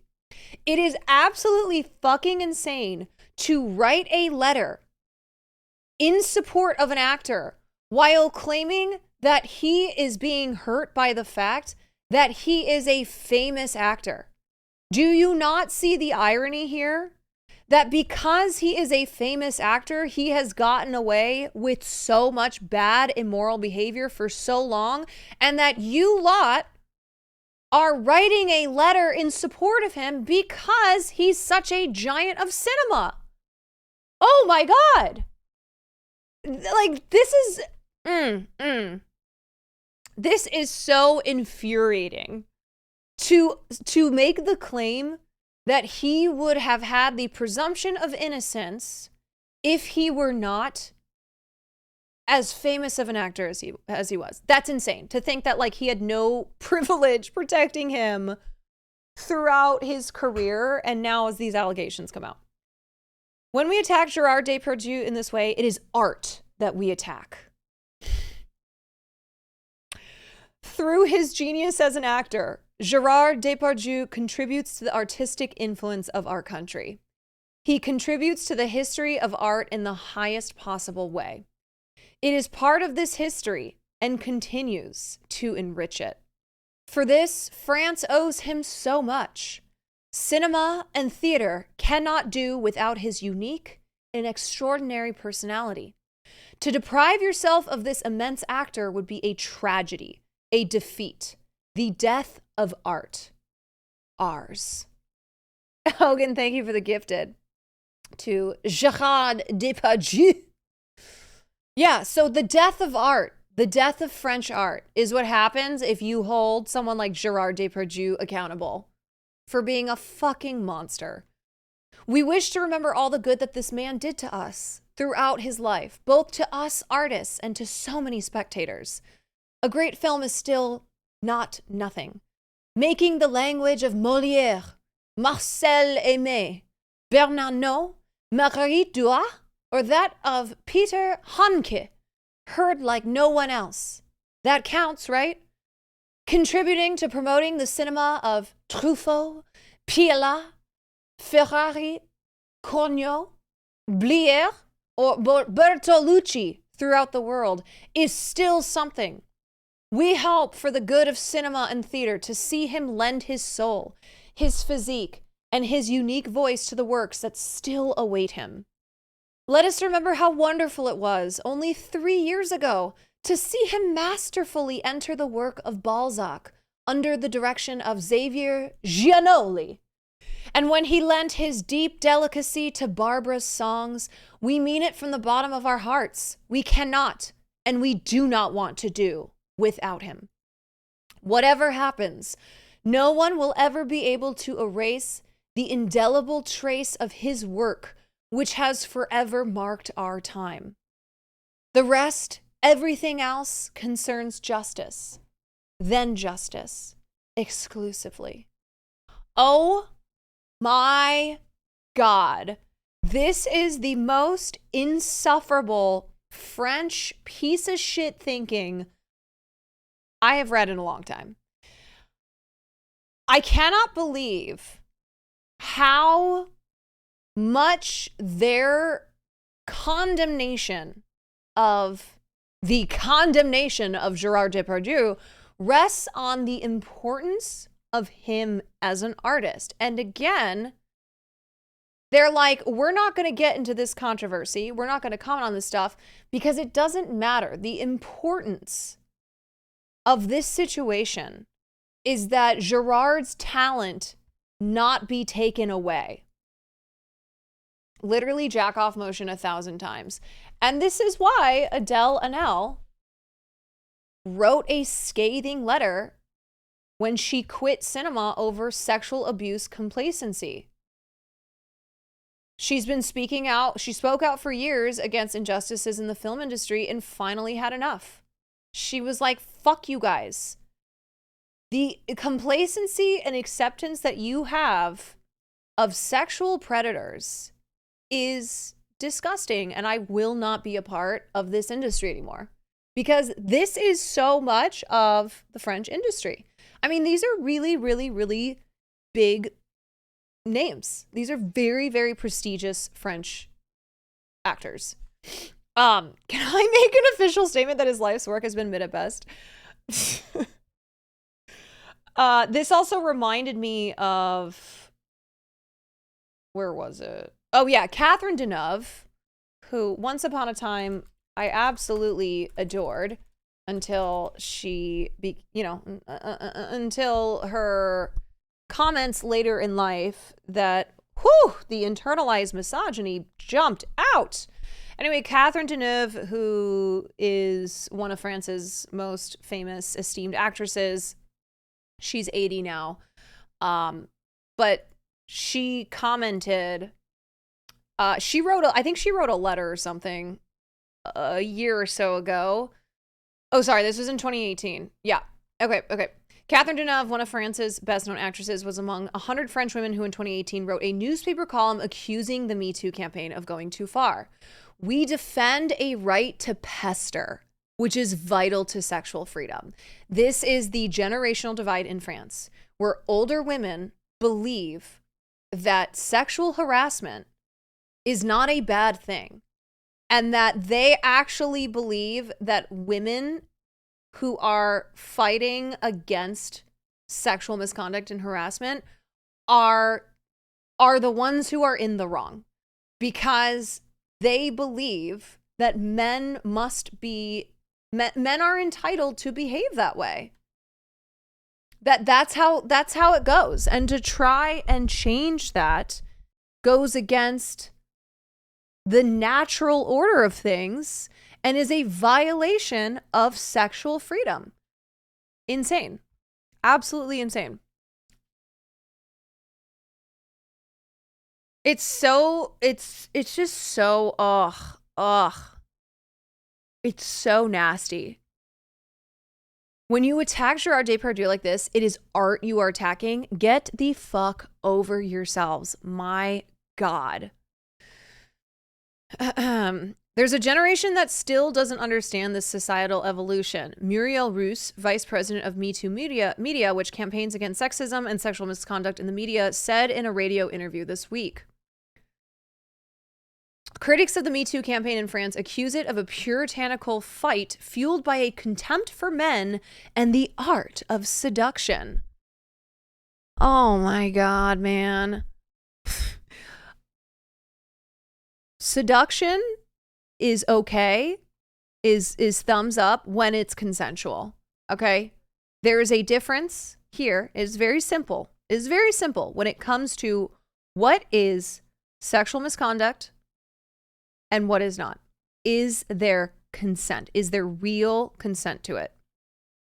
She later apologized if I'm not. Catherine Deneuve did. If you can find it, you can link it.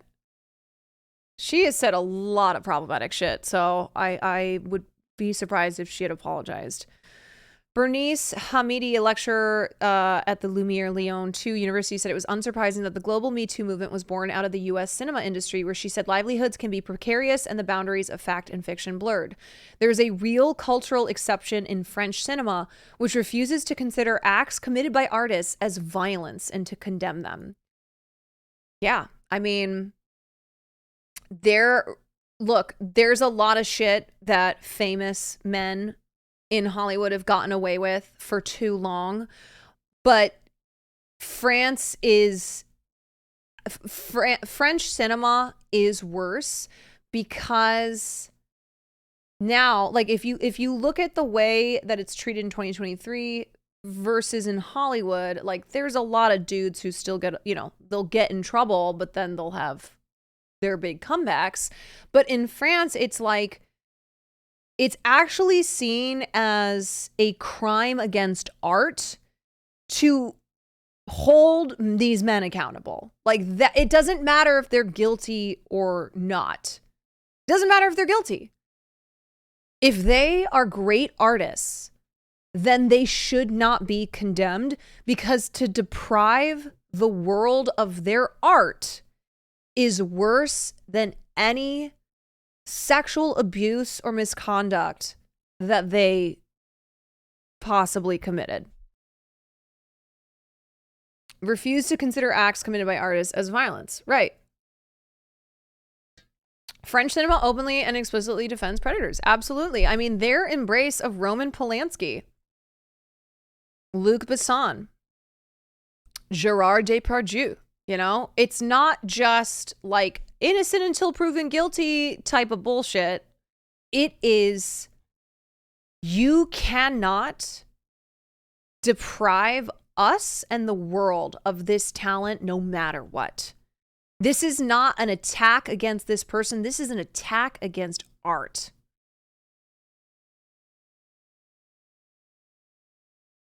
Yeah. Hell yeah, dude. Okay, we looked at that. Let's look at this. Don't erase Gerard Depardieu. Okay. All right, so this is why we're like, fuck you, Emmanuel Macron. So last week, the president of France, Macron, sparked anger by leaping to Depardieu's defense after this documentary released.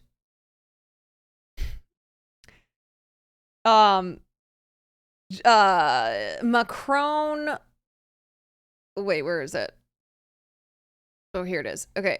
Outrages Macron. It says Gerard Depardieu is target of a manhunt.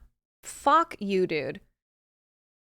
You will never see me participate in a manhunt. I hate that type of thing. Emmanuel Macron told the broadcaster France 5 when asked about the possibility of stripping Depardieu of a state award after a documentary showed sexist and inappropriate behavior by the star.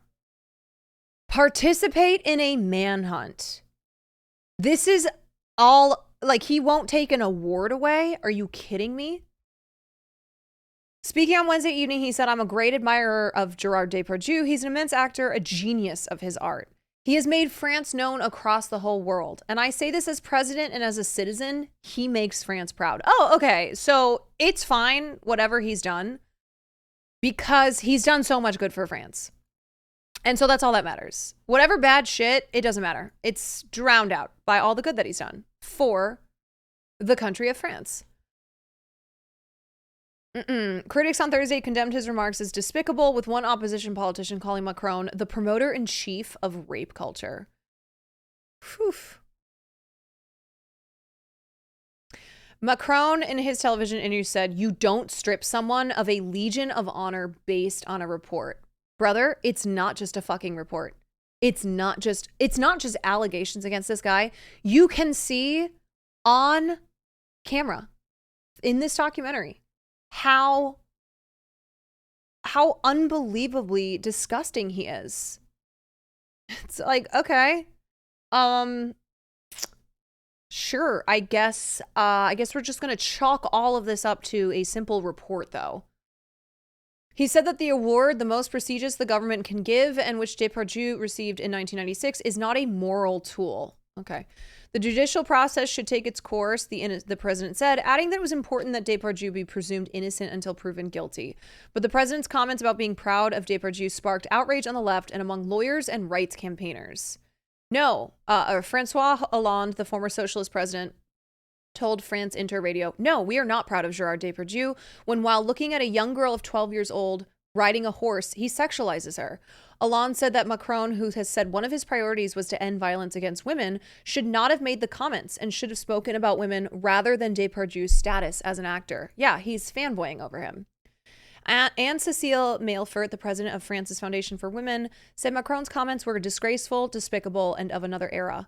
She told BFM TV that the president had shown no respect for women who spoke out against powerful men. He had been deliberately trying to create a diversion from the political row about his new immigration law. Interesting. Yael Molul, the founder of the organization Femmes et Libre, said Macron's comments were extremely serious and sent a message of massive support to a man under formal investigation for rape. As such, she said, they risked having a negative impact on women speaking out against men. Yeah. Macron's a real piece of shit, man. Classic French being pedos. I know, classic French be like, it's not a big deal. You know? I don't really see anything wrong with it. I don't really see a problem.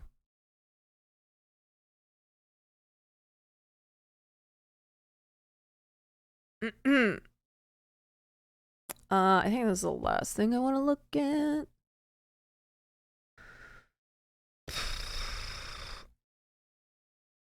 Okay. While the accusations have been growing for years, much of the criticism was recently blown into the open by a French... Right, so this isn't anything new. There have been allegations, criticism for years. It's just that this made it so impossible to ignore. This documentary did. In a rare public comment, Mr. Depardieu said that he had not initiated the letter published in Le Figaro or asked for any expression of public support. But he said he had seen the letter ahead of publication and approved of it. I think that those who signed it were very brave, said Mr. Depardieu, who was once France's most prominent leading man. The letter praises him as probably the greatest of actors and a genius who has made France shine worldwide. But the letter went far beyond an expression of sympathy for the embattled actor or a reminder that French courts had not ruled against him. Instead, it made a fervent plea for him to continue acting and filming. The death of art. The Me Too reckoning with sexism has been hailed by French feminist groups, but it continues to fuel worries that the country is importing from America what some believe are puritanical sexual mores and cancel culture, a view that has been challenged by younger generations of French actors. Emmanuel Dancourt, the president of Me Too Media, said that this generational gap was on clear display with the letter in Le Figaro, which was signed almost exclusively by people over 50. It's the old movie world, Ms. Dancourt told the BFM TV news channel, adding that she was appalled because I feel like there is a misunderstanding. On the one hand, I understand what they were trying to do. They love Gerard Depardieu, they admire the actor, but so do I. There are many movies with Gerard that I like a lot. We aren't saying we have to cancel his movies and all that he has done. But acts denounced by victims must also be taken into account. The France 2 documentary that aired this month includes interviews with 4 women who accuse him, yada yada, okay.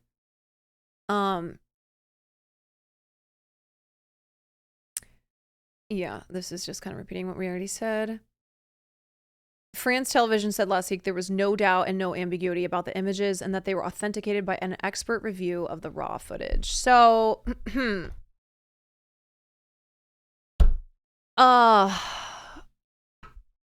yeah,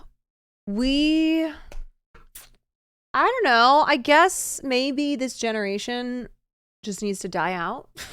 Like, is that where the change will come? They'll just die?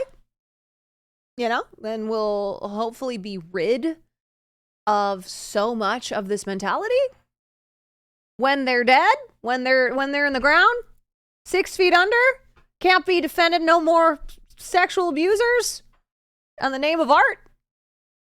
I don't know. I hope, because it really is something that I do believe the older generations are hanging on to these old ways, right?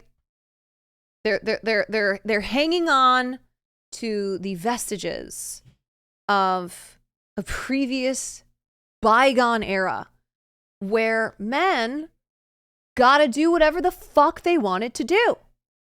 That was how it went. And specifically in the film industry, if you were a titan, if you were a true auteur, an artiste, then you definitely got to get away with whatever the fuck you wanted to.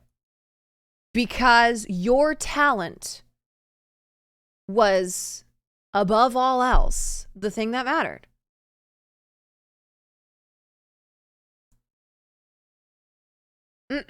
Macron's wife was 39 when she met him at 15. That is correct. I did forget about that. Macron was groomed by his own wife. My God. He was 15 years old and she was 39. Lordy. So, look, women can be sexual abusers, groomers as well, grooming, people who groom as well. But of course, historically, this has been an issue when we talk about sexual misconduct and we talk about abuse. It is one where in Hollywood and French cinema and outside of those industries, men are the ones in power and have been allowed to harass and abuse and do whatever they want with impunity.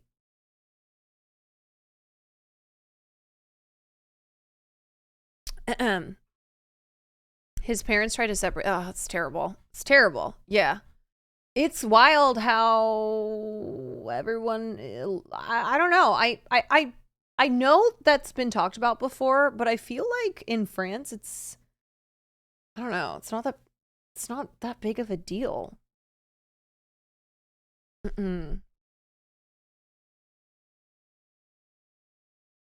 Pika, thank you for the 6 months.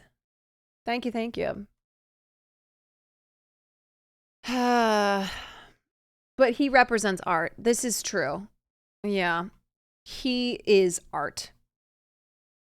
Aaron Taylor Johnson's grand. I know, man. That is one celebrity relationship that I truly mean this. I pray for it to end. I do, because she groomed the hell out of him. Yeah, so anyway, I really do hope that this continuation of protecting male abusers in film, in the film industry, I hope that this is something that dies out when these older generations are dead and gone. I don't think it will totally be gone. Of course not, because this is a societal thing. This speaks to, this speaks to just the patriarchy in general. But this idea that like male directors, actors, whatever, deserve to have their careers preserved because what they have to offer the world is just too great to take away. I do hope that this in particular is something that we see change in the next couple decades when these crusty mofos are dead. Carla Bruni? How old are you? Let's see. You're a piece of shit. Carla Bruni, 56. All right, maybe more than a couple decades. Maybe like 4 decades.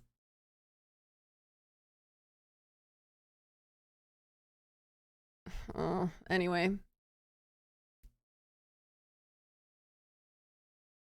The old guard, they're hanging on. They are. Man, I wish. Do you know what's so sad too? Is Carla Bruni, without a doubt, has faced so much sexual misconduct and has probably been, has probably been groped and, God forbid, assaulted throughout her career. I mean, she's been a model for a very long time, actress, and she's probably just internalized all that, you know? She's probably looked at that as like, yeah, that's just how it goes, you know? It's not bad. It's not something that I should have made a deal about. Of course not. No. You know? It just is particularly painful when you see women defend men like Gerard Depardieu. Yeah. No, knowing without a doubt that Carla Bruni has her fair share of being the victim of God knows how many sexual encounters, you know. The sad thing is yes, I know that this is not just something that's unique to Hollywood or the film industry. It's just that we hear about it more because of how public these figures are, you know? Okay. I think I'm done covering that. Let's see. Oh my God, I've been live for almost 5 hours. Okay, I did say this was going to be a long stream. I did. Okay, this is all stuff that we're going to cover. Oh, I never watched the 2023 video. Okay, let's watch this. And then, okay, I did want to talk about this. Oh, I never gave my reviews of films that I saw over the break, did I? Was there anything else that I said I wanted to do? Okay, so we've done some news. And then we're going to start a new season of Hell's Kitchen, and then I'm going to get into RPing. Was there anything else I mentioned? Okay, so I need to give my review of Saltburn, Priscilla, and I think that's it. The Vox video, yeah, I have the Vox video pulled up here. Okay. I gotta run to the bathroom. Get some more water. Right back.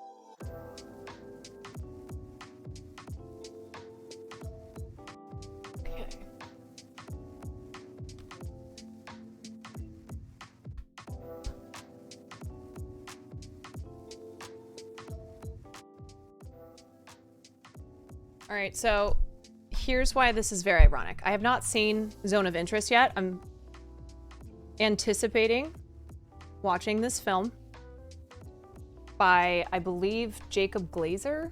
I think he's the director. But I do know what this film is about. And the reason that this post by Amy Schumer is dripping in irony is because Zone of Interest is about a Nazi and his family. And it's the idea of like how someone can commit such atrocities but distance themselves from it, like separate themselves from those atrocities, and how the people around them do that as well. It's like this compartmentalizing. The banality of evil. Yeah. So Amy Schumer saying Zone of Interest is the movie of the year, given everything that she has said that is pro-genocide. I don't think that this is what she meant at all, but I hope that maybe she watched that movie and went, oh, now I understand. Now I understand why people have been calling me out. Now I understand the criticism that I have received for the heinous things that I have said. But I don't think that's the case. Yeah, are we the baddies? No, I don't think so. Butter Pupcake, thank you for the tier 1. I don't think so. And so this is incredibly ironic that she watched a film that is about a person who was a part of one of the worst atrocities in history. And she looked at that and didn't take a fucking thing away from it as to how it is applicable to what Israel is doing to Gaza. Self-awareness is not there. Nope. I'm sure that she saw that. I'm sure she saw that as a reminder of the horrors that Jews faced at the hands of Hitler and Nazi Germany. And that reiterated her sentiment, her belief that Israel has the right to do unto Gazans, to Palestinians, atrocities. Yup. Oh, Amy Schumer. It's always amazing when people watch a film and take away from it the thing that they're not supposed to. That they just completely, like, the film goes over their head. When the credits rolled, she probably looked over at the person sitting next to her and said, wow, condom hummus, you know? It's like when Elon and Obama said Parasite was great. Oh my God. Oh my God. Just how many insanely rich and privileged people watched Parasite and totally missed the meaning of that film.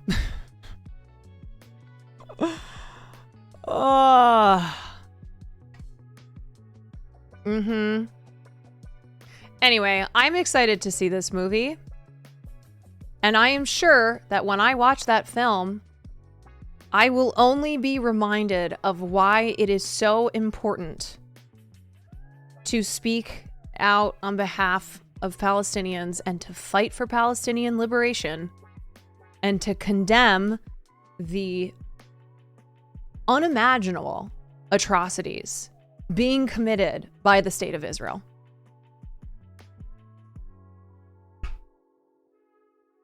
All right, so film reviews. Let's start with Priscilla.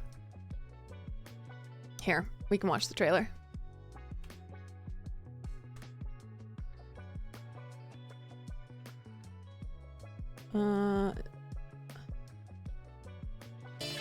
Hi. Dragon Llama, thank you for the 10. Thank you. What's your name? Priscilla Boyer. You like Elvis Presley? course. Who doesn't? What are the kids listening to these days? Bobby Darin, Fabian, and you. Just what is the intent here, Mr. Presley? You got women throwing themselves at you. Why my daughter? Well, sir, I happen to be very fond of your daughter. She's much more mature than her age. 21! 22. That's 22. You don't have to worry about her. Black hair and more eye makeup. I don't know if I like it. What do you mean you don't know if you like it? He's not like you imagine.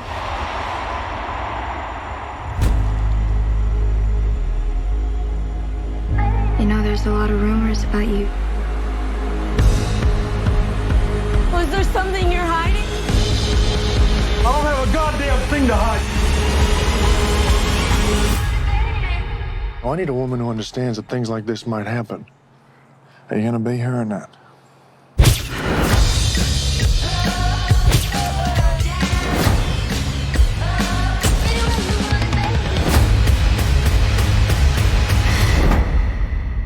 I want a life of my own.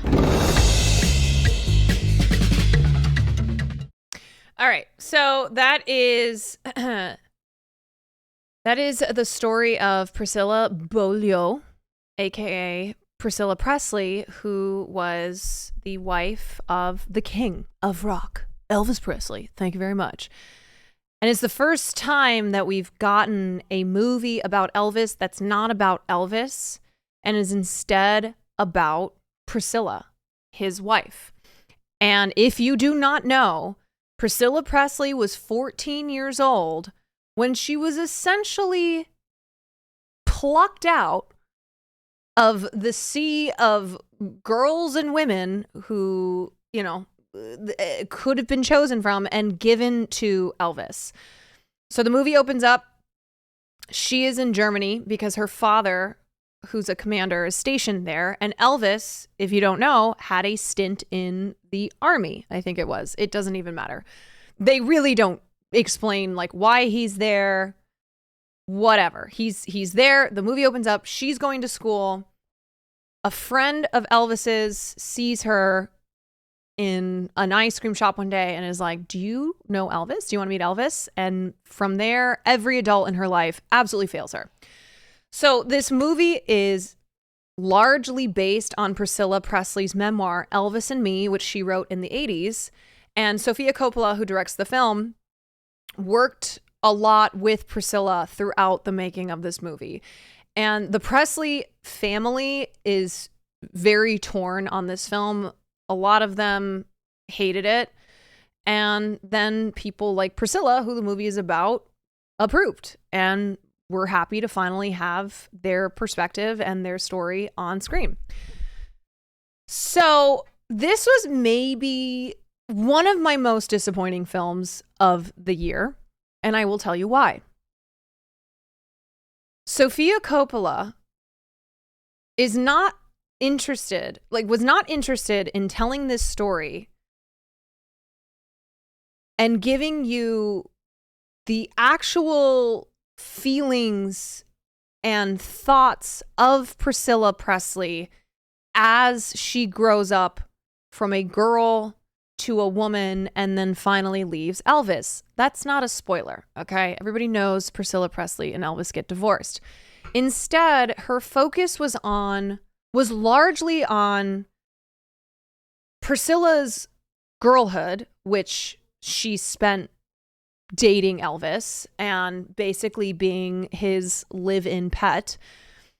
And she looks at it from really the angle of like what it was like to be with Elvis. Now, she makes it very clear that Priscilla was groomed, that she was a child who was given to an adult man, and every adult in Priscilla's life failed to protect her. Like, she was far, far, far too young, and ultimately was preyed upon by Elvis Presley. But what I really wanted in the film And what I didn't get was I wanted Priscilla's insights. And even though that this is a film about her, and we finally get a movie that concerns Elvis Presley, but from the perspective of Priscilla Presley, what was lacking was anything at all to how Priscilla felt in very pivotal moments of her relationship with Elvis. For instance, I don't know if you guys know this, but Priscilla and Elvis started dating when she was 14. They got married when she was 21. In those 7 years, she and Elvis did not have sex. She was a virgin on their wedding day because Elvis placed a lot of emphasis on his wife, on the woman that he would marry, being a virgin. He really just placed a lot of importance on her being innocent, on her being untainted. And so it was like a big part of their relationship that they did not have sex. And it's not in a way where it's like, oh, he was being respectful because she was so young. It was because he was so obsessed with her being a virgin. Okay. But you see this in the film that Priscilla grows to become frustrated that her needs and her wants are not met because Elvis is so, when it came to Elvis, it was his way or literally the highway. Like if Priscilla at all protested or was, tried to fight back against anything that Elvis wanted of their relationship or for her to be, then he would like tell her that he was going to kick her out, etc. So when the moment finally comes that they have sex on their wedding day in the movie, we get nothing. Like there is no, how did Priscilla feel? There's no like, how did she perceive this moment? How did she feel afterwards? And then when they had a baby, like, how did she feel about having this baby? And then she moves to LA. And so a lot of these really important moments in the later, in the second half of their relationship are quickly brushed over in the film. It's like the final third of the movie is just a bunch of montages because, there's not a lot of time left in the film and they got to get through the next 7 years until Priscilla finally leaves Elvis. And it's like, what was the point of this movie other than to show, Priscilla was very young when she started dating Elvis. She was taken advantage of. She was groomed, et cetera, et cetera. And then what it was like to be with Elvis. But do you know what I mean? The difference of that, where this was not about Priscilla as a person and in her own, individual growth and just watching this girl grow into a woman and then desire her independence. The focus was on what it was like to be with Elvis. That's what it was about. And so ultimately, Priscilla felt like the character felt like a wallflower. And Priscilla Presley is not and was not a wallflower. But that's how she came across in the 14 years of their relationship that was covered in this film. It was less of a biopic than it was a memoir. And again, so much of the film focused on what it was like dating Elvis Presley, what it was like as Priscilla Presley to be dating Elvis Presley. Eon, thank you for the 14 months.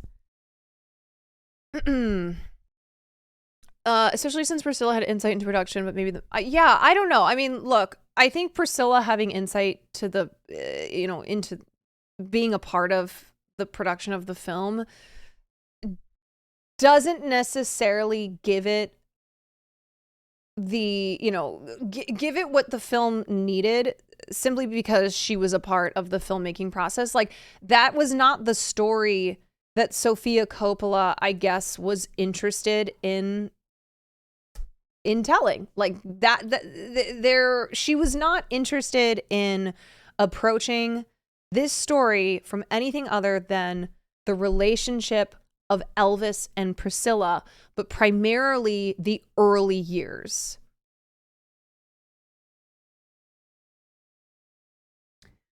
It loses focus in the last half. It just was rushed. It rushed over a lot of these really important moments so that when we get to the end, and again, this is no spoilers because this is just history, all right? When Priscilla leaves and finally, she finally decides that she wants her independence and she's gonna have her own life. She's leaving Elvis. It feels so unearned. It really feels like more of girl boss vibes. It's like the aesthetic of independence rather than truly feeling like something the character earned because of all the moments leading up to that. So it was a beautiful film. They certainly nailed a lot of iconic moments from Priscilla and Elvis's relationship, just with the costuming, the hair and makeup. But I felt like, why do we have this movie titled Priscilla, about Priscilla, if we're not actually getting Priscilla?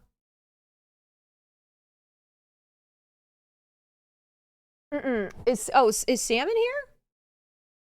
Jacob. Yeah, the two movies I'm talking about tonight, Saltburn and Priscilla, both star Jacob Elordi, who I love so very much. Yeah, I said earlier that I'm officially going to turn my Twitter account into a Jacob Elordi stan account. I'm going to stop resisting posting photos of him looking very hot. Yeah, look, Sofia Coppola loves to make films about sad and lonely women. She loves these beautiful, pure aesthetics, but underneath it all are women who have been abused, taken advantage of, who have been just, treated like these little pets. And I got that with Priscilla, but it didn't go any further than that. It didn't, and that was my problem with it. Yeah, surfacey level vibes. It did feel that way. So I think I rated this on Letterboxd, like, what did I put, a 3 maybe? I didn't hate the movie, but I was deeply disappointed that when I finished it, I went, okay, so I don't fucking know anything about Priscilla Presley.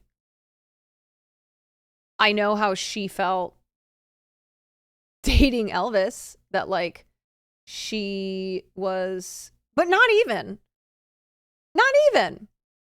because there were a lot of moments that like we didn't get insights to her character.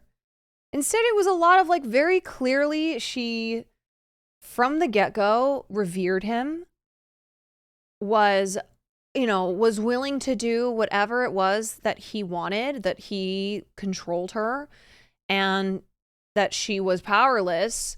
But these are all things that I got from watching them together, right?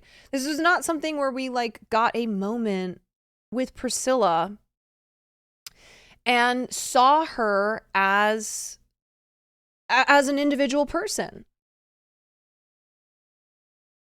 I gained way more insight watching cast interviews, and that's never good. If you have to watch cast interviews or interviews with the director to get a better idea of the film, then that means that they didn't do their job.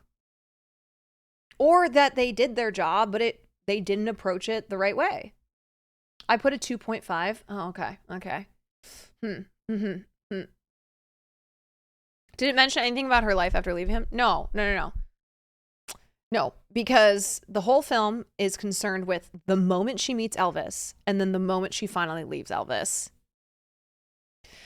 But there's a lot that happens in the second half of their relationship after they've been married. Like I said, that was just totally rushed over in the final third of the movie. I mean, Priscilla moves to LA.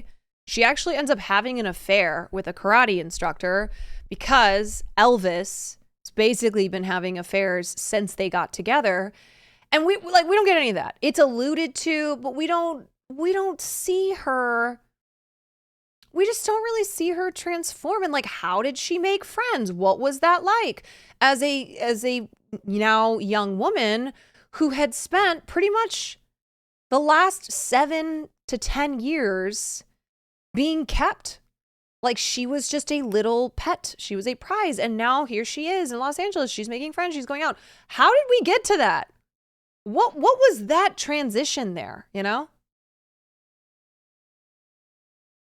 Anyway, maybe you'll watch the movie and you'll disagree, or maybe you did see the movie and you're like, "No, I don't agree.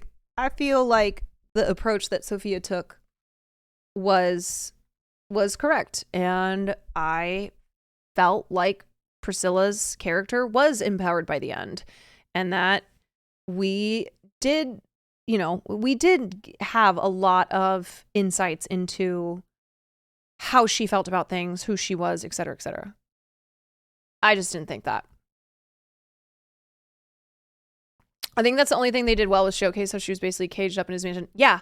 And they did that for like the first 2/3 and then some of the movie, you know? So we got to a point where it's like, okay, yeah, we get it.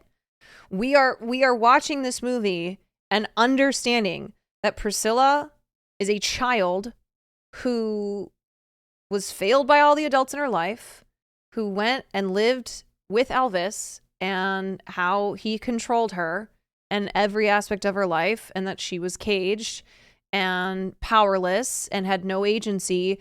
But it's frustrating to watch a movie where I still like it felt like this character never had agency, even though we know that that's not true. Like, I'm really curious. I find it surprising that Priscilla Presley did sign off on this movie, given the way that the character of Priscilla in the film came across to me. Very much so. A wallflower. I really like Haley Spaney. I think she's magnetic. I think she's going to have a very long career. I don't blame her for any of the faults I have with the film, because I thought that she was terrific with what Sofia Coppola gave her. I don't know. Have you guys read anything on Priscilla Presley's reaction to this film? I was under the impression that she liked it, but maybe not.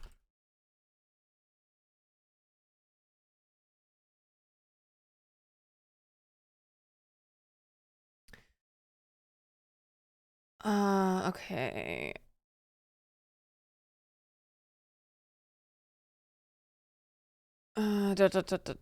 Let's see. How does Priscilla feel about... Priscilla was emotional following the premiere, has spoken highly of the film and Coppola's direction, calling it right on. All right, well.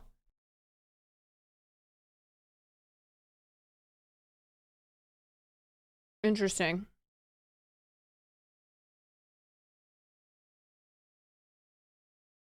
Lisa Marie thought the script was vengeful. My father only comes across as a predator and manipulative. Interesting. The movie brought Priscilla to tears. Riley Keough has been quiet about it. Elvis Presley estate called the movie a money grab. Certainly was not that. It certainly was not a money grab. The estate refused permission for Coppola to use recordings of Elvis's music in the film.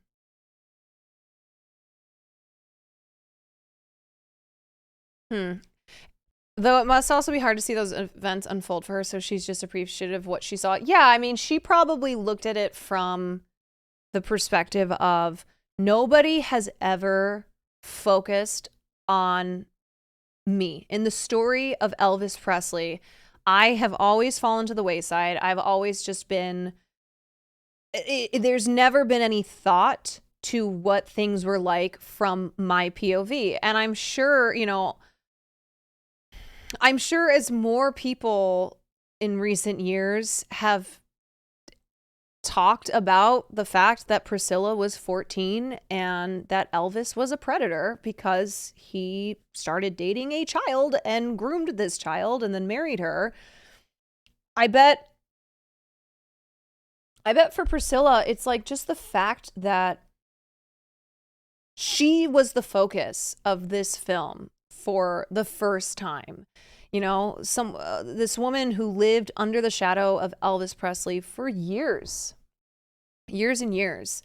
And it was his way or the highway. And finally, she gets a movie that's about, you know, it's about her. Look, Jacob Elordi, he was good. He was fine. He didn't need to be, though, anything particularly great. Because the movie's not about Elvis. Anytime it shows his music, it's from far away. The music is not the focus of the film. So he did not need to be spectacular. But he was great. Okay. So that is my film review of Priscilla. I was disappointed. I don't know. I ultimately do find films in the genre of biopic/memoir to often be disappointing. And that's why I don't have high hopes for Maestro. Have you been keeping up with Kaylee recently? Oh, Lord. Oh no. Is she drinking that Zionist cup of tea? Oh. Oh, this is Zoe Deutsch. Yeah, Zoe Deutsch is Kaylee liked that. Well,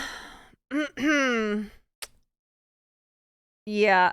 First of all, fuck you, Zoe Deutsch, who has been posting all sorts of Zionist shit. That's a big bummer, though. That's a real big. And before you're like, I don't understand. How is it a bad thing to talk about the hostages? It's not. It's not. Of course, I want these hostages to be free. But what it is that every time people are talking about the hostages, they are approaching it from an Israel needs to destroy Gaza. From it's Hamas versus Israel. And these hostages' lives are the only lives that matter. That's what it is. And the irony of like protect innocent civilian life as being the utmost priority while supporting Israel, who have murdered their own hostage, who have murdered their own people. Okay, let's not forget about that. Yeah, the hostages being used as a justification to relentlessly bomb and murder Palestinian men, women, and children.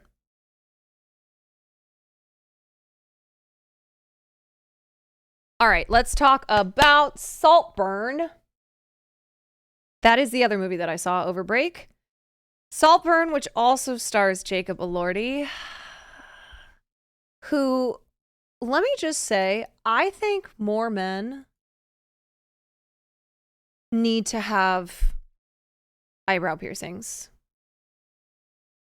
Now, do not do spoilers. Do not do spoilers, okay? You can do what I did, like this. This is my Saltburn no context spoilers. You can be like, oh my God, the dirt scene. Oh my God, that bathtub scene.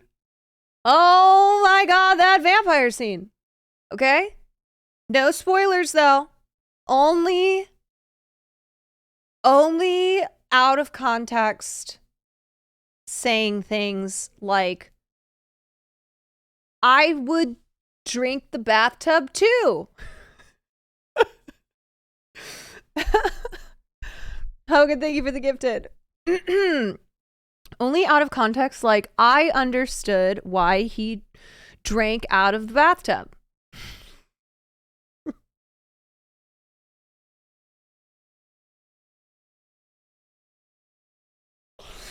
All right. Here are my thoughts on Saltburn. I went into Saltburn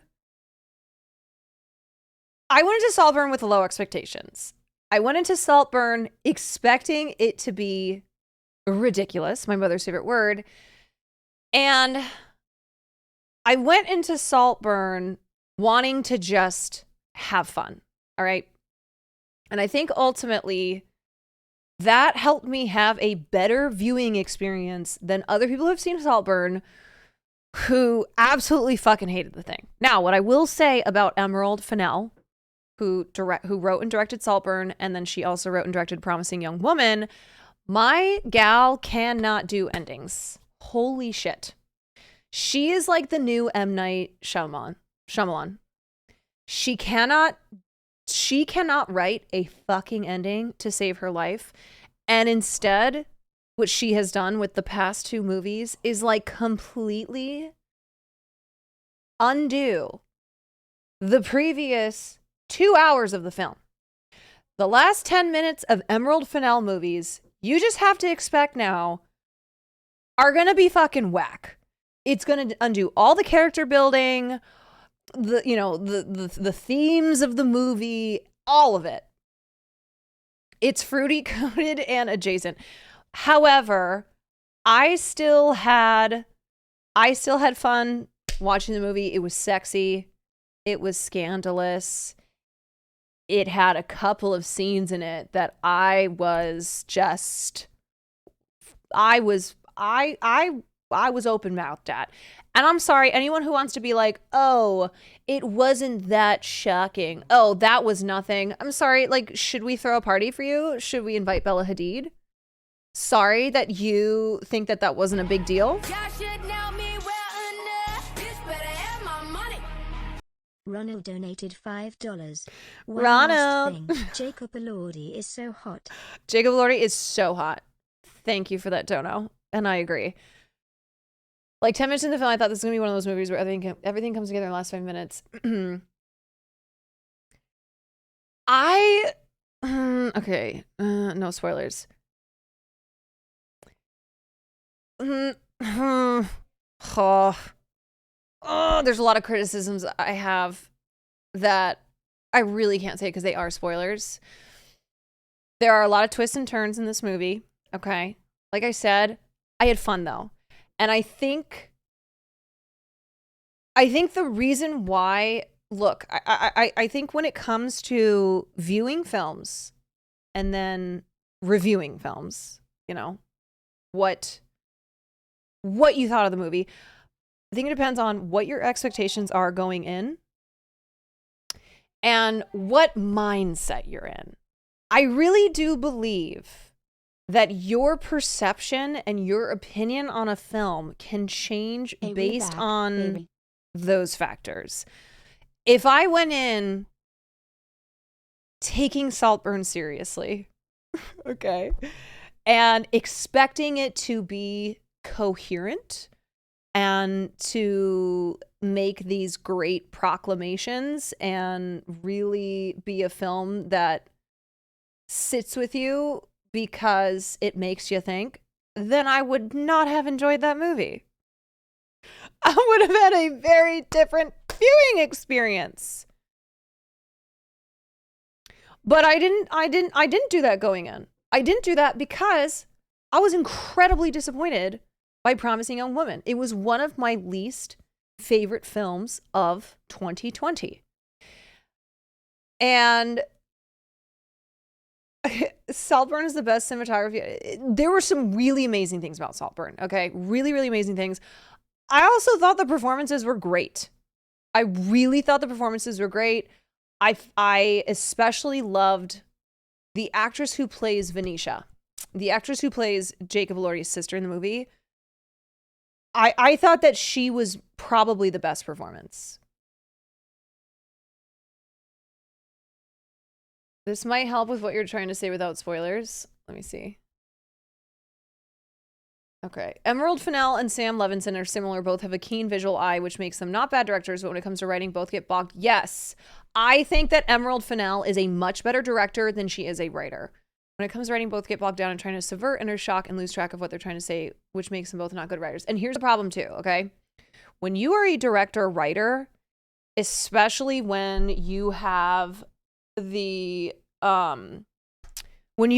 power that a Sam Levinson or Emerald Fennell has, you don't have another person, like another creative, who is looking at the script and going, this doesn't work. This is, or like, we can't have this. We need to change this. Versus if somebody had written Saltburn and then, well, Emerald Fennell probably would have made it a worse script. But the point is that because both Sam Levinson and Emerald Fennell write and then direct, there's no like middle person in there. There's no like other person who's doing a draft of the script, I would say. Now, that doesn't go for every writer director. Those two in particular, though, I like, from what I have read, have total control over their scripts. There's no one balancing them. Exactly. And that has been a problem with Sam Levinson projects. He, like Emerald Fennell, is a better director because I think that they both are very fresh. They have good visual eye. Emerald Fennell in particular, I really like the tone of her projects. I just think when it comes to the script itself, that's where the problems are. And with Emerald, it's the endings. My God.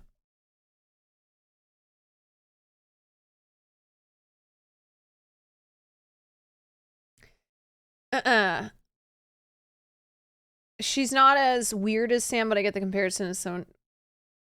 The Sam comparison is a bit diabolical, but not entirely wrong. I see what you're saying, because Sam Levinson frequently has a problem with female characters. But I think it's more so the comparison between them being writer-directors who maintain control from start to finish and who are much stronger directors than they are writers.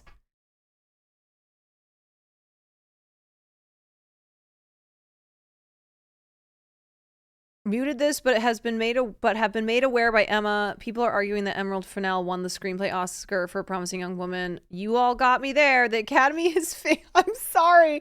People are trying to argue with OP that Emerald Fennell winning the Oscar for Promising Young Woman means you cannot criticize her writing. Oh, Lord. Congrats on 100K, oh my poggies. Apple Tay, thank you for the 8 months. Chameleonitis, thank you for the gifted. Hey Dante, thank you for the 13 months. Yeah, famously, the Oscars never make bad choices. What else can I say about Saltburn? What else can I say? It was a gorgeous movie. It was just one of those movies that's gorgeous to look at. I did like that she subverted. She look, it was a story about, rich, well, thematically rich, entitled, privileged, out of touch people versus, the poor outsider. But I like that she played with your expectations of the family members. Like the first scene where you meet them, it's so frenzied, it's so chaotic. I just really liked the energy of the movie. Can't Get Murder on the Dance Floor out of it. Great soundtrack. The last scene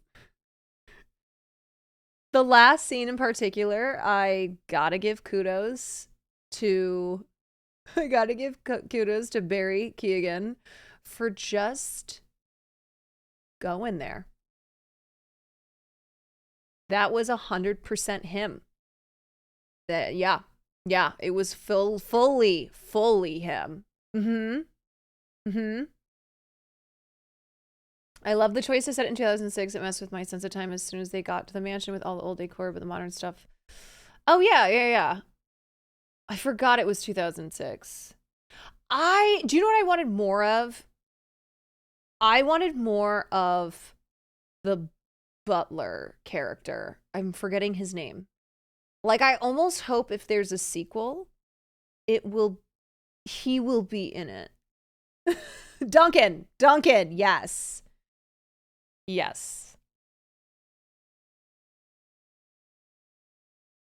They could have just showed the Livestrong wristband. That's true. I forgot there was a Livestrong wristband. Okay, there is one I had a problem with the film with the placement of certain information that we received about Ollie, who is played by Barry Keoghan. I think that information happened too early. So from that point on, and I even felt like this beforehand, that all was not what it seemed. That, you know what I'm saying if you've seen the movie? If I had written the script, I would have taken more care to disguise certain things, to not reveal information until much later when, like, it hits even harder. She didn't set up the right power dynamic to make the twist really pop. Yeah, and I also just think that because of how that character was, I was not completely surprised by that reveal. Some people theorize a test audience may have caused more explicit ending reveal. Interesting.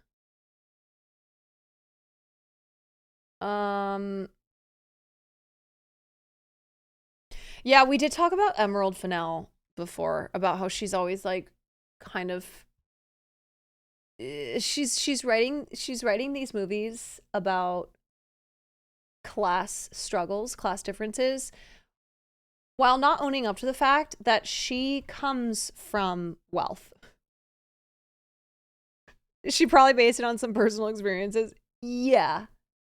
It's interesting because she is not the only person to do this, but writes movies that has this dynamic to it while being from a very, very, very wealthy family, and yet not really publicly owning up to that, or like, acknowledging that. Did you know the grave scene was Barry's idea? Yes, I did know that. I did. I kind of feel like Emerald Fennell maybe went, what shit do you want to do? He was like, oh, well, I've got these ideas. I was thinking that I could do this and I could do that. And I thought that this would be crazy. She was like, let's do it. Would this be considered a fuck the rich movie? No. No, I don't think so. However, I think Emerald Fennell might think that. I think that she at least thinks that was a big part of it. Maybe fuck it a little. Fuck wait, except that never even fucking happened. Okay, here's something. I thought in the first hour of the movie we were gonna be getting a Call Me by Your Name type of film where I would get to see some sexy Jacob Elordi involved action. I was really ready for that to happen. I genuinely thought that this was just going to be like a soapy version of Call Me by Your Name. And oh, it was not. Oh, it was not. Mm-mm.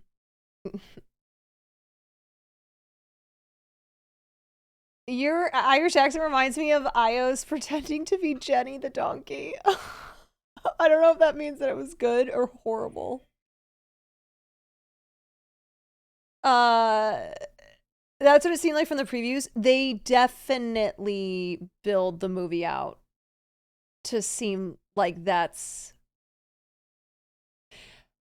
where it's gonna go. It definitely has much more talented Mr. Ripley vibes than it does Call Me by Your Name. Quick question, have you watched Wonka? And is no, not yet. I need to finish Maestro. I need to watch Maestro. Anatomy of a Fall is available for rent, which I'm excited to see. So I want to watch those two before I get to Wonka. Okay, I think that's my review of Saltburn. I had a good time. I did. I understand. I can understand why people didn't like the movie. And like I said, I think it depends on what your expectations are going into the film and what mindset that you're in. And I just went in being like, I don't fucking know. I just want to see Jacob Elordi. I just need to get my Jacob Elordi fix. I could not stop staring at him every time he would be on the screen. Every time. He is a beautiful human being.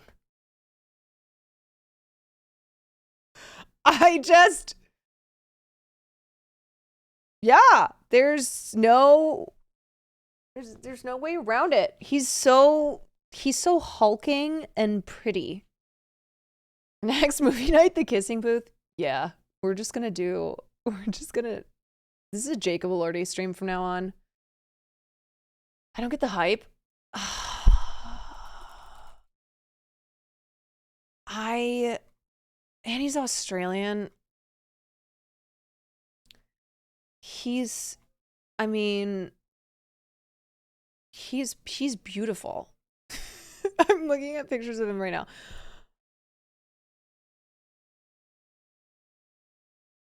Ah, yeah. I literally I've actually actively searched for fan cams. Actual fan cams, that's who I've become. Show him the non-context spoilers tweet. Oh yeah, here it is again. If you want the Saltburn, no context spoilers. I don't know how I found this picture. I don't. But I did. This is an actual stock photo that exists.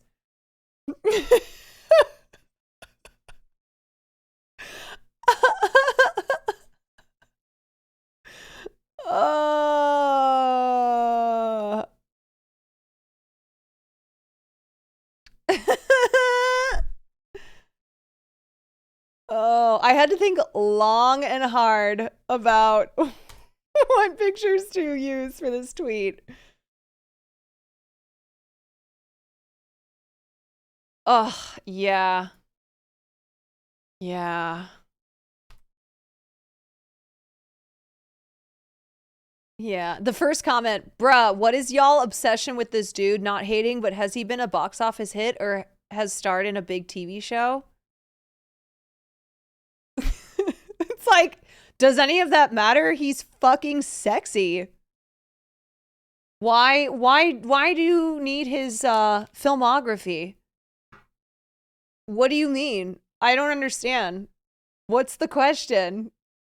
That's a crazy comment. What is the question? Anyway, more for us Jacob Elordi stands. Anyone who's like, I don't get it. That's fine. Honestly, I am 100% fine with you disagreeing. It means more for us.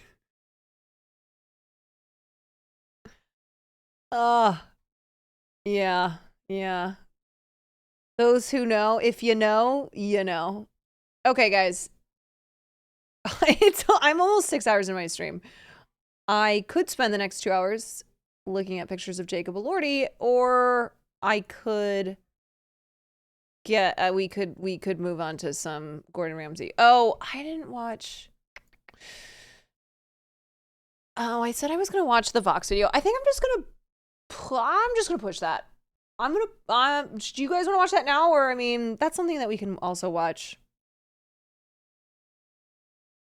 on Sunday. It's also only 7 minutes. So either way. Either whatever. I mean, it's not like some it doesn't matter one way or another. Yeah, if pausing for ethical reacts, it'll be 30 minutes. Actually, that is probably true. I probably would pause it. I probably would pause it to do reacts. So let's get into Gordon. Let's do it. Let's go. And I think we're going to watch. I think we're going to do season 5. Can we see the nails? Yeah, these were my holiday nails. Okay.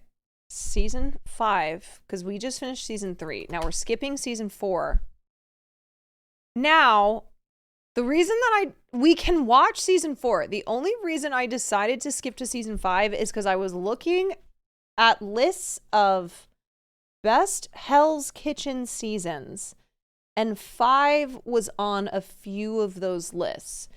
But I feel like every season is probably entertaining, so it doesn't matter, but I just felt like for the sake of we're not going to watch every single season, I was like, maybe we skip to one that was listed on Hell's Kitchen seasons to watch.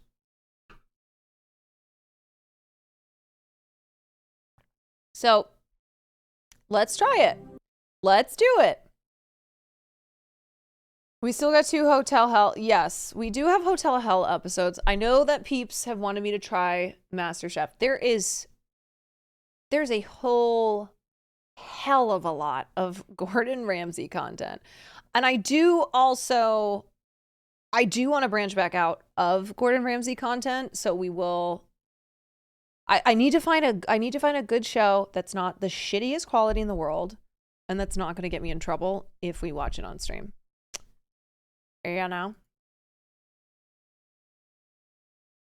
All right, I'm going to grab a little snacky snack. A little snacky snack. So we will watch an episode and then we will get into some RP. Groovy, baby.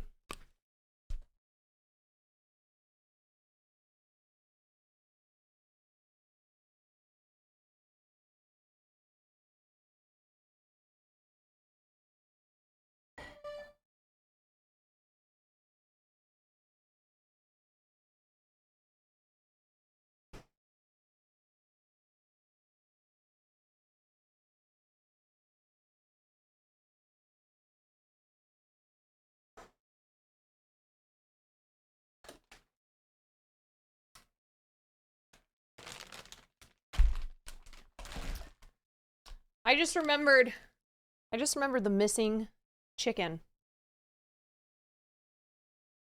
Chicken that we'll never know what happened to it.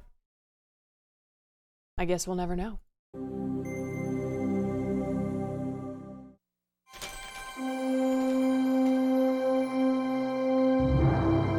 New intro?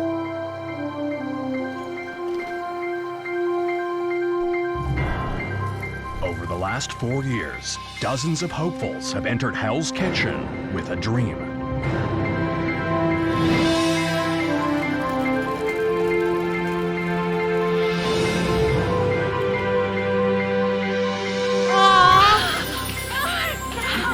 Trash Spaghetti Jen! Trash Spaghetti Jen! But to accomplish that dream, they would have to please Master Chef Gordon Ramsay. It was just about standards. I just want the best. And he would put them through hell. Tonight it has to happen. Fucking wake up or piss off. Dunking! I just want some food now. I don't know what to do. Some were lost from the start. I thought cold water was supposed to boil faster than hot water. What? Others were clumsy. Yeah, the VOD will be available. I've never felt so shitty. I want to go home. Goodbye. He was trying to get me to be, I guess, better than I am. Others just went crazy. You want to see crazy? This is fucking crazy. For some, the physical toll was too much. Untie on me now. Stress shut my body down. I won't be back. Oh my god, Aaron. Some even defied description. Oh my god. I can't believe I'm cracking up right now. Most of them would fail to meet Chef Ramsay's standards. I've had enough! Shut it down! Get out! Get out! But in the end, 4 great chefs would emerge. And Chef Ramsay I'm a very proud man. would change their lives forever. This year, in the biggest turnout ever, Spoilers! thousands of chefs from all over America tried out, hoping to fulfill their dream. 300 chefs were invited to Hell's Kitchen to meet their idol. Gordon Ramsay! I guess we just watched season 4. Nice to see you. How are you? But only 16 would be chosen. Lacey D'Angelo. Charlie McCain. Carol Scott. And given the opportunity of a lifetime, He's happy. this year's field is the strongest Hell's Kitchen. Wait, this is how they announce who's on the show? They have all the chefs there and then they just tell you like who made it? Has ever had. Denny Veltri. It includes an executive chef from Florida. I will dwarf everyone and make them look like they are nothing compared to me, this god of cooking. Ben hell yeah. That's it, then. An executive sous chef from Chicago. I come across as intense. I'm extremely passionate about food, more so than probably anyone else I know. Sweaty fucking hands. Florida, Pauline Lee. And even a culinary instructor from Nebraska. Very enthusiastic. I am older, but I don't think there's anyone out there that's gonna work harder than I do. This year, the winner will have the we have a coveted new position mother of of head 6? chef at the luxurious Borgata Hotel in Atlantic City. As for the chefs, this is by far the most competitive group ever. I'm ready for war. I am obviously the best cook on the team. Are you joking me? You couldn't cook my cock. And they will do anything This isn't just a game. I'm not your fucking husband. to get ahead. You really want to start something with me? Are you calling me a fat ass? Who's bleeding? Who's bleeding? And Chef Ramsay's expectations are higher than ever. Dirty pig. I cannot believe how shit you are. Oh God. What the fuck are you doing? You're all shit. Communicate. So get ready for the most intense, Snap out of it. Time to get out. I'm so fucking humiliated right now. most thrilling, Eyes on the prize. most amusing, I've never waited tables before. Couldn't hook my cock. most shocking Hell's Kitchen ever. Why do I need a barf bag? Quite simply, This is hell. That's the devil. So you better be careful. it's Why? the most amazing season ever on Hell's Kitchen. Why would you want your cock hooked?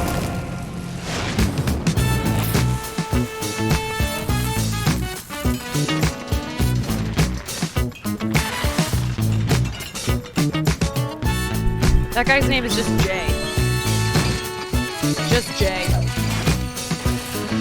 Penis music. Penis music. They know what the people want. They know we want the penis music.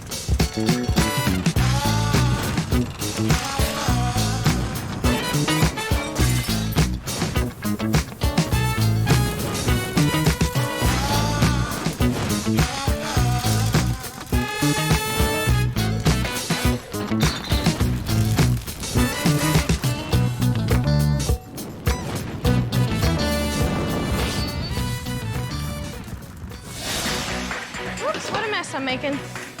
Immediately after being selected, the men's team and the women's team get right to work. Let's go. Preparing their signature dishes for Chef Ramsay. Chef Ramsay walked by me, and I kind of got goosebumpy, you know. But I'm actually into women. Hey, anyone else see some bacon coming through? Grab this. She went, but I'm actually gay. I haven't been able to find the domes. People probably look at me and be, oh, here's another pretty girl trying to be a cook.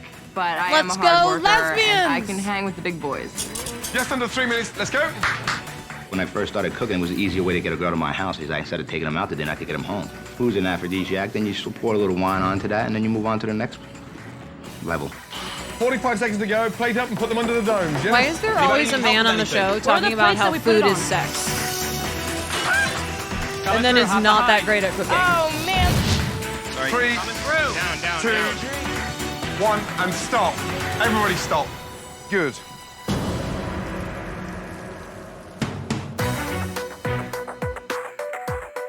I'm very anxious to taste your dishes. That gives me a first chance of getting to know a lot about each and every one of you. Chefs establish their reputations across the world on the back of their signature dishes. Okay, time to taste. Let's go. Holy fuck.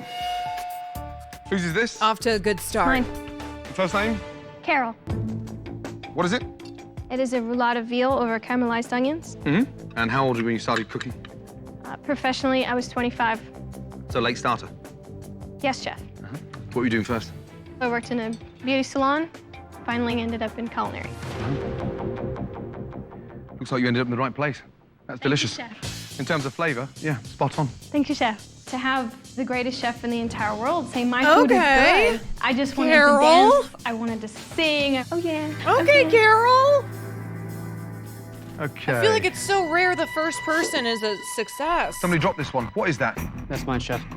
It is rabbit 2 ways. Braised rabbit and the grilled tenderloin. What's with the badge? It's my pride pin, sir. Your pride pin? That means I'm openly out, sir.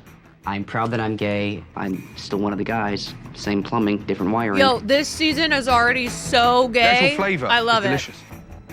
Presentation, 0. Messy, sloppy. Back in line. Oh, period. Next. Whose is this? It's my chef. Yep, step forward. What is it? It's a miso sake marinated Chilean sea bass. And how long have you been cooking? About 4 years, chef. I've been cooking for my family also, chef. My father has lived in the restaurant industry and he had no time for his children. I want to show my dad what I can do in the that's kitchen. so brutal. Yeah. On tasting that, it looks like you've been cooking for 15 years. Parent Cooked trauma. perfectly. Thank you, chef. Thank you. Oh my God, Where the did you start season's off cooking? to a much better start In already. my father's kitchen, chef. Have you cooked in that dish? No, I have not, chef. You should. Oh. Thank you, chef. It looks as if having thousands of chefs to choose from may be paying off with one of the most promising starts for a signature dish tasting ever. Holy fuck. Whose is the camel hoof? That's mine, chef. Right. Oh, you don't boy. do small portions, do you? No. You know, don't adjust your TV. Incoming I got a fat weight problem. comments. I know that. I don't care about that. That's not who I am. I'm the underdog, man. I'm Rocky Balboa. I'm ready to come out the box. What is it? Adrian! Potato and white truffle wrapped Chilean sea bass. And what's the sauce? It's like piss. Sorry for that, chef. The bass was cooked nicely. However, sauce, absolutely disgusting. The dish is clumsy, like you. Yes, sir. Back in line. They assume that I'm clumsy and an oaf, but I'm no Shrek. I'll bang it out. Hey, Fucking we move love on. That's what Shrek. I'm gonna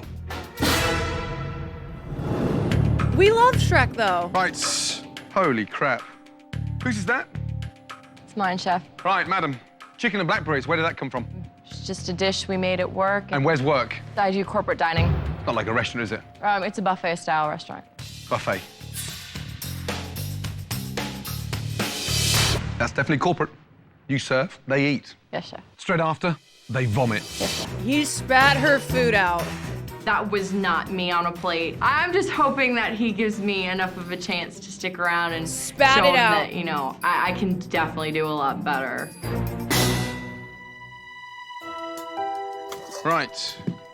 Grilled banana. That's mine, Chef. I'm a redneck. I like to hunt a lot, like duck or gators or whatever. No way, You know, the it's guy fun from Florida? Because then I get to bring that home and cook it. No way. And the name of the dish is what? Mahi gone bananas, Chef. It looks like you've gone slightly bananas. It's hideous. Back in line. Ramsey's definitely just looking for a rise out of me, which he's going to eventually get. So the idea came from where? I just pulled it out of my ass, sir. Put it back in there because it sucks.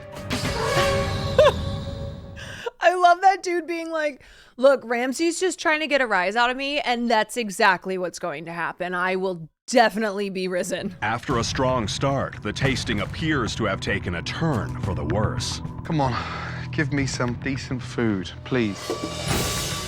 Next up, Executive Chef Giovanni. You must be the only executive chef Is in America everyone a that can't chef cook this rice. season? Followed by Prep Chef Charlie. Looks like a Ferris wheel. That is a joke. And Las Vegas line cook L.A. I may be from Glasgow, but I didn't expect to come and see a screwed up fish and chips. Her name is Terrible. L.A. Plus food court chef Jay. Hi, I'm That L.A. is an F. All fail to impress. Who's cooked the diapers? No diapers, sir. That's smoked chicken enchiladas with poblano cream sauce. My name is Colleen. Kareem. And I am Colleen. a mother of 6. Kareem. Colleen. It's like colon, What do you do sir? for a living? I am a culinary instructor. I own a recreational cooking school. And were you a trained chef before you set up the school? No, I am not a trained chef. So you're not a trained chef, yet you teach chefs to No cook. fucking How way. much do you charge? $300 per 3 to 4 hours. No. Right. What was the size of it? I feed big Nebraska boys. Would you like me to get you a bite? No, I'll bite it myself. Oh, he's gonna destroy her. Ah. Okay. You seriously charge $300 to teach people how to make that crap? Yes. No yes, chef. way. I feel like I need some plastic wrap on my ass. It was extremely difficult to stand there and to keep my mouth shut. I teach manners too, chef. Say it again. Okay, please. Miss Manners, fuck off back in line. Oh, While cooking instructor Colleen was clearly disappointing, Chef Ramsey is hoping that Colleen. recent culinary graduate Andrea will make the grade. In terms of flavor. Sorry, the narrator is so shady. They spent 10 seconds working on the pronunciation of her name, Colleen. Okay, it's ridiculous. Colleen. And their narrator just goes, well, Colleen. Oh, that shady bitch. It's spot on. Cafe cook from Texas, Coy. Tastes delicious and perfectly cooked. Thank you. And executive sous chef Paula Seasoned beautifully. Thank you. have established the women as the team to beat. But there are still 2 dishes from the men to taste. Looks like lamb chops on a bed of ratatouille. That's mine, chef. To be like Chef Ramsey is my dream. I've read his books. I visited his restaurant in Manhattan. I think we have very similar styles. How long have you been cooking? 15 years around. And what is it? That's cinnamon-crusted rack of lamb with a aubergine ratatouille. The ratatouille, what's in there? Tomatoes, onion, tomato sauce, tomato paste. How come the aubergine's so sweet? There's some honey. Honey in a ratatouille? Is that normal? No, chef. No, chef. That's the worst dish I've ever tasted. Oh, shit. The guy who said he and Gordon are similar. 15 years to cook that shit, and you're laughing. You can make history on being the fastest exit in Hell's Kitchen. And I'm fucking serious, you know that? Back in line. Oh, my God. Oh, my God. The quicker you understand how serious I am, the quicker you'll cook And you're better. laughing. I'll try harder next time, sir. I thought it looked all right. I think my presentation was good. I know it's a good dish. You think I'm but funny? I gotta prove to him that I can cook my ass off. Funny like a clown. Who's got the pretty duck? Sure. First name is? Ben, sir. Ben. From where? Chicago, Illinois. What I do, I'm very good at. Let's I've go trained Chicago! myself to become, you know, a machine in the kitchen. What is it? We have a pan-seared Pekin duck breast. Yeah. First impressions, nice. Attractive. And it tastes good. Thank you, chef. By far, the best dish on the men's team. Clearly. When chef said to me that I had the best dish from the men's team, I knew. And I'm a force to be reckoned with. Let's fucking go. Here's the news. Pekin, the person who wins Pekin Hell's duck. Kitchen this year will receive $250,000 Taking a peek at that duck. and a position as head chef in a brand new restaurant at the luxurious $1 billion Borgata Hotel and Casino in Atlantic City. All my boys that go to Atlantic City, they go to the Borgata. The Borgata is the shit. Yo, Your all restaurant my will be boys, in a month we at the some of the finest Borgata. restaurants in the world. Mina's there, Flay's there, Wolfgang Puck's there. And here's the scenario. One of you will be joining them. I will be next to those big boys. The prize is mine. That's mine. We are open tomorrow night.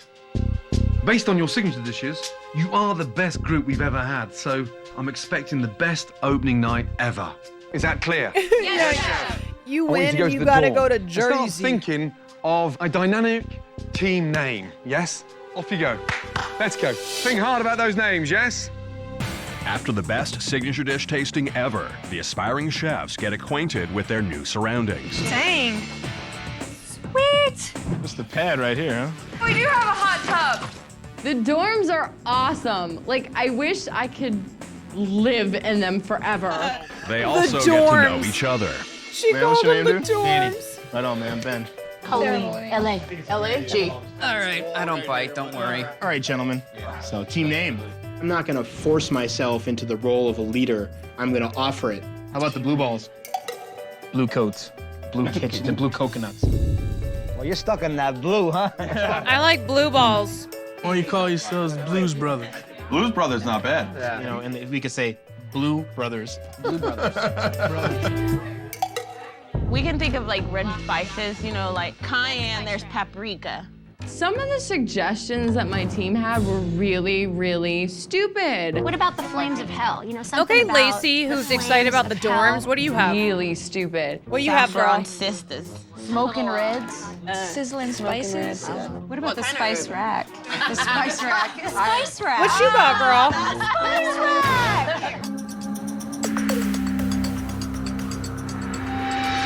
After a good night's sleep, the aspiring chefs are ready for a long day prepping for the grand reopening. Right, let's do this. But equally as important, they'll be using this time to assess their fellow teammates. It's all you and I. Let's go. LA and I'll take the garnish station. I'd rather kind of watch all the other stations before I do them, honestly, because I don't have line experience. Are you serious? Lacey's definitely not solid. What the hell am I supposed to do? She's not even close to ready for this. Does anybody have any ideas? Good God, I'm fucking dying here. Does I have anybody- 3 more ice cream snakes today. Does anybody have I don't any wanna do ideas this for shit me? anymore. I really don't. I don't know what to do. Oh, God, Lacey. That She's an looks like NPC. her. It's just very overwhelming. I quit, you guys. What the fuck, man? Lacey, Gotcha. what did she say? What's wrong with her? She's already done? Because I'm frustrated and pissed off. I need a moment to myself. Wait, I'm sorry. This is the girl who had a lot of opinions about the team names being stupid, but quits within the first 30 seconds. Of course, now I'm definitely the most hated and, you know, whatever. You think we should go check on Lacey? Lacey quit and walked out and left their team, and it was pathetic. She said I quit. Stick a fork in her. She's done. She doesn't have a lot of confidence. If you don't have faith in yourself, what the fuck makes you think we are? While the women continue watch without Lacey much make it to, like, regard top for Lacey, 3. the men have their own headache to deal with. Anybody see the chorizo back there? I've not actually worked in a restaurant before. Oh, it's good. So, Just checking. I'm gonna get into, yeah, what are you doing? Okay. I put my head down and try not to get in trouble because I'm going after that prize. Somebody see a strainer anywhere? Do we have whole heads of garlic? Chef, where would the chicken stock be? For the chicken? Seth, man, you gotta listen a little better. Seth's useless. He's done like 2 things since this morning. This guy's been dicking off peeling baby carrots for, 35 minutes. I mean, come on, let's go, guy. Will you show me one just I so thought you knew how. No, I know, but I just want to make sure that... Hey, listen, man. Pay attention. Seriously. All right, we've already introduced our characters who are the weaklings of the I'm just trying episode. to clear my head as quickly as possible to show my team that I'm here for them. I just gotta shrug it off. After a quick timeout, Lacey decides to get back to work. Gonna be all right, Lacey. I know. Lacey quit today. Once she walked out of the kitchen, we could have somebody here that could be an asset to our team, and instead we got an ass. Okay, guys, come over, please. Okay, ladies, let's go. Ladies. Yes, Chef. Team name. I love her. Just going, I don't know what I'm doing, I'm leaving. No, Chef. Who's not happy with saffron? What did you want, Colleen, as a name? Spice rack. I like that. Not everyone wanted spice rack because not everyone had the spice rack. So I think I made him blush. Okay, boys, team name. Lacey's back. The Blues Brothers. I like that. Now, 16 in a brigade. That's way too many. I want 2 volunteers. Giovanni, tonight you're a waiter. Yes, chef. I wasn't too happy becoming a waiter, but I'm confident I can do this and I'm ready to go. Carol, Yes, Chef. you're in the dining room with Giovanni. Thank you, Chef. I'm a cook. I'm not a server. So it's going to be really hard for me to show Chef Ramsay what I've got. Yeah, but at least you know Johnny. you're safe Yes, to the chef. next I do round. not I would want take a it. complaint of a 12-inch ginger pubic hair in someone's creme brulee. You got it, chef. Upstairs the dorm now, and yeah, You got it, chef. snip now. Yeah. He's trying to get a rise out of me, and I'm not going to give him that satisfaction. It's just Oh little my hair on God, my he just face said and ginger it's pubic all gravy, hair. baby. So the rest of you get on your sections, get set up, yes? We're opening in 5 minutes, yes? Let's go. While Charlie cleans up and Jean-Philippe briefs his new waitstaff, everyone is helping each other out, except Lacey. Come over here and help me with this Classic. souffle. You had all day to fucking get the souffle started. You could have had this shit done a long time ago. Boy, I'm not gonna take your fucking shit. I don't care whose shit you take, but you need to help me with this stuff. I was gonna help you until you're being Go such a ahead. bitch. Go ahead. Fuck you, dude. If I get kicked off because of you, I swear to God I'm coming after you, Lacey. I'm gonna kill you. Hey, did you guys hear that? She threatened me. Oh my God. If something happens to me, we know who did it. Yeah, Lacey if something has been happens to you, you fucking deserve off it. all fucking days, whining and fucking complaining. Yeah, you deserve it. Every single body station is set up except for hers. Just keep it together, Lacey. We need you here right now. We really, really do. I knew this was gonna happen. I'm just so sick of stupid bitches. Every time I work in a kitchen with women. How dare you sit up here and say that shit? Okay. What's the matter? This station is fucked. I love when a dumb bitch is like, I hate dumb bitches. It's like, you have looked in a mirror, haven't you? Come on, Coy. Don't say a fucking thing. I come over here, there's nothing fucking done, Chef. Okay, Nothing. okay. Now why don't you Right. tell them how you threatened me? Oh, wait, right. I'm just about to open the doors, okay? Don't panic. I'm not asking you two to be lovers, okay? Absolutely. Calm down, Let get him a grip, cook. and show me some form of composure, yes? Yes, sir. Oh, my God. Jean-Philippe, open Hell's Kitchen. Quickly. Yes? Fish thinks it's a Well, there's a Facebook fight in comment here. section. Yeah, I'd be like, why are you here? Why are you on this show? You quit within 10 seconds. Yo, where's Marianne? Coming off the best signature dish tasting in the history of Hell's Kitchen, Chef Ramsay has high hopes for opening night. Good luck, yes? And tonight, the customers' first impressions of both kitchens will come from their waiters, Giovanni and Carol. I just want to say welcome to Hell's Kitchen. You have a special, baby? The whole menu is special. Okay. What is it? It's, Is that something baked? yes, I believe No it is. way. I'm not really sure. Ooh, hi. Why are you panicking? Why? Because I'm not a waiter. I'm not a good No waiter. way. Yeah, but listen, you're representing your team. You can't let them down tonight. Yes, yes, sir. While Giovanni struggles with the menu, Carol gives JP's the like, Red Kitchen I their know what first order. polenta is. Ladies, appetizers, one spaghetti and lobster, one scallops. Entree, one salmon, one John Dory. Salmon temperature requested medium. Hello?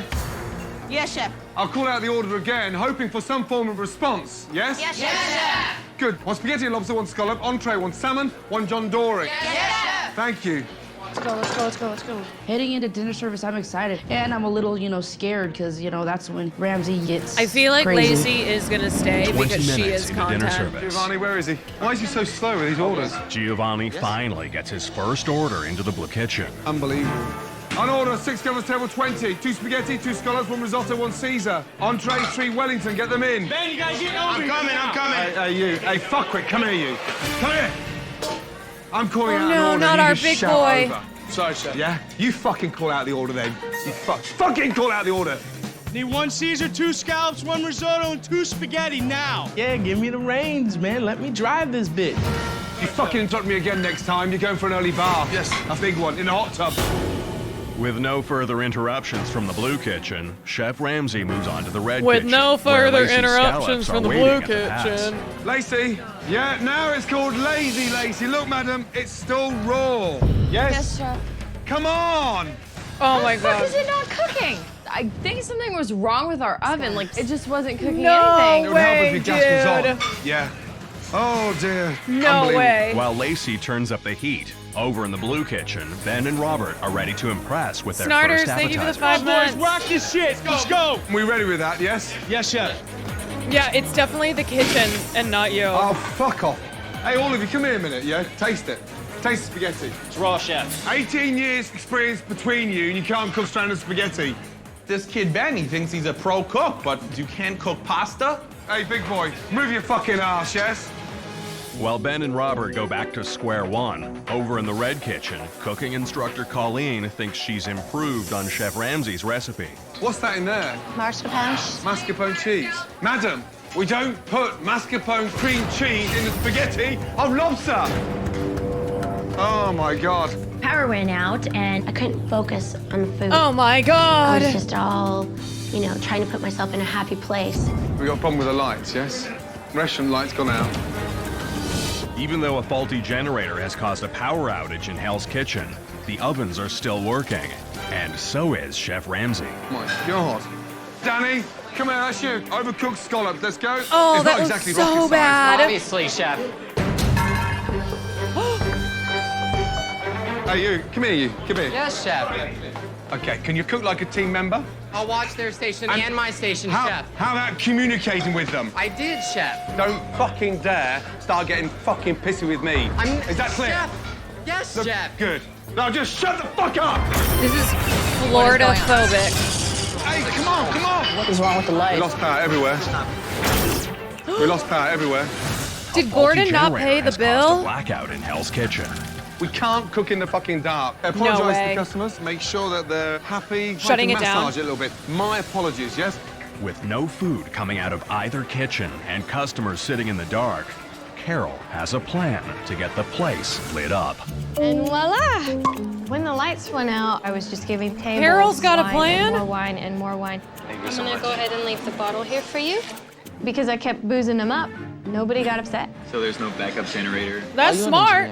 No. Because we could use a very good one now. Entrepreneur, if you need it. While Jean-Philippe looks for a little help in the dining room, back in the blue kitchen, this Robert unscripted? is taking charge. Just bite your tongue. I wasn't talking back. I was That just... shit's in the past. Move on from it. I got a big mouth. I'm surprised Ramsay didn't fucking pull me out of the line and fucking axe me. Okay, new start. So let's go. Oh, that's You probably understand? coming, but that's Danny probably just coming. needs to learn to shut up. This blackout is a blessing right now, so take it as it is. 20 minutes after the blackout, Yeah, power is Carol finally gives away like restored, $10,000 along with the worth hope of free wine. salvaging dinner service. Now, put that really bad start behind us, shall we? Yes? Yes, And let's chef. just concentrate and get your shit together. Let's go, yes? Chef. Good news, guys. The kitchen's open again. We have no more pans, guys. Where's the other spaghetti? Waiting on pasta, chef. Oh my god, where's Chris? Where's Josh Hey, making the madam, pasta come when you here, need come him? here, Come here, come here. You're starting a fresh one in a dirty pan. Yes, chef. Oh. The pan had already been used and I didn't have a chance to wipe it. I felt like an idiot. You teach people how to cook. He hates that she charges so much. Look. Pan. Thank you. Pan. Pan. You were gonna start a fresh spaghetti in a dirty pan. And you charge Holy $300 to $400. While Colleen tries to clean up her act, over in the blue kitchen, Ben and Robert finally have their act together. Let's go. And are quickly sending appetizers out and into the trusty hands of Giovanni. Giovanni? Yeah, do you remember? No. You don't remember what the customer ordered? Giovanni! It's embarrassing, yes. I was unorganized, I was flustered. I'm not a waiter. I'm not. It's as simple as that. She had the risotto, you had the scallops? All right, that was not even close. Sorry. Yeah, but Gio, come on, man. It's 2 hours into dinner service. Lamb up. And the blue team is moving on to their entrees. Garnish for your lamb coming up right now. Seth and Jay are ready with their lamb. All the dishes missing is Will's garnish. All right, I'm ready. Oh, Will. Just before you bring them to me, what are they? Those are the gnocchis. I'm cheering for Will because his name is Will You with actually one think we're L. gonna send them? I'm not sending those. And he's gay. Unbelievable. Will, don't give up. First of all, Come on, Will. Will's burned gnocchi has put the blue team behind. Meanwhile, over in the red kitchen, Colleen One is L working Will. on getting ahead. Spaghettis, taste them. Make sure there's not too much chili in it. Colleen, are these your pupils now? You're talking to them like your cookery school. You want $300? Why have we got so much spaghetti going? How long does it take to cook spaghetti? It's been taking a long time, but No, it's that you're not cooking it properly. If there wasn't so much fucking spaghetti in there, it'd cook quicker. Yes, chef. Oh, for fuck's sake, look at it all. And there's more down here as well. You put it in the bin. No wonder you're fucking confused. I am a lot older than most of these kids, so I'm not quite as nervous about criticism. I'll take it, you know? That's just the way it is. Honey, this is a Can I have competition one show. spaghetti away. Yes, chef. Yes, chef. As Colleen gets schooled in spaghetti, Seth is hoping to score high marks with his first entree. Why is it all fucking mangled? Because he didn't have it ready, and then he sliced it and seared all the chops. We got Hey, trash Forrest, spaghetti come here, round 2. Ramsey keeps calling me Forrest, as in Forrest Gump. I think it's a great name. You didn't cook it properly temperature-wise, so you decided to buckle it and bastardize it. Now you're really having a laugh, yeah? Man, this poor lamb chop just got charred. No excuse for that first lamb. Would you get excited come and eat that shit? No, dude, that's not supposed to be a great name. Listen, I screwed up the lamb, but at the end of service, Gordon and I will be like peas and carrots once again.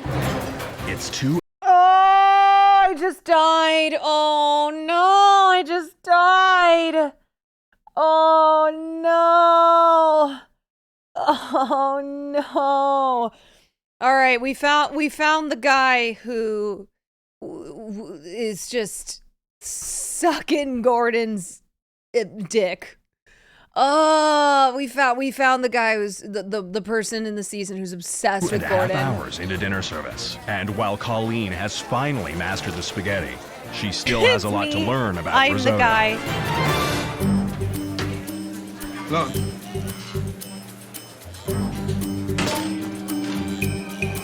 Hey. Yes, chef. Hey. Yes, I think it's over for Colleen. He is so dramatic. That's a risotto. That, quite frankly, is the worst risotto I've ever tasted in my entire cooking career. Why is it so sweet? Who put sugar in there? I grabbed this. I thought that was salt. Are you fucking kidding me? Colleen, it's over. That It's over. is shit. You're gonna have to change your name to Colleen. My God. Back in the blue kitchen, the men have stalled on their entrees. Mashed potatoes. Fuck. What are you doing, Will? Sorry, chef. I Come don't on, know. Will. It's very hot. We got a cold sizzle.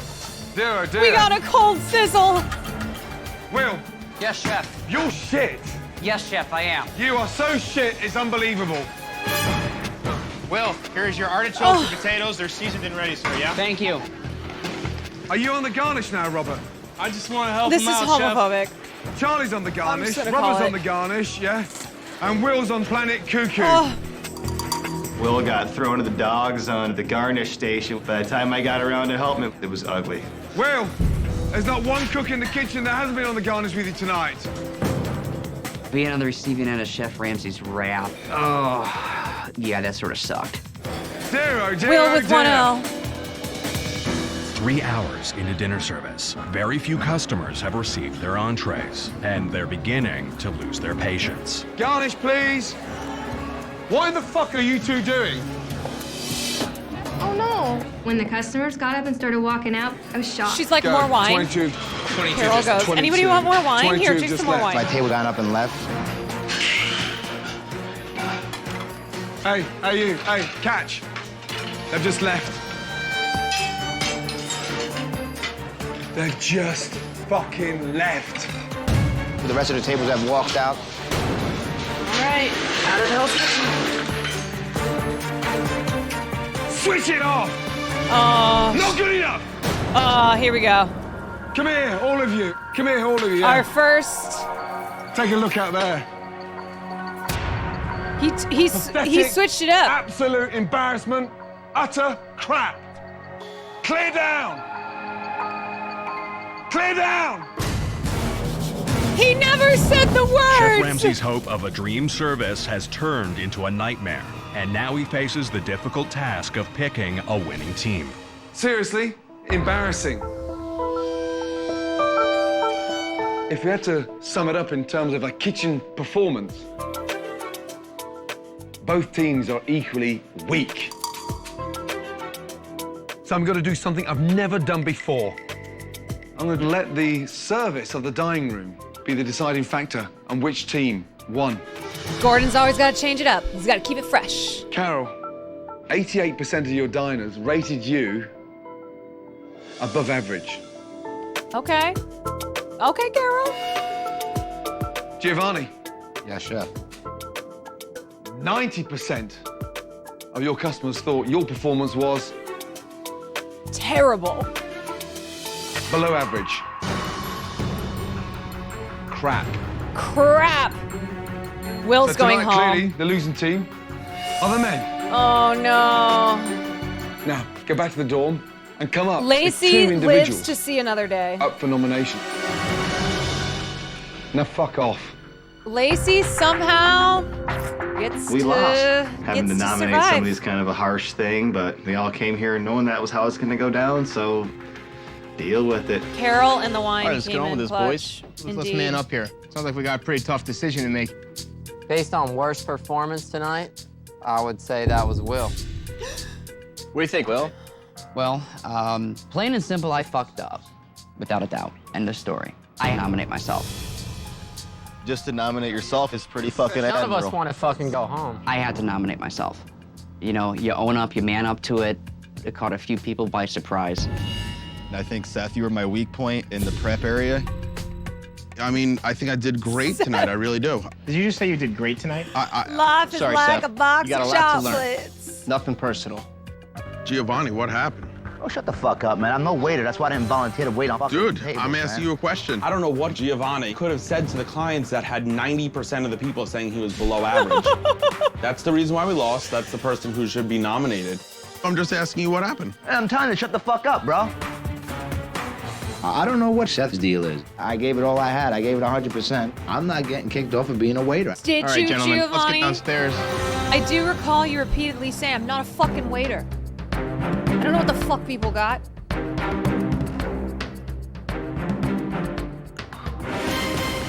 Gentlemen, have you Will reached is your toast. decision? Yes, chef. Seth, first nominee, and why? Will is toast. Will is the first nominee. He was on the garnish, and obviously it did not go smoothly for him whatsoever. The team's second nominee, and why? That is myself. Why? You know what? I don't know. I mean, obviously they have their own opinions. Okay. You're the second nominee. Yes, sir. That is not correct, chef. Seth is the first nominee. Will would be the second. Oh, shit. Oh, Jesus. Here we go. Ben, how do you feel about that? A guy like Seth, he simply just doesn't give a shit about what we're doing here. Oh! You. Will's got the heart that he wants to be here, and he still wants to fight for this. I'm willing to put my confidence in Will than depend on somebody The that dudes doesn't are give a riding shit for about Will. us. Are you willing to come up in place of Will? I'm willing to come up in place of Will. Oh my God, solidarity. But I respect the fact that Will nominated himself right from the jump. So Will nominated himself. Is he stupid or honest? I think he's stupid. No offense at all, but Oh my God. I mean, I wouldn't want to nominate myself. No offense, but you just called him stupid. Seth, Will, step forward, please. Oh, Seth has gotta go. Seth has gotta go. Seth. Mr. I'm just Why like should you Gordon. stay in Hell's Kitchen? You know, these guys have known me for 24 hours, and they're telling me that I don't have the heart. Bullshit. I know what you expect. I went to your restaurant, I've read your books, I know who you are. I'm just asking you to give me the opportunity to show you who I am, and I hope you see that, Chef. Will. Yes, Chef. Why should you stay in Hell's Kitchen? I want to undo the damage that I've done tonight. You saw me at Come my on, worst. Will, I'm rooting. I want to change that. Two very honest pleas. And my first tough decision. No, don't you dare. Don't What you are dare, you doing, Gordon. Will? Don't you fucking Sorry, dare. Chef. I don't know, and this. You're shit. Yes, Chef, I am. He's gonna get rid of Will. I know it. Hey, Forrest. He's now you're really he's having a not in laugh, LA. yeah? Would you get excited come and eat that shit? Absolutely not. The person leaving Hell's Kitchen.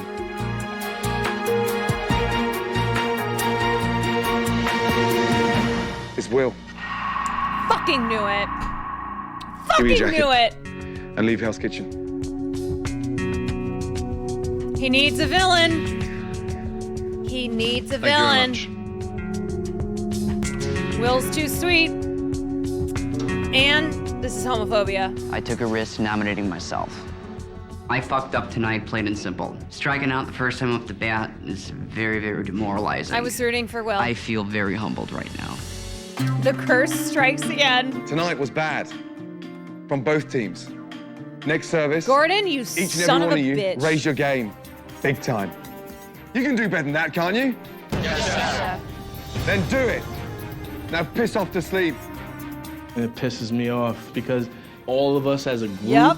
wanted Seth to And go. all of us watching wanted him to go. I'm still here, whether the team likes it or not. But that content. restaurant is still mine, and I don't care what they say. They can piss off. For never working on a line, I think I did pretty damn good, and anybody that wants to say otherwise can just kiss my ass. I found it quite strange that Will didn't even have the will to succeed. He clearly didn't belong in Hell's Kitchen. No, Gordon, you piece of shit. Gordon, you piece of shit. You chose content. Next time on Hell's Kitchen. Will was a sweet The boy. chefs put their bodies on the line. Oh, God. And for one chef, it has consequences. Hurt really bad. Then, at dinner service, another Dude, chef breaks also, the Lacey rules. literally quit. You What gotta are you be talking kidding about? me, dude. And another pushes Chef Ramsay to the breaking point. Oh my God! Fucking raw! He doesn't have to get 2 inches away from my face. Get out! If I was the chef, I'd be a little scared. When it comes time to send someone home, You guys- My decision is, you're guaranteed to see something you've never seen before. my God.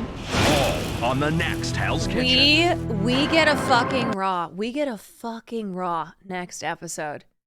Next episode, we get a fucking raw, but we're not gonna watch it tonight because it's time to do some No Pixel!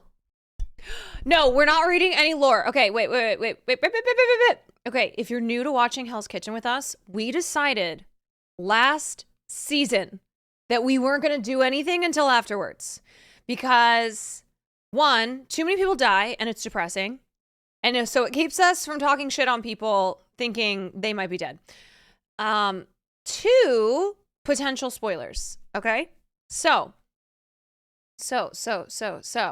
Any and all lore will wait till after the season. Okay? All right. Now it is time. It's time. It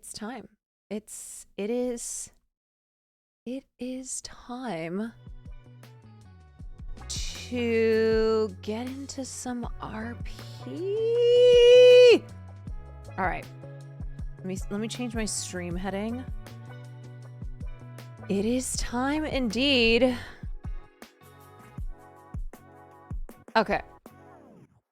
Last time Yeah, last time I RP'd, which was for about 45 minutes, and it was the first time, I put James Marco St. Marco accidentally in the hospital.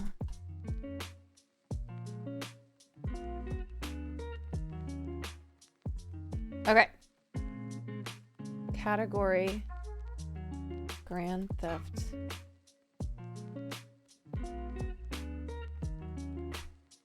Grand Theft Auto 5. Okay.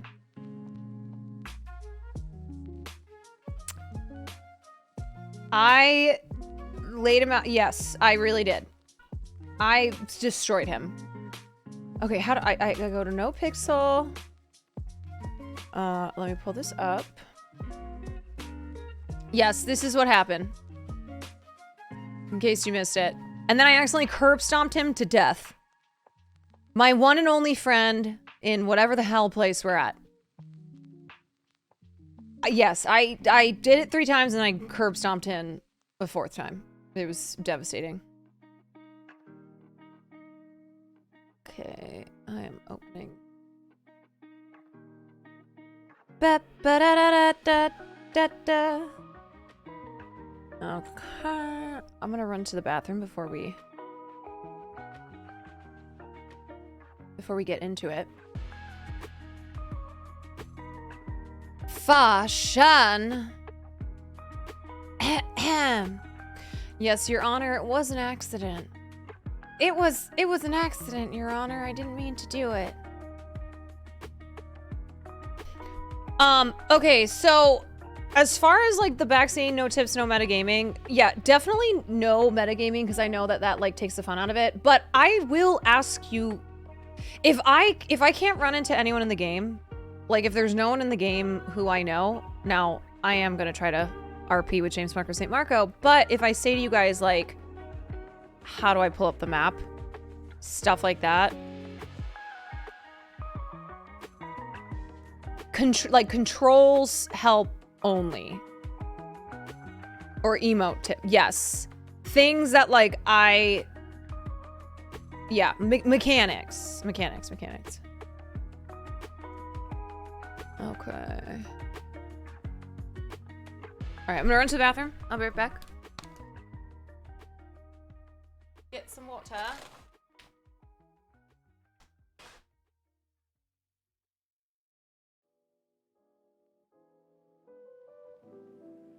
Listen to them. Children of the night. What music they make.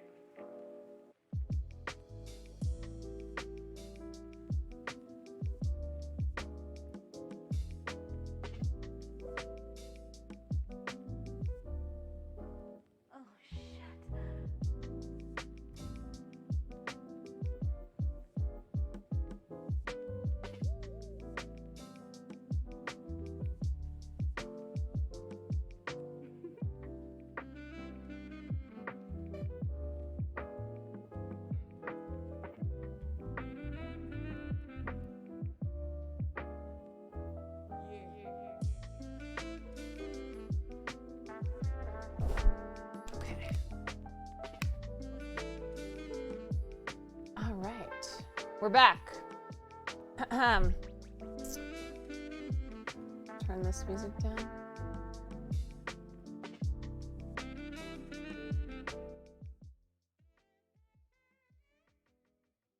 Okay. SHUN got her boobs done. Wouldn't be the first time, darling. Spawn. Now, I did change SHUN's outfit. Because I really wasn't feeling... I think this is where I want to spawn. Will told me that I want to spawn here. Let's see. Change this. It's a little bit smaller. Okay, why is this... Why? Why are you not working? Yes, there we go. There we go.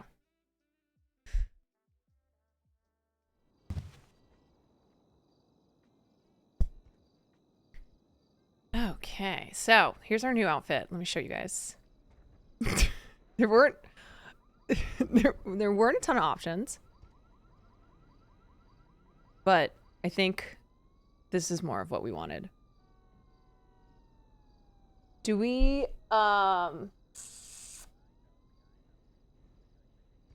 do we need to turn off TTS? Oh, is that something that you're supposed to do? Is that like a thing that should not happen during,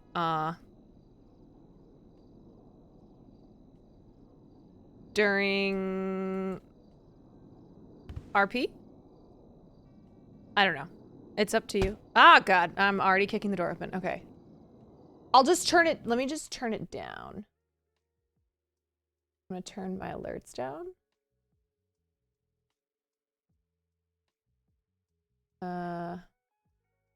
Okay, I think that will... I'll just turn it down. Okay. Now.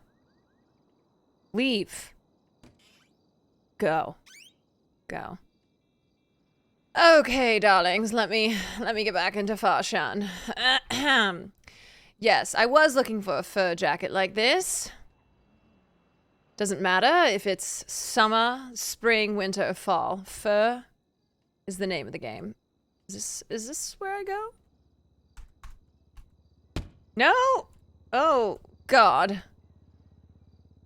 How the fuck? Okay. Okay. Guess the fire exit. The dramatic exit. Okay. All right. Oh, sorry. Excuse me. Excuse me. Was that an NPC? I don't even know. I don't know. I talked to everybody. Wait, 10 minutes until... Okay. Only know what your character knows. Oh, God. Why is everybody running to get back into this hellhole? Now, unfortunately, this is the only type of apartment that I can afford these days. Because I cannot believe that I'm actually saying these words. I am... I am... broke. Okay, now, let me check my map, which I remember... here. Now, how do I get to that... How do I can't afford the Pokemon cookies, no. No. In fact, well, I spent my last dollars on those cookies. Okay, I want to go to the burger place. So, let me remember... food? No. Oh my God. I know, I need to find this place.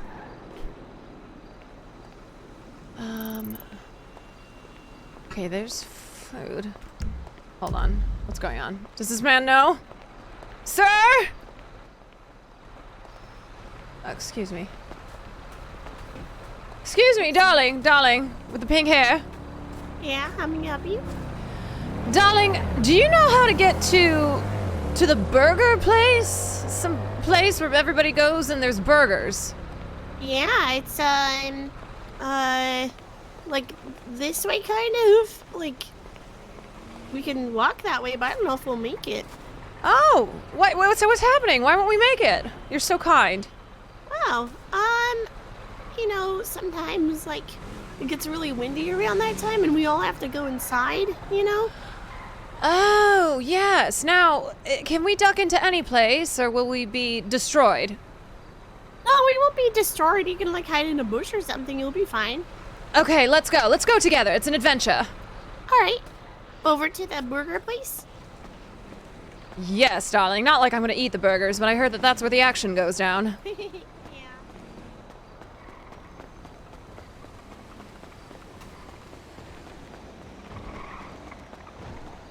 Oh, if we don't make it, if you look at your GPS, it's the big S on the GPS. Now, darling, how do I look at my GPS? Oh, jeez. Yeah, you can look at it through your phone, you know. You go into your phone and press the escape button. Oh, indeed. I forgot I have one of those. Okay, so if I were to go into my phone...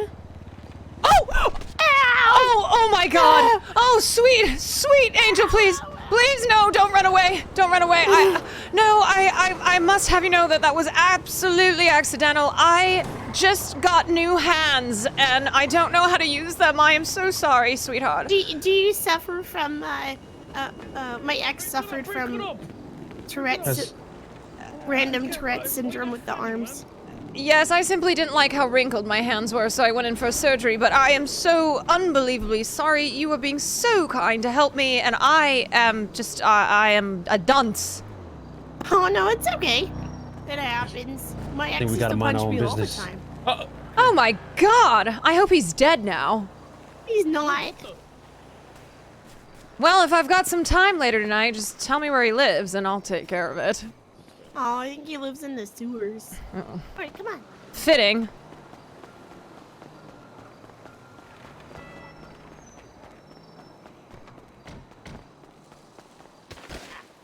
Oh! Oh! Oh god! Money? Oh!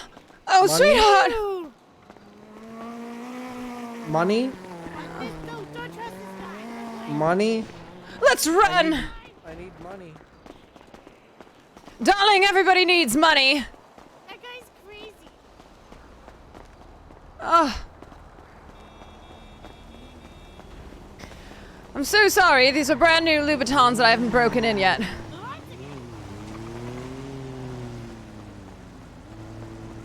Oh my god, I've got to stop accidentally punching people. It's a disaster. I fucked up her sense of balance. She's so kind.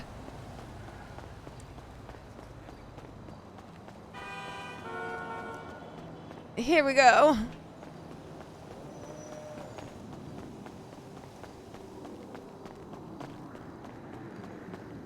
I know. Look, SHUN does love to punch people in the face, okay? Man, woman, child, it doesn't matter, but I try to avoid punching people who are helpful.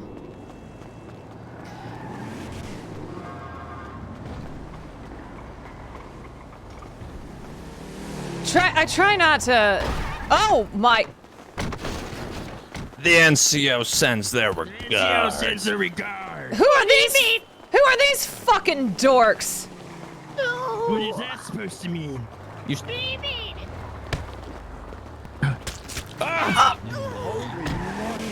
What? Said it to you.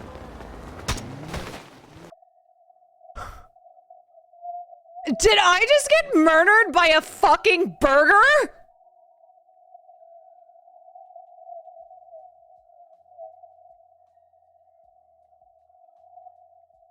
I just got murdered by a slab of beef? By a fucking dork?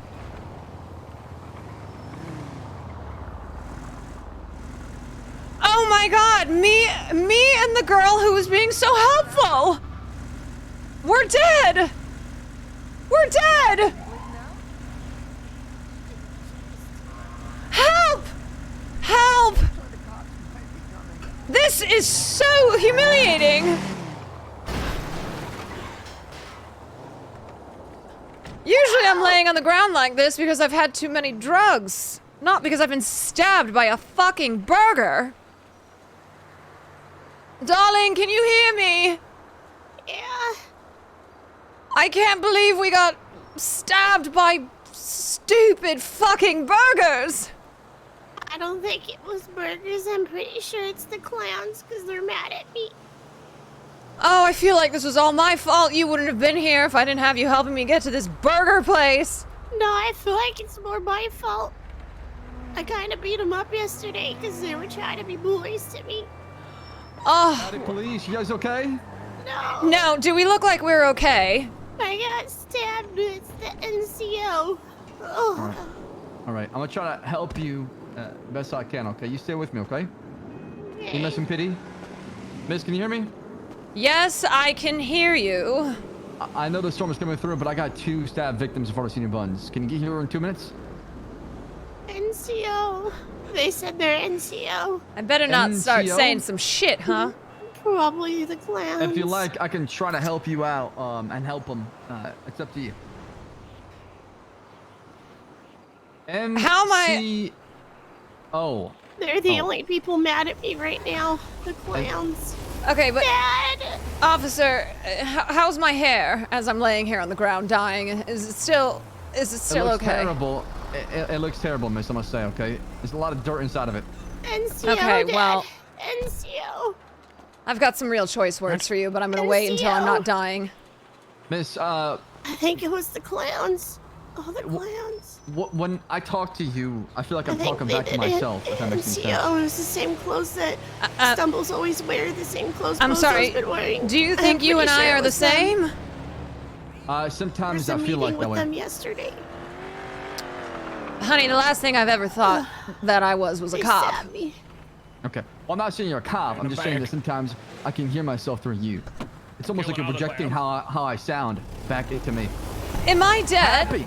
Echo. Sorry. I understand. I'm fine. I'm sorry. That must have been stabbed in the brain. Hold on. I hope not, because that would cause your death. Mic problem. Shh. Open mic. EMS deploy! There's a storm coming, okay? They missing to help you. I gotta run back and take shelter as well, okay? Wait, are you leaving? EMS, we should just grab them and throw them in the car. The storm is coming. Clowns. How do I fix my audio? Okay. I'm running. Let me just take a look here. I'm going to help you to your feet. I just want you to put your arm around my neck. I'm going to see if we can get you in the back of the bus. I can't move any arms. What? How do I get up? I'm incapacitated again? This is terrible. Oh, she's helping me right now. Oh, well, at least she's not that. Good night. Good night. These EMTs are kind of baddies, I will say. There's a storm coming, Mr. Wayne. All right. I got fucking murdered. Oh. What happened? I don't know. Tsunami just happened. I got fucking shanked. What do I do now?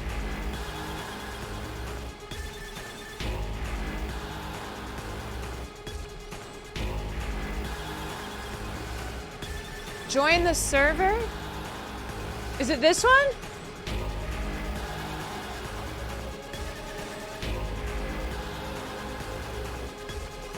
No. It's this?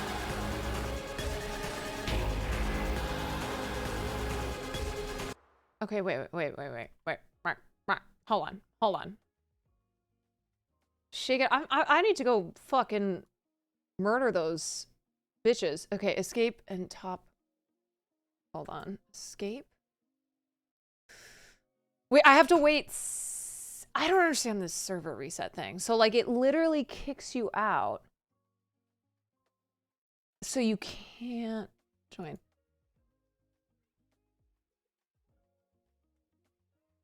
Okay. Red Frost, thank you for the gifted. In game. Okay. I can't connect. Wait, why is it saying it's private? I know, that's what I was a part of.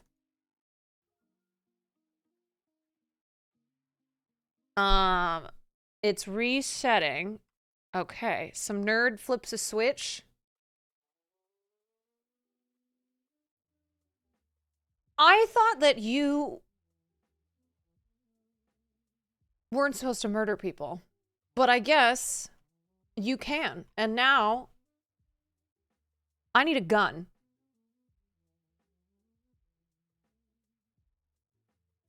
Just every 2 minutes. Yeah, I mean, look, I'm fine. It just says offline right now. I'm fine trying to wait. How do I get a gun? Can you get a gun?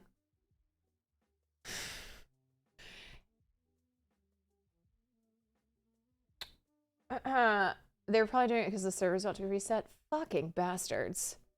Fucking bastards! Okay, well... Let me figure... What's the mic thing? I know. I do need... Maybe I gotta go work at that burger place so I can buy a gun. You would have been taken to the hospital. You don't die? Oh. Okay, why is my mic... Let me see what setting this is on. Nope, it's on chat. It should be fine. Is that something that just happens all the time? I know, those bastards killed SHUN.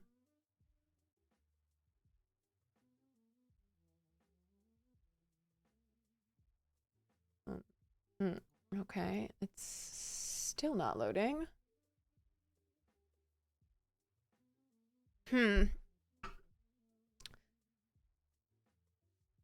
So permadeath. Okay, why can I not? There's Spain, there's public, and there's... Oh, it keeps saying this server is private. I wonder if I should... Should I just keep waiting, or should I... Do I have to restart? Willie?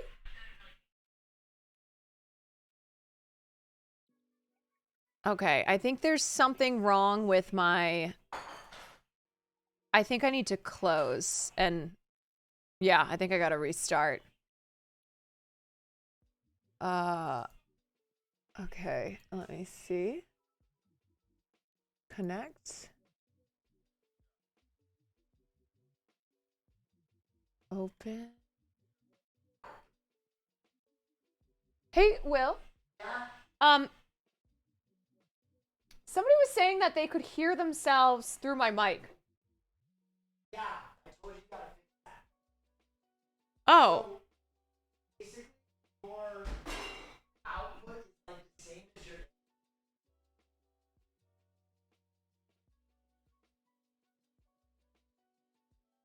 It's broadcasting what you're... Just change your output. In the game? Yeah, in the game. Voice chat. In voice chat settings. Okay. All right. Well, I'm pulling this back up.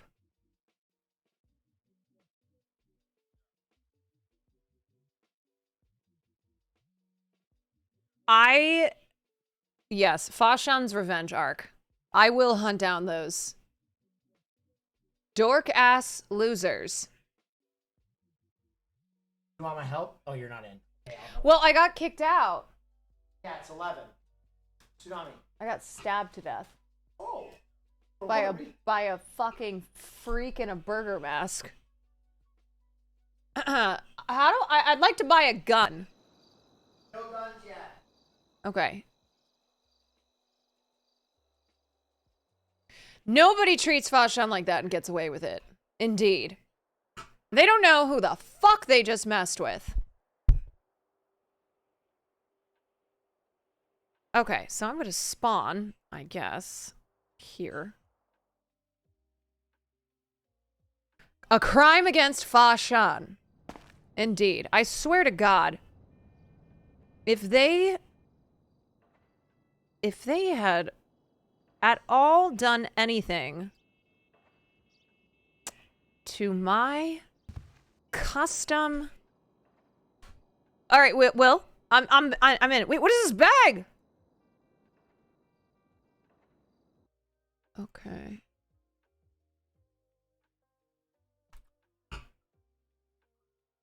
All right. All right. Pick up? Is this a gun? It's a mask?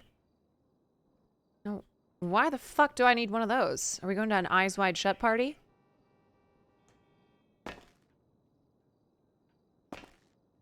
Okay. So, I need to fix...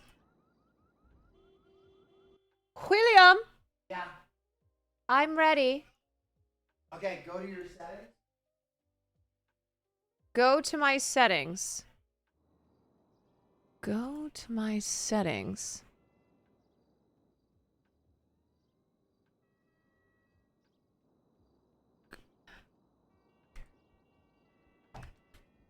go to my settings.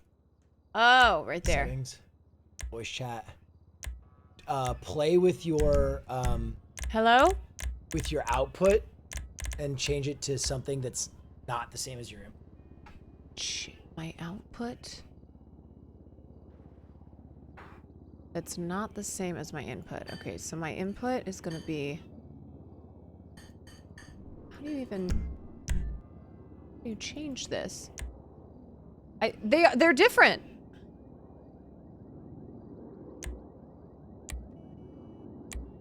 Hello? Hello? Hello?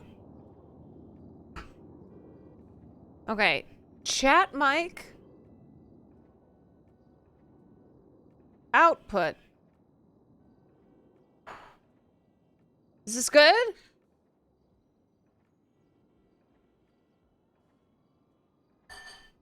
No? Push to talk. Hello? Hello? Hello? Your output is good. Your input... Aren't these different? Okay. Hello? Hello? Digital audio. Sample. Chat mic. Output, input is same mic name? No, these are different. Oh, wait. Oh, I see. Oh. Okay. Hello, hello? So that should be good. Turn down SFX and music. Okay.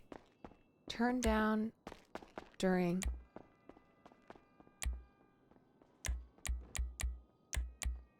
Okay. Now these are different, right? Microphone volume. Hello. Okay. No, they aren't. Red Frost, thank you for the bits. Wait, these are different now. Digital audio interface and system. Right, see? Because that's the same thing. Digital audio interface. Yes, yes. Yes, okay. All right. Good God. I'm not gonna be able to seek my revenge right now. But god damn it, do I want my revenge arc. God damn it. Ugh. They don't know who they fucking pissed off. They just crossed the wrong bitch. Maybe I can turn one of these Valentino boots into a shank.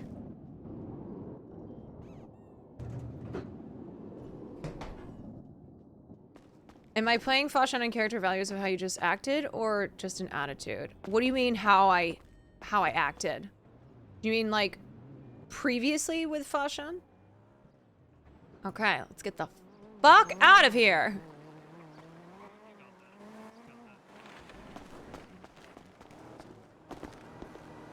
My friend.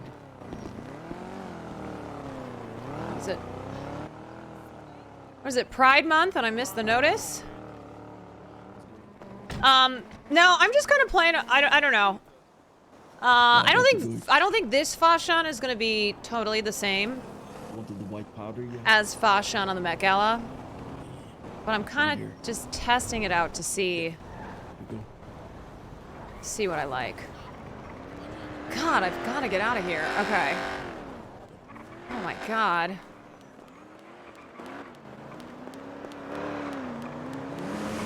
Now, how do I get an ass like that? Oh my God! She's not even phased.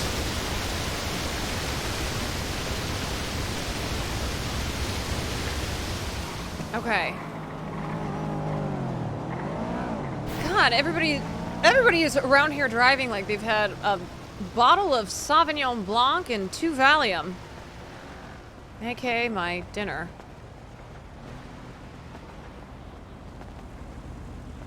Okay. How do I... That's GTA for you. Now, How do you... Oh, there we go. Okay. Alright, I'm gonna make my way over... Ammunition?! Oh, but hunting and fishing goods. God damn it, I need to get a gun. Maybe I can settle for a knife. Something sexy. Excuse me. Yeah. That's what we call a girl dinner. A dinner of champions. Oh, lordy.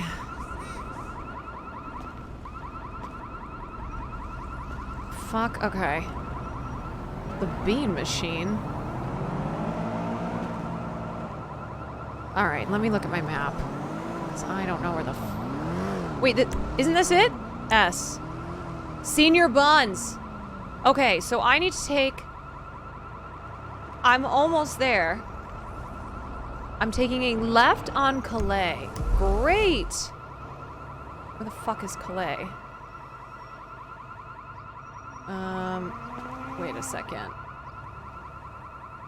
I think it's up this way. Right? Okay.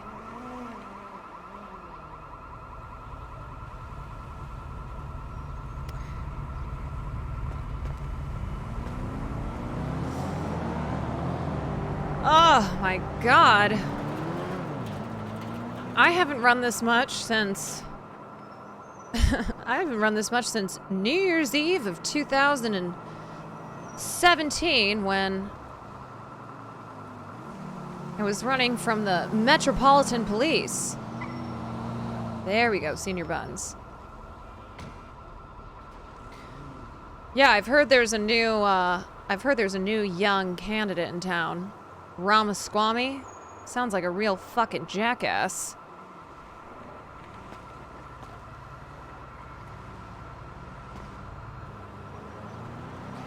Alright, darling, so here's the deal.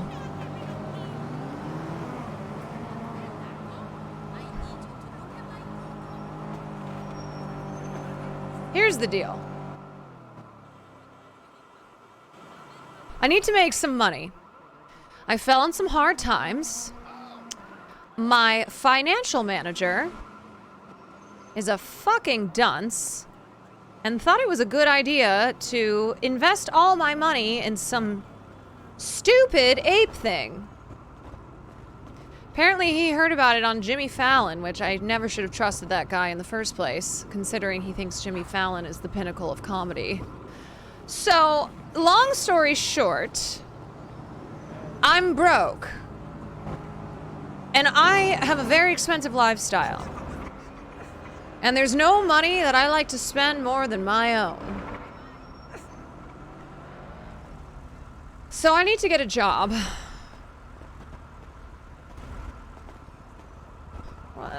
What is this? Everyone's just standing around? Does nobody want to get off their ass and work anymore? Now, is there... For rent boobs? Who's renting boobs? Can I take your order? Oh. Okay, let me see. A bun, please. Yes, one bun. Would you like anything else? A bun. How much are the fries? The fries? Yeah, how much are they?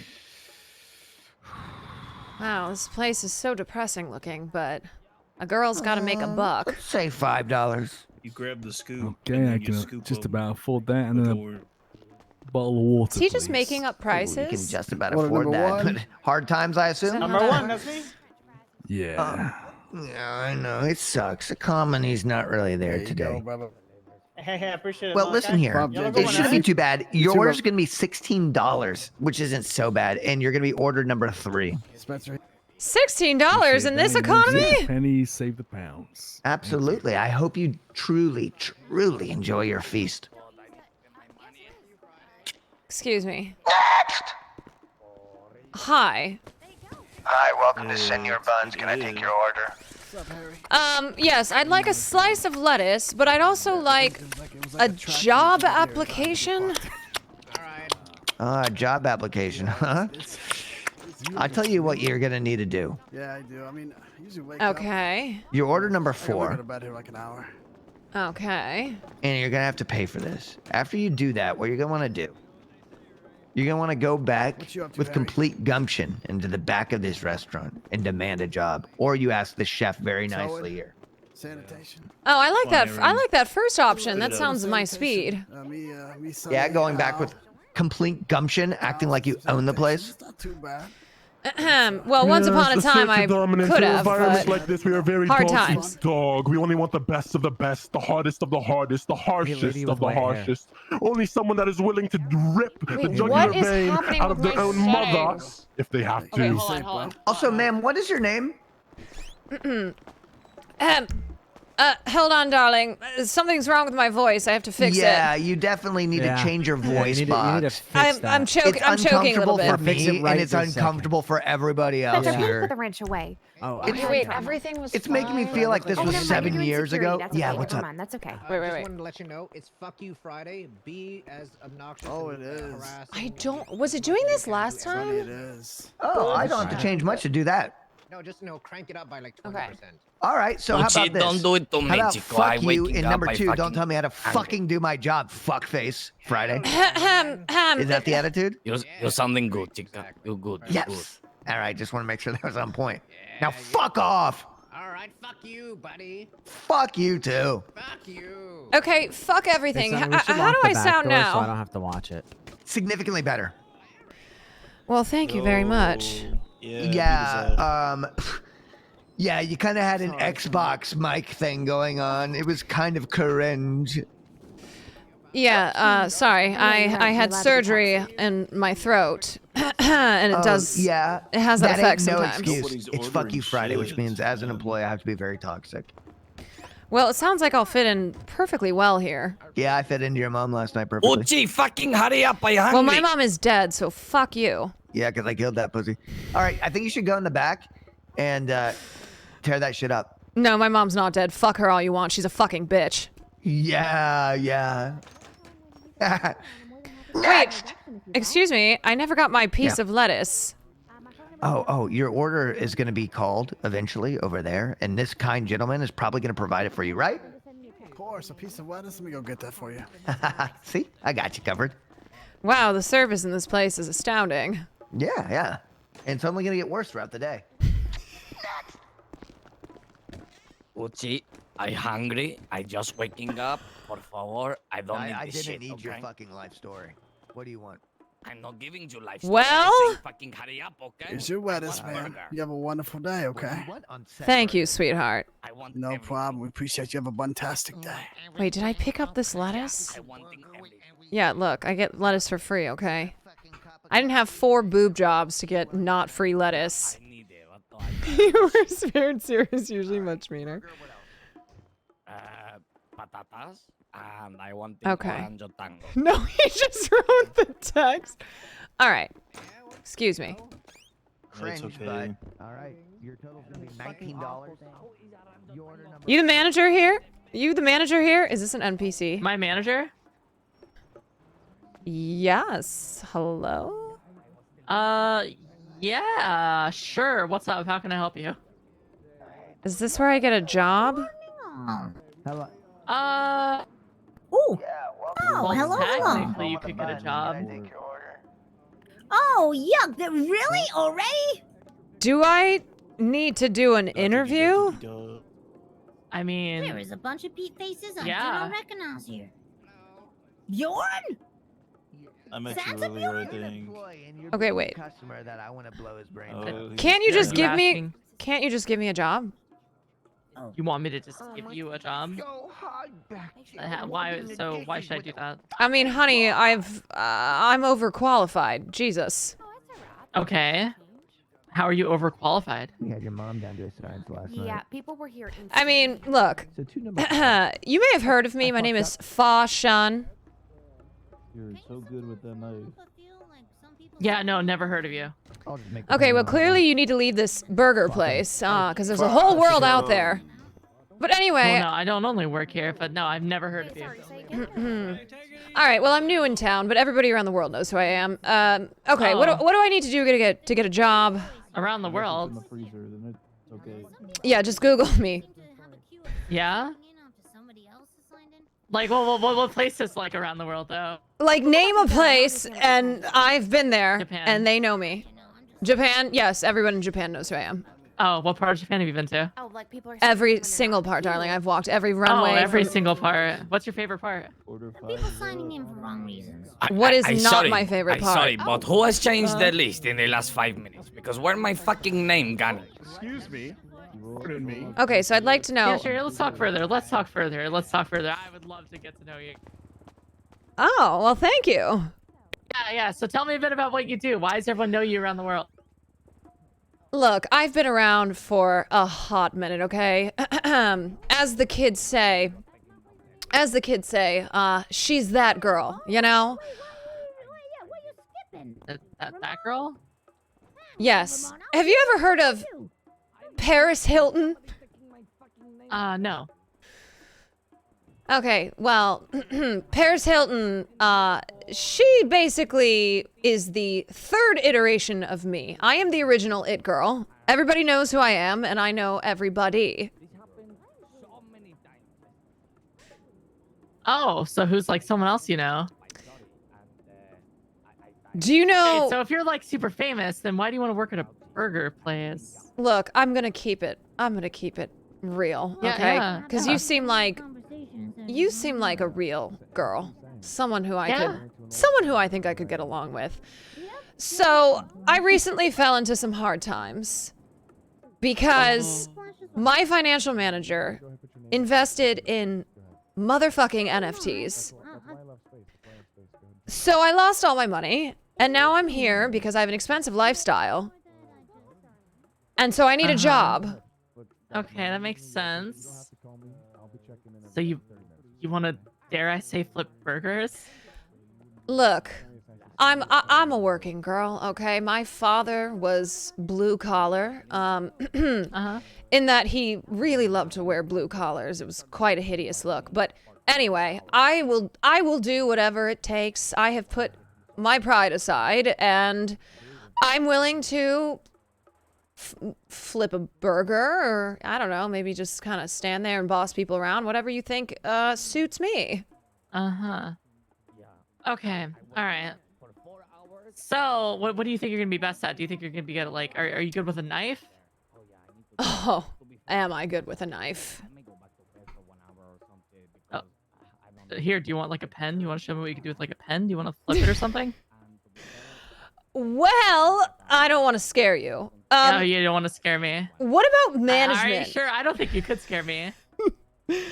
You know, your scariest impression. You certainly don't look like a girl who is scared. You want to know my scariest impression? Yes. Okay, here's my scariest impression. Okay. Maybe I want sanitation or something. I don't know.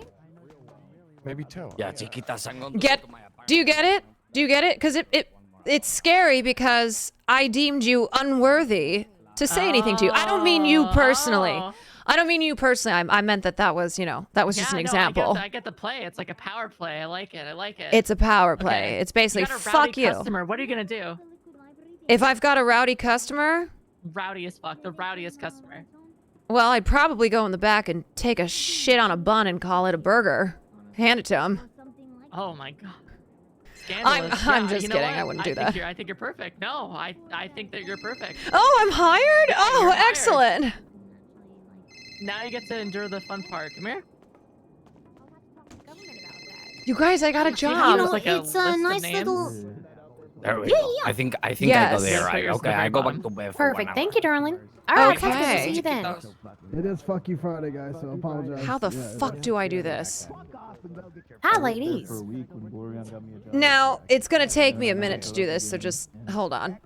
Yeah, you I got can do it. it for Don't you, worry. sweetheart. What's your name? Oh!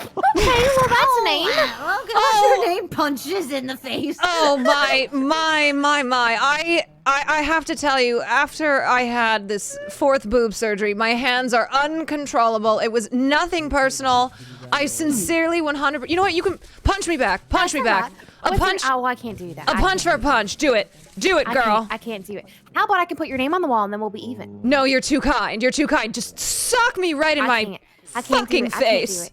She's very pacifist. pacifist. F you Friday. You gotta can work say here, that. man.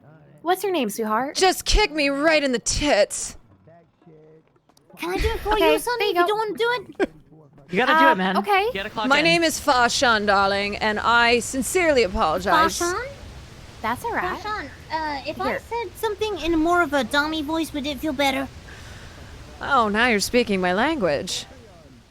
How do you spell your name, sweetheart? Okay, it's first name Fa, F-A. Yeah, man, you're fine. Right. Okay. Get it? Fa? I'm just gonna put F-A. Is that all right? Fa! Yeah, you could Sweet, just first put name Fa. Like Fa Mulan. Yeah, last name SHUN. S-H-U-N. And make is sure your it name is in the Fa? yellow pages Mulan so I is can call you Fa? when it's your turn to Sure. work. Oh, also you can do the mommy voice. I'll listen. Thank you so much. Always. Oh. Oh, say that again. Anytime, Fashan. God, you're the now. Oh, it gives me the chills. God, you're the mother I never had but we're always very wanted. full. You're gonna have to put your name in the queue. You naughty girl, sit in the corner. Darlings, what are your names? You've been so lovely. I'm Sunny, sweetheart. I'm a manager here. Very nice to meet you. Sunny, I'm Susie, anytime. attempting to be manager. Oh. Sunny, like I said, must you definitely you do ever get a hankering to just kick me right up the asshole? I owe you I one. would never do that. I Okay, know, well, but that's it fair. might be good for you. How about if somebody makes me angry, then you can punch them for me, and then we'll be even. Sweetheart, I got you. I appreciate that. Thank you. It would be my pleasure. Oh goodness. Now people are gonna have to start going up. Oh, really? I guess I'll just take a tour around my new workplace. Oh, alrighty. All right, your total's gonna be $19. You had a special discount today, and you're gonna Wow. be number 11. I don't have to wear this Really work against my uniform, will. do I? Wait, she was so nice, and I just accidentally elbowed her in the fucking face. On the glasses, hello. God damn it. I'm faking my way to an undercover boss. Hi everybody. I'm your new colleague. Hello, you working hard or hardly working? Hello. Well, considering the amount of grease and this is custom boss? Valentino, I'll be standing over here. Is that our actual boss? The hell is a Valentino? What the hell is a Valentino? My God, where am I? Today. Congratulations. Cheeseburger, please. Order number 12. You working the same job as me, lady. Whoa, you're a freaking Is, babe. Sorry, my word and Yeah, sure Thank thing, you. man. You clocked in, ma'am. I mean, like, we got Get the a new lot hire of to work do we it. got to do over here, Bjorn. Hey, Jordan. no, we aren't. We just got a plate. Violet, get on it. Bajoran, we need some fries scooped for 12. Does that man have 2 cigarettes in his mouth? Let me dry it. Sir, with the 2 cigarettes in your mouth. about 15. Yeah, what's going on? All right. Hades, What's your cheeseburger name? on 11. Cheeseburger, cheeseburger. My name is Hades, Ally of Darkness, Emissary. What the fuck? I made this burger and it. First 11's on the way. I'm gonna start blowing on it. I was wondering okay? if you could maybe show me the ropes. I just started. Yeah, there's. Yeah, I'm fucking winging it as I go. I didn't get trained. Are you clocked? I can't really help you if you're not clocked in. Oh, well, let me figure that out. I'm new in town. I'm still learning. Oh, all right. I mean, if you talk to Sunny, she's our manager in the yellow shirt. I love her. I'm sure. Exquisite at her Yeah, job. she'll be glad to help you out. Do you have scoliosis, Why am I ma'am? You're s- kind of punching over. I don't really know why. I think it's the amount of chemicals flying around this kitchen. Yeah, you should probably control yourself. But Jordan, we I don't know why my we need spine scoop is for doing 13. this. You should control yourself. Who's on the fries? Considering I'm only 20. All right, I'll scoop. Control yourself. Oh! Oh! Bajoran is in the freezer. Oh! Hey, look at that. Hell yeah. Thank you. Fuck yeah. Thank you. I finally he might understood be what jacking you off. were putting down. Oh my god, there's so. Oh. Yo, that's we're my watching bad. a man. Okay. Well, I think you'll enjoy doing it. So why don't you just give it a try How for a the day? fuck do I clock in? Generational wealth for your future family I don't and, understand. you know, have reputation as one of the line cooks at one of the most reputable businesses in Los Santos. How? It's a nice place. I don't yet. We have I 3 got people punched on on dishes, accident. guys. We have 3 people on dishes. We need Chef and Sonny to go handle it. We need help. And how many did you? So this is something you like doing. Me and my big boobs. Yeah, sometimes. Okay. I mean, obviously, some people will work Too it, many so, people you know, you're bit of a headache, okay. She will call you when it's but, your turn to it work. kind of beats How do towing, I though. operate my phone? Shit's like too busy, so you know, you get like a towing call every like half an hour. Fuck. Yeah. Order number 14. I'm But yeah. Info. I mean, yeah, it kind of beats doing grime and all that stuff. So You can get jobs elsewhere too. Wait, what have you done? This is the only place I know. Man, appreciate you. Howdy. This is the only spot I know. You have to add your number to the yellow paper. Okay, let me ask. Let me ask someone how. What do I ask? Ask someone how to get my phone. Oh no. But I get paid in influence. I get paid in exposure. Why do people pay to put cream on your phone? They paid me to cream my face. I'm only reading chat to know like how to do things that I cannot do. I don't know how to take my phone out. And I go, hey. What kind of cream? And I don't want to keep punching people. I keep punching people. Okay. You don't like whipped cream? I literally don't know. Yes, of course. I prefer the mask. Ask. Wait, so you put like Sonny, whipped they cream made on it your really face? hard to scream at them. You gotta. It was declined. You got another. Oh, okay. Okay. Yeah, saying insufficient funds. No, you're good. Phone number. Yeah, I'm 420. I have $500. Oh, sure. It's good now. Okay, So so how there's long have my you been phone doing number. cream face? Naomi, we got a plate. Naomi, we got a plate. There it is. One second, Okay. Chef. Weeks? Yeah, weeks. Well, Is it actually, paying years, you well? technically. You. I get paid in exposure. Exposure. Someone can take my name off the list. I'm gonna go do something else. Okay, there's Fa. Does anybody know where I put my phone number down? But what? I don't know. I was told I have to put my phone number down for this work thing. Have you been hired here yet? Yes, I was hired on the spot. Then you usually just put your name on the list. I've never seen like, you know, numbers. being put Okay, down. my name is on the list, so I don't have to do anything else. No, it's pretty much you either just like hang out or like if you're like good friends with someone, they call you. But usually it's like you hang around, otherwise you lose your spot type of. Okay, Hey, how the understood. fuck's it Thank going you. out here, It's dog? Fuck You Friday, so it's You going guys well. enjoying this shit or what? Yeah, that's why. Fuck You Yeah, just hang out Friday? usually. Oh, yeah. Chill back Fuck you out. right in the fucking ass then. You know, you might be able to like snipe a spot, but Okay, I got it. Thank you so much. yeah, all good. Okay. System mail, yellow pages. So I get paid in exposure. Oh, I've not got. real money. Oh, okay. Exposure. What is that exposure to?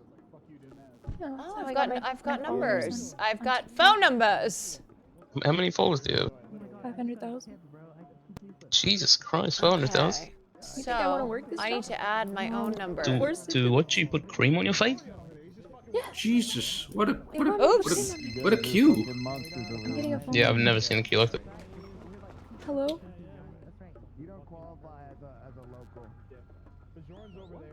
I don't remember No. my phone No, you number. can't do anything to make my life Okay, easier hold at on, this hold on. moment. But I appreciate you Hold- asking. Thank you very much Hold for on. understanding my pain and misery of having to work in a Write fast this food down. restaurant because I lost a death roll. Wait, I can copy appreciate it, paste. and I will Okay. call you back. How's it going out Thank here, you so much, guys? Coco. You enjoying your time in the line? Whoa. Okay, bye. Oh my god. Happy fuck you Friday at Senior Buns. You know you don't have to work it, right? No, I do. I lost, but I'm not gonna crap out. Info. Well, that's a Do you lot know of the people. Jeez. I know a lot Copy. of people. 423. No, like, I'm just gonna do write you know the this people that down. made you like do that? 4. Yeah, the lady with the hair, the black hair. Maybe I'll just like run my run. Make sure. I don't know. I'm just gonna fucking add this. Which one? The Fa black hair, the short black hair. Fa Shun. I don't know. 420. That's maybe one thing like 2 days, 2 3 days. 23. How's it going, sir? Now people can have my phone number. Yeah, There I register's broken, am. guys. I want to avoid this confrontation as much as possible, so I'm gonna go smoke in the back room. That looks good. So how does this work now with the list, man? This is like. That's good. Yeah, I just can't get into that because it will not be pretty. Okay, give me Hey. 1 second. Hold on. Hey, you who kind of looks like me. Yeah, how's it going? Okay, What's your name? continue. Uni? Let me save your number. Oh, Uchiha Jones. Yes, please. Uchiha. Are you Japanese? No, I'm from Kansas. Interesting. It's And a I promise bunch of I'll have a inbred, conversation with him and we'll get to the bottom of it, stuff. alright? There was a Japanese I'm pretty person sure he's like a manager. somewhere a isn't couple he? generations ago. No, he's not a manager. But we're all there's like only four Walmart guys. white now. Ah, well, that's probably because I wasn't here, and I'm sorry that I That's why wasn't your here. I teeth normally look am. like that. No, Yeah. it's not your fault. He was just like making it seem like he was. Yeah, people kind of tend to do that. Do you want to have a smoke? Okay, well, let's, Yeah. let me have a conversation with him, alright? And then I will I let want you know my what stuff steps we back, take after though. that. Like, Okay, I want him I to will give get me that my back. shit back. Like, Yeah, I'm we'd love sorry. to. Like, I I'm can not do trying that. to look No, at it, that's but like, if fair. he doesn't give me my stuff back, Should we like, do he it should here? get Are we allowed fired. to That's smoke not inside? okay. I agree. I I know where you can 100% smoke. agree with Come you, here. Nina. Took my cash So and I my will have a pay stubs. conversation with him, Thank you. and I will get back the stuff that was yours, and then we'll go from You there. guys have alright? a good day. I'll be Frogan! back to you later.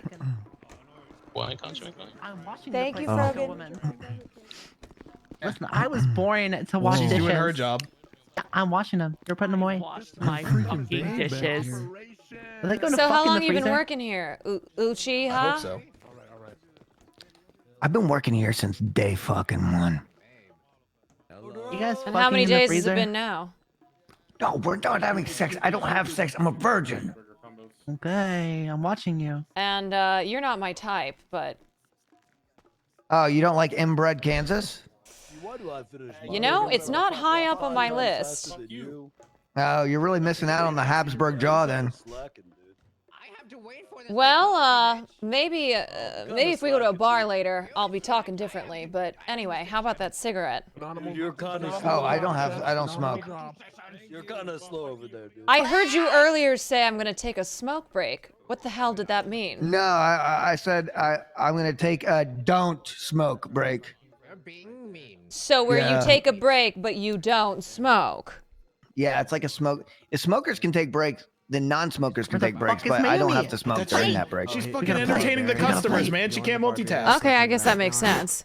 Yeah, it only makes with sense. this shit. Tell. Whatever, I'll do the place on my own. So why are we in this freezer? This is Uchiha, and this is some lady. Just an Uchiha, easy way to get I away think from is probably everybody. related to. Pretty soon. Is this where you like to hang out? And we gotta work double time because Mayumi Ragnar, abandoned us. this is Every now and then, We yeah. need to plate He's this always shit. fucking We need abandoning somebody me. to plate. We need somebody to plate. She's quite beautiful. Who's gonna run plates with Oh. us? Hello? Workers, we I'll need go a plater. recruit We need a Hey. plater. Get ready to do a lot of this on the job. Yeah, I don't know if I'm gonna like this job very much, but I do need some cash. It's a lot of talking, that's for sure, and it's a lot of cash as well. Well, look, I need to buy a gun, so I'll talk as much as I need to. Good luck with that. Nobody in the city has a gun. I'm not nobody, I'm Fa Mando. Shun. Land dog, there's a plate. Well, if you get a gun, We got play. you're gonna become a very wealthy woman. No plate. I need my workers. We got play. That's the Oh my plan. God. Where the hell is Where's Lando? the dishwashers? Land dog. Alright, we got more plates. You got hired, right? Get your ass in here. We have plates. Yes, I got Don't worry, hired. I everything's told in them to fucking give me a shambles. job, Maybe and they just gave me throw a it. job. But now I'm just kind of We're trying to fucking Hanging clean the out. goddamn plates. Yep. It's Mayumi's gonna be a out little here tough a fucking little bit. entertaining You the hear how chaotic customers it is? like it's a Oh fucking yeah, show or I think I something. might be taking Yeah, these so me and Violet non-smoke are holding breaks this with bitch down, you. but we don't have a plater, man. You gotta Yeah, get here. they're pretty valuable. Although I would like to get a packet of cigarettes. But every now and then I walk through the kitchen, I just act just like come I'm on in control. over. We need your guidance. Good job, everybody. I know what You're that's doing like. an incredible job, everybody. I just Thank want to you. let you know. Dog. Great job, everyone. Keep it up. I was born to wash dishes. Yep. You should buy yourself a time. Honey, You might born be to wash thinking, dishes is why? not something I would I say guess not. publicly, but keep it up. Please do your best to not 'Cause clog she's up very the talented. runway. Ouch. Please. Yes, please, please do not clog up the runway, everyone. I'm clogging here. She's fucking running the register. Or whatever fucking. She's can't even say without laughing. She's lying. Ayumi's just throwing for you guys. Thank you, I love the chopping you're doing. It's really. It's really immersive. It's efficient strokes. You're welcome. Oh wow. Oh, you're good Is with that a that filet knife. mignon? So much work. Actually, it's like a tartar. Not even content. I don't know how to do it. You give the head chef here a run for his money. Wow, everyone's looking great. Everyone is looking great. Ah, look, I'm a natural. I'm a natural born manager. Okay. Hey, we need more plates out here. You're making us look bad. Where are all our plates, huh? Kind of stinks in here. Arya, thank you. Make this burger. I think he's talking Oh about no, you. it wasn't MDMA. It was a bug. It was gross. That's worse. Yeah, I hate bugs. Just everything. But could Oh you my replace god, the this lettuce with shrimp? line. Everybody needs a Yeah, sure. I'll go to the pond and just go shitty catch double them. cheeseburger. Okay. Yesterday it was kind of I've like. seen your buns. Anywhere yet. What is there, a 2-for-1 today? Flurry and Island. 21's up. He's fucking with me a lot more today. Squeaky clean. Fashan is joining the workforce. Look, it's an honest job. It's a good job. I would like to be promoted to manager though. They gave me one burger without a pickle, and the other one literally just has pickles on it. What? I don't want a burger with just pickles. So no, I got that. They also gave me instead of. I just leave my first day of the job. Look, I got places to be and people to see. Indeed. Plus, these boots are too nice to be working in a kitchen like that. I guess I can go keep up the morale. Nobody wants to get off their asses and work. Surprise me. Friday. It's not working. 1 second. Yes, chef. Sorry. 22's darlings. up. That's true. I'm not getting paid. Pretty miserable. That is true. The second shift was pretty miserable. But like first shift on the second day was like pretty good. So does everybody Yeah, just like hate their fucking lives here, or what? Yeah, it's like fast food. It's pretty depressing. Can I tell you? Although- like Kiki, I'm not sure if it's on purpose or not. Oh. We're cutting all these pickles, Yeah. and these guys ordered 2 burgers with no pickles. Eyebrows, very, very masculine features. Is this normal you, or is this a? I can't tell if this is a compliment. No, I'm just very curious, actually. You know, curiosity killed the cat, darling. So just ask what you want to ask. Okay, my question is, can you put a mask on real quick and then take it off? Can I put a mask on and take it off? It's just one quick mask. Then take it off. I have a feeling that you've been infected with the Kiki. I'm a burger artist. Oh, is this some weird sex thing? I hope so. I'm an artist. Okay, how the fuck? 23's up. Hold on, darling. I'm a little slow to the jump, so. It's okay. I have a mask if you need one. I think I have one. Hold on. Okay. Oh, I see. I see. Oh. It means your face is scuffed. Hold on. Okay, wait. Actually, I might take that mask. I don't know what happened in mine. Use this. Oops. Here, let me just give that to you. Gotta check your pockets. Okay, now how do I put this shit on? You know, maybe I just take my name off the list and Thank come you. back later. It's like, how would they even know? Okay. Or you can just like take your list off and then Look in come your back. pockets. Yeah, that's what I'm Fuck, saying. do I do Set that? yourself free. Go to my inventory. Wait. Well, no, Will showed me. I've lost the bet fair and square. Will I'm a showed very me how to honorable do person, that. surprisingly. I mean, that's good. That's good. You're on. No. I ran Can't around do shit. the senior bones 100 times. Oh, What? right. Use your eye. Just to secure a vote for Wait. Work, chef. Eye. If you were, As fast as I can. Okay. Mask. beautiful I'm still kind of stuck on you ran around this place 100 times. Oh, yeah, I did that. Just Mask. for pelvis earlier Oh my today. god. That's like more of a workout I've done in like 3 years. Jesus Christ. You know what? Right click. 50 Equip. I had 37 to go. They Okay. called me up and said, you don't have to do Head? this anymore. Hey, happy I'm fuck you gonna Friday, vote- everybody. I'm Go gonna vote fuck for yourselves. pelvis. And then I said, no. Okay. I'm gonna finish Right arm. It's like I have No. Did your legs like knock it out? Like, did you not pass out after that? Then take it off. On the last lap, I actually fell. Unequip. Okay. On the last lap, Why does that? I fell. Okay. you fell? Why What, does because that the snow or work? just like No, your legs no, gave? it was just gonna... Ask for help. Dude, it's so funny because I cannot pick up on what anyone is saying, so I just. Wait, you just fell? All right, how about Beautiful. now? What the fuck? You look so much better. Oh, thank you. And Sometimes don't care about us. sometimes my Botox slips a little bit, but I appreciate your help. Oh, yeah, no worries. Would you mind if I had that mask back there? Oh god. Yes, hold on one second. Hey, Steve. What's up, guys? What's going on? SHUN. Oh, okay. Biggest queue I've ever seen. Yeah, You I can don't take think my I'm spot making if you it. want. Bajon, 2 French fries, please. Darling, I am just a little bit slow, but I am working on. Imagine you were to hold it in your hand. You could do that by, you know, Why is maybe thinking about giving it to me. Yes. Hold on. Right-click Dude, muscle. I is literally not working. Fuck. Oh, okay. So imagine you were using your K muscle first, and then imagine you were like, have you ever played a video game? Oh, okay. Hold on. I've got you. I'm gonna. Don't rush art. Okay. As a certified nerd, I can help you out with that. I Yeah, think. No. Wait. Yeah. No. Oh. Yeah. Now. So once it's in your hand, you can just think about easing it into my hand. Ease. You know, Ease. Yeah, Ease. just Okay. easing it into my hand. Ease. Ah.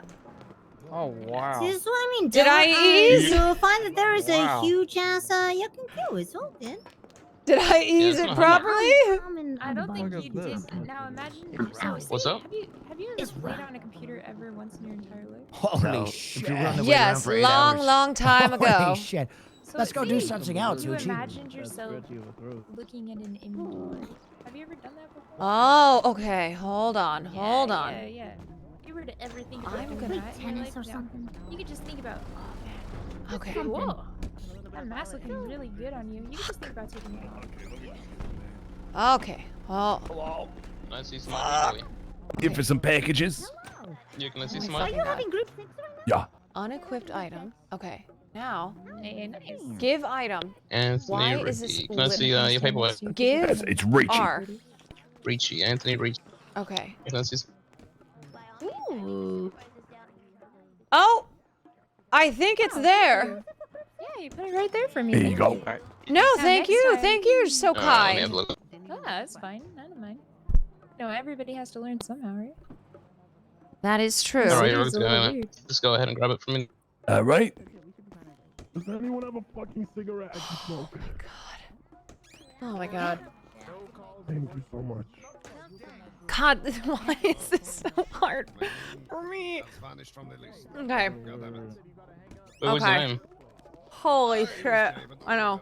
Hey, you take my spot. I don't need it. Oh no, just This don't is make so me do hard. this. No, please, please just take it from me. She's so cute. I love You're gonna her. work a shift, and Stop you're gonna telling work the me that. front. No, You are going to I don't like want it. to work All right? here. Yes. You don't want to work here. Everybody wants to work here. You are a part of the system. Oh my god.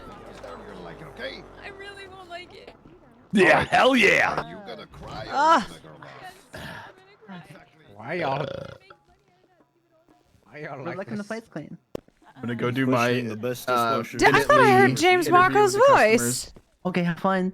Where is he? Where's that little bastard?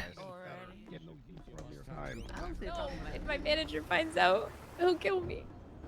Just stab him. Keep up the hard work. We're just Larry, I'm licking the proud of plates you. clean at the same time. I Now- swear, Okay, am I let's not crazy? disgust me. That could be you. Am I insane? I know that voice anywhere. And I definitely heard it. I don't know, maybe it's wistful thinking because... Wait! I've never lived here before.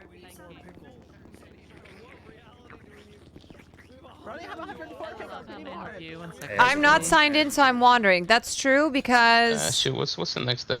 I don't know how to do This this. is a billionaire. Ma'am, do you need help putting your name on the list, by the way?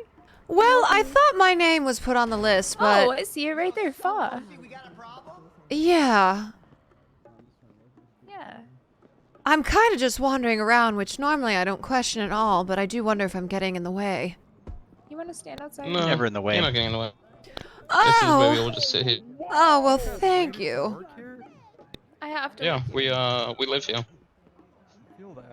Oh, well, you I all actually have live in welcomed Wall. me so nicely. Wow. Yeah. A lot of names here. Only 3 people in the room. Yeah, there's 4 people. Well, I mean, I think it's gonna be one of I those guess things where if they're not 28 here.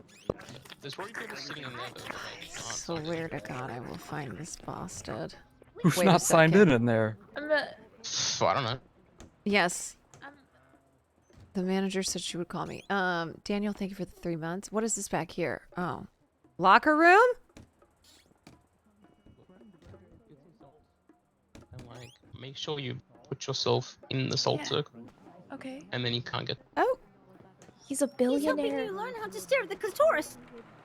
Listen, I did. Oh my God, James! Let me clarify. Oh, I'm trying to get up. Hold on. I'm trying to get up. Oh God, yes. Oh, you're helping me, Uchi. James, James, why does this seem so familiar? Well, that's a friend in need is a friend indeed. I can't tell if you're in pain or if this is pleasure. Or both. Okay, I'm feeling much If better you now. don't, I will. Okay, so first things You first. acclimated I to did the not situation? say. I did not say clitoris was optical illusion. I said clitoris was like Where's Waldo. It is hard to find, and sometimes you need to pay close attention. I Oh, can he never said you had find to Waldo, acclimate, though. not to climax. You had to Yeah, I acclimate. did. Yep. That makes sense. All right. I am getting punched a lot in my life. Oh, hi, Fashion. Oh, James, There's James. nothing like getting fisted by the friar. What? You're only getting I mean, I punched get fisted by because the you're so fire. beautiful, darling, that it makes people so angry. I mean, look at that ass. Yeah. It Well, is look. pretty good. I feel bad about hitting you, okay? I'm sorry. It was a little bit of a, oh, well, you know what? She wants your band-aids more than you do. But look, I gotta get a new job. I'm gonna Yeah. try to find Waldo, and if I find him, I will, I'll let you know. Acclimate him. Good luck, my friend. You Hold will on, girlfriend. Is the dominate line really out the clitoris one door? day. I can feel it. Acclimate him. James, who the hell was that? One of my pupils. I got paid $200 to give him sex education, and I failed as teacher. He was ultimately fired for asking his employer to see her clitoris. She didn't come. Well, at least you're $200 richer.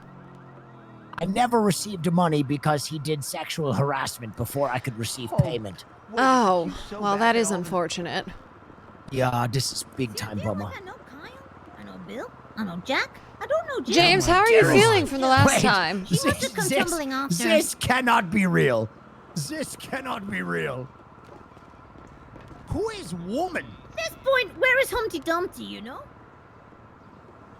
Apparently, the employment situation in Los Santos has gotten very dire. Oh, James, You know I what? have great We news. need I'm new fits Senior and Bun's group newest six. employee.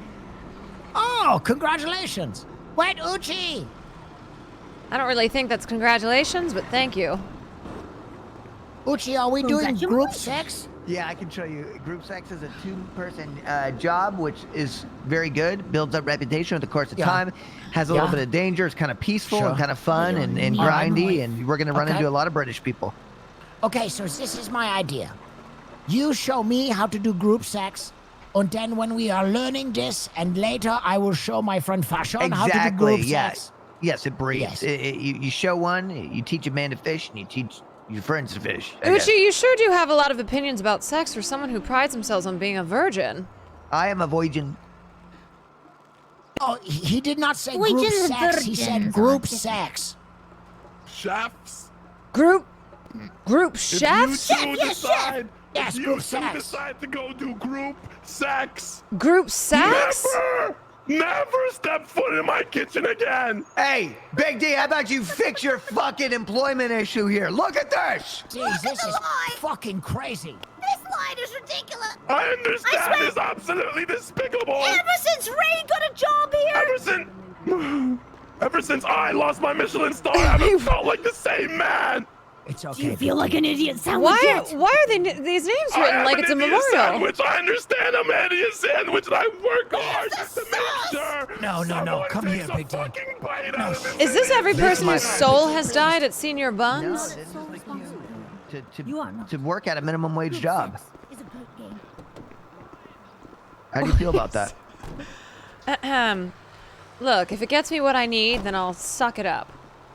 Oh yeah? You're gonna suck it up for 8 hours? I'm sorry, James. Is that how long a shift is? I'm sorry. Gonna do it, Big D. Okay? I'm gonna tell you one thing. You it's put the D about in 2 Big hours D, per Big D. person. Yeah, it's like 2 hours. You get 40 of receipts, and you can cash that you for ever like doubt $5. Okay, so I have a question. Are you on? Are you working right now? Because if this is how we can work, then I'm in. No, we are so so. incompetent. This is good to know. Once you leave the building, you are clocked out. Oh. Yeah. Hey, wait till I send you the SOPs for Group 6. You're gonna love it. You ready for 29 pages? Okay, now I don't know if you're saying ready group to put 6. on decals? You ready to go for the full works? Yeah, Uchi, you wanna fucking do this? Yep. First things first, I gotta run by the apartment, put on my Group 6 fit because there's a mandatory outfit that you have to put on with required SOPs. Oh, fuck. Can you take me by clothing store for this? Yes. So first I stop by my place so you can see it. Let's hop in my car. We can all go together. Sure. Everything's gonna be okay. We can take a deep breath. Okay. You know, it is my car. It is my first day, but I think I'm done. Let's go, boys. So this is 2-person operation, but you can come along for the experience and the learning. Okay. Or you can wait till I learn how to do this and then come back and report to you. Either way, I am loving you, Fashion. You are one of my oldest and dearest friends. Now, what is this exactly that you're learning? Group 6, group sax, Group 6 is like, we can just go to the clothing store. I don't need to go to the apartment. Sure, Let's go to my car over here. Yeah, okay, come with us if you want to, Fashion. We can explain on the way. Or you can stay here. God, no, I hate this place. Oh, shit! Was that a child? I think this person dead. That's a child.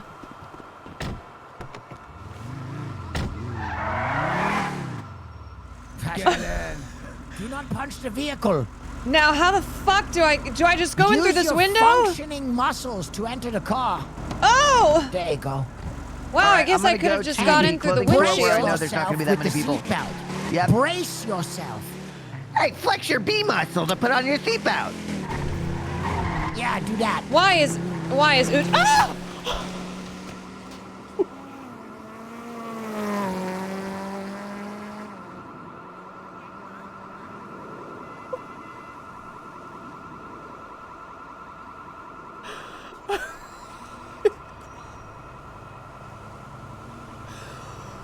What the fuck?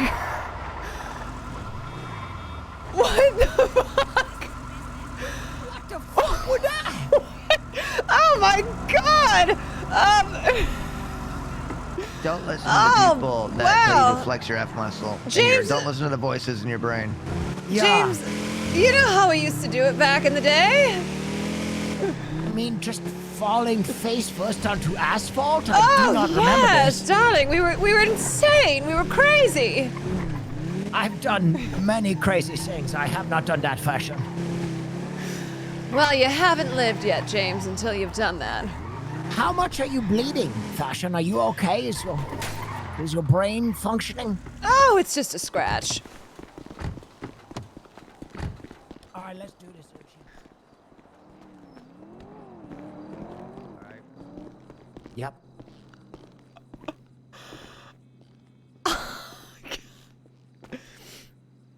What are you All right, looking for, I'm gonna darling? have to send you a text message, and you have to look at it.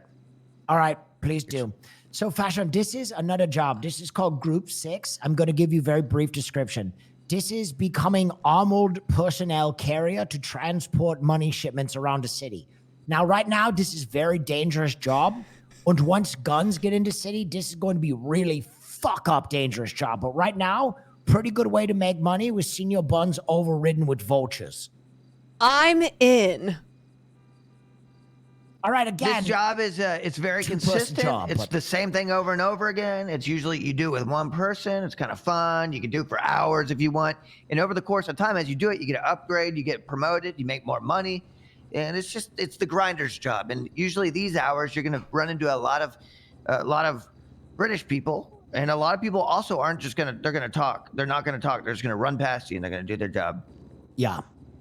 Wow. Did you send me text I'm message? going to send those SOPs to you real quick. Sounds titillating. I personally SOP, love the British. Standing operating procedure, Fashion. I'm sorry, but anyone who says I love the British, I don't trust them. But Uchi, we're good. Oh, I love the what is it called? Like going into countries and doing the thing they do. Colonizing? I'm all for that.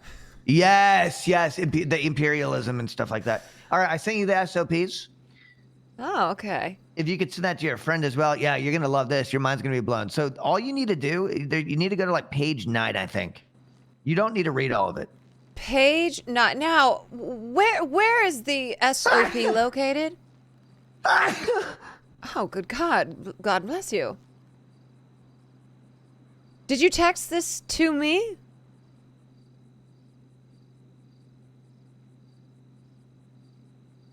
No, but we're gonna get it to you. Oh. Okay, on my phone.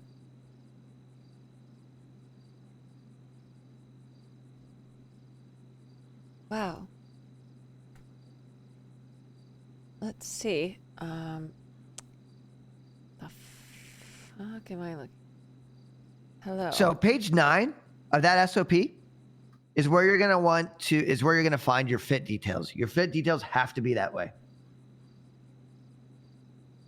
Have fun. It might take you 10 to 15 minutes. Okay. But once you do it, you can save your outfit so you don't have to do it again. Oh, I understand. Hey, Ooch, You got I that, gave Marco? it like a pretty decent breeze through, but can you just give me the pointers on the outfit? Yeah, it's on page 9. I can tell you what it is. Hey, if I don't have it exactly, will I be able to clock in, or it has to be exact? It doesn't have. I mean, it has to. It should be consistent. They are pretty strict these days. But All right, there but are like, say I wanted a slightly bigger vest. I think you'll be fine. All right, okay, this is good. Okay, so you're saying I need to find a partner to do this little gun Well, thing for right with? now, I'm just learning how to do this, Fashion. This is my first time. Oh, I understand. All right, read it out to me. First, I need jacket, right? Yes. So this is what you do. You get Yep. a shirt, which shirt. I believe in this case. Okay. Undershirt or jacket? You want no jacket, actually. Which number so- jacket is no jacket? That's a very good question that I also had to figure out How do I myself. save this All right, outfit? okay, got it. Now, undershirt. Fuck. Okay. Shirt is 15. All right, that's what I have on. Okay, That is not it. So maybe shirt is none and jacket is 15, and it's just not labeled properly. Yes? Does anyone know how I would save this current outfit, which is so slay?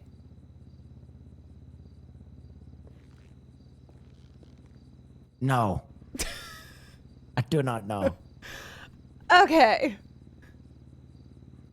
Uchi, Des? Yeah, I missed something. I apologize. All right. Jacket, olive green dress shirt, number Oh. 349 on the shelf. Color 6. There you go. No. Vest. Vest. Black. Over the shirt.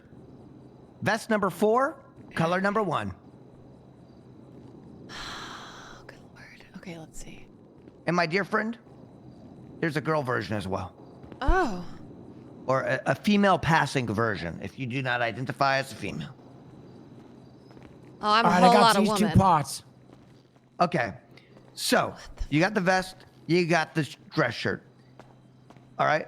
Now, the shirt is 15, color 0. Got it. Good. Awesome. Now, get rid of the vest. Why this? You have to get rid of the vest. It's not going to work. No, oh, sorry. Scarf.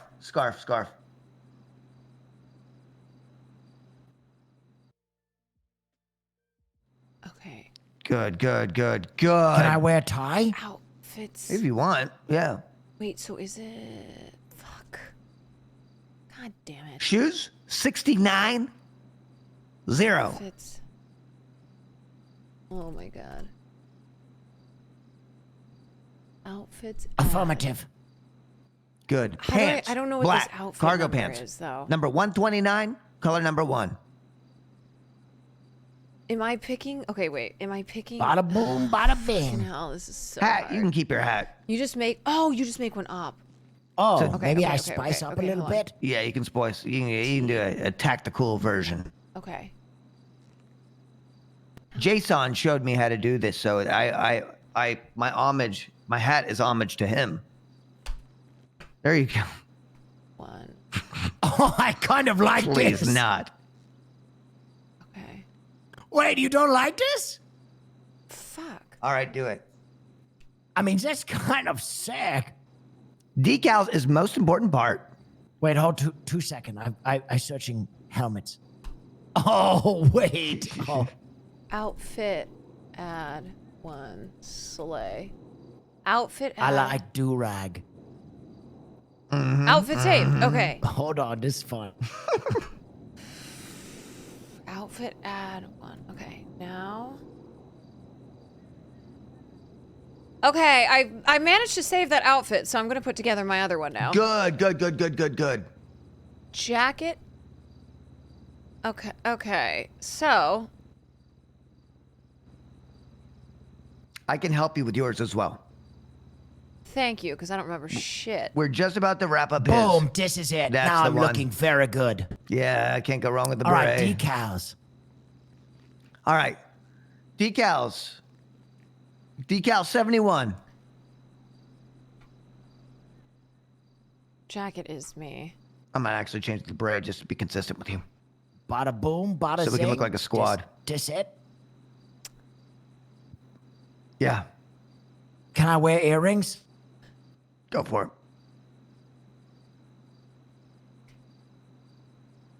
James, that bow tie is rather Pee Wee Herman, but it looks slay on you.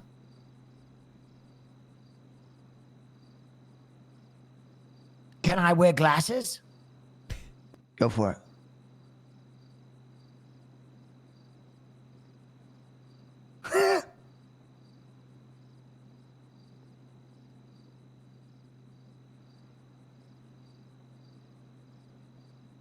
Ooh, yes. Wait.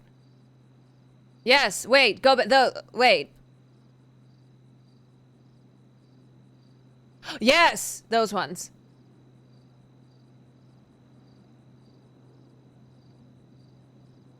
Okay, let me try to figure out what they are. Something about 15?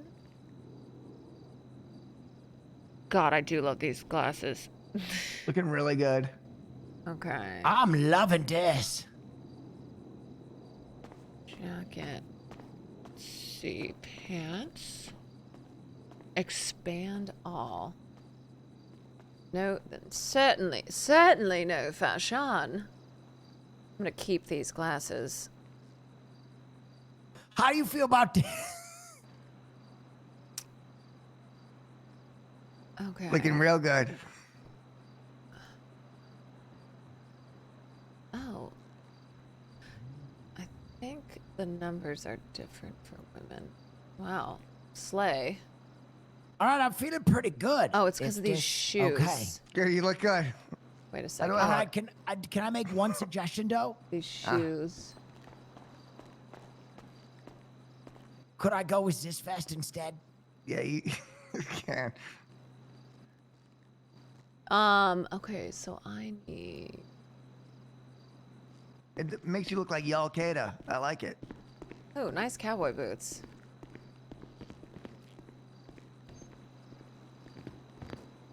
All right, I think I like my outfit.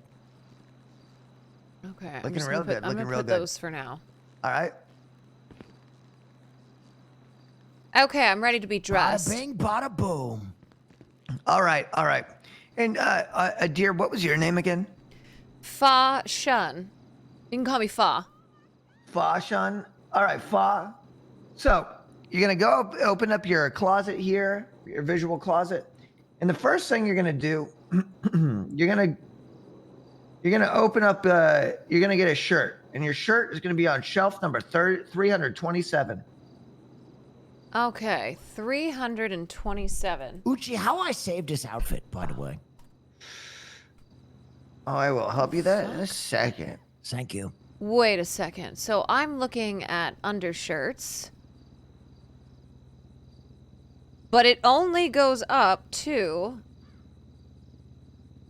282. Oh, it only goes up to 282, darling, for undershirt.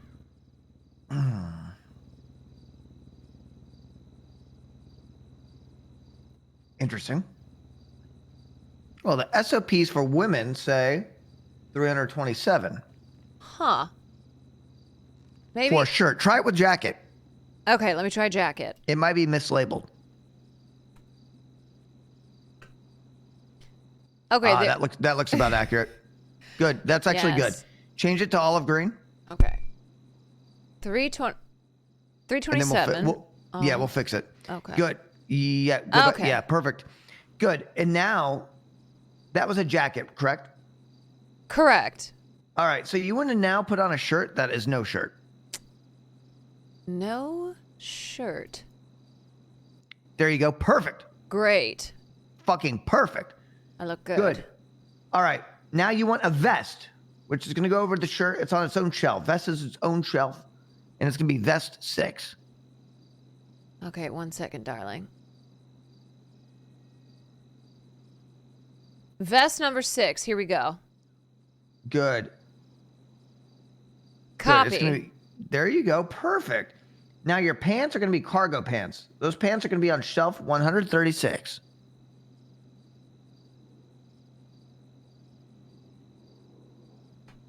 And we're in. Good. Wait. Any hat you want now? But the most important thing is you need your decals. So let's put your decals on. Okay. Your decals are going to be on shelf 80.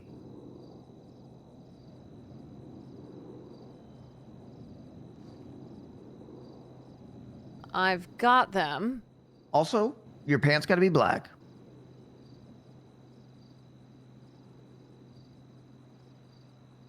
Okay, there we go. I just need to change my shoes because I currently have no ankles.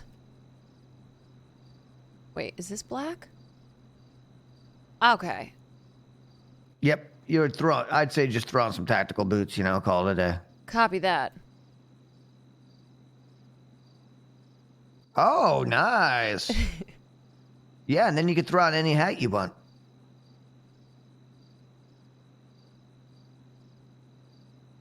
Oh, now we're talking.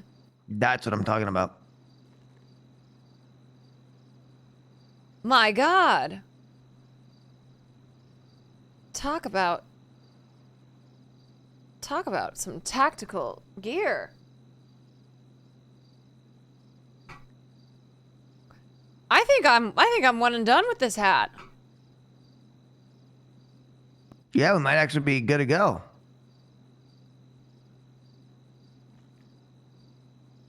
Okay. All right. I'm gonna pay. Hold on.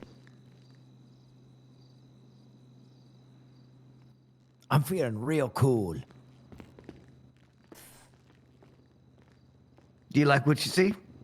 Yeah, you look real good. Oh, we gotta go buy knives now. God. Yeah, this is a good squad. God, no one's gonna fuck with Do I us. kind of look like? Hey, do I kind of look like a South American dictator? Yeah, you do. Oh, I need to save the outfit. Yes, indeed. Okay. I'll try not to do that fun jumping trick out of the car again. Yes, right. that definitely fuck you up.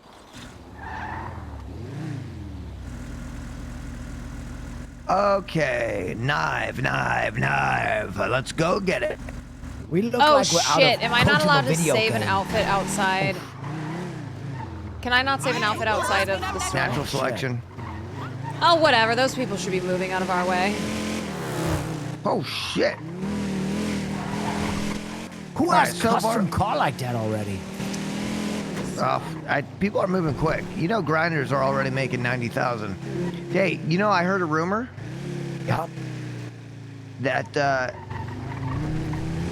there's some Group 6 workers that are actually making like 8,000 per load. What? Yep. They are grinding all day, every day. That's a All pretty right, expensive I'm down load. to grind my load. Also, I'd prefer if you call me El Presidente. James, I Okay. bet you could sell your load for that much. Yeah, I'm sure. I call you El Presidente, and you can call me Comrade.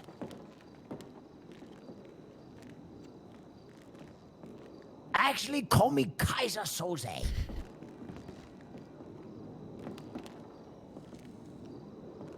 Oh, Yeah, no, that's this what I'm is what I talking want. about. All right. Now we're fucking prepared. I got a question for you guys. Hell yeah, we just need some bandages now, and maybe some food. James, I got a question. Yeah? You ever run into some fucking loser burgers around here?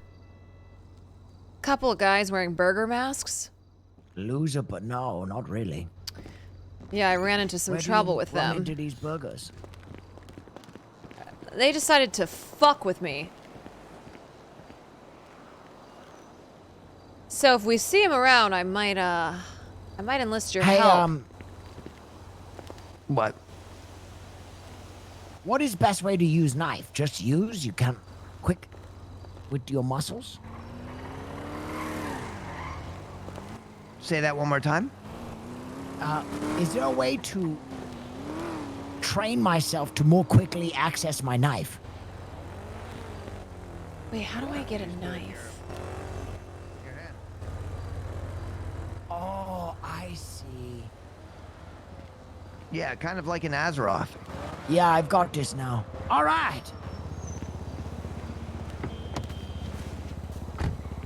Wait, where did you get that knife?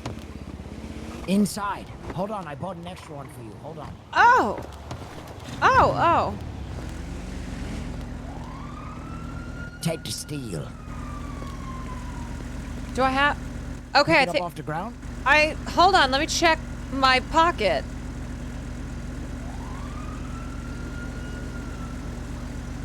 I don't see it.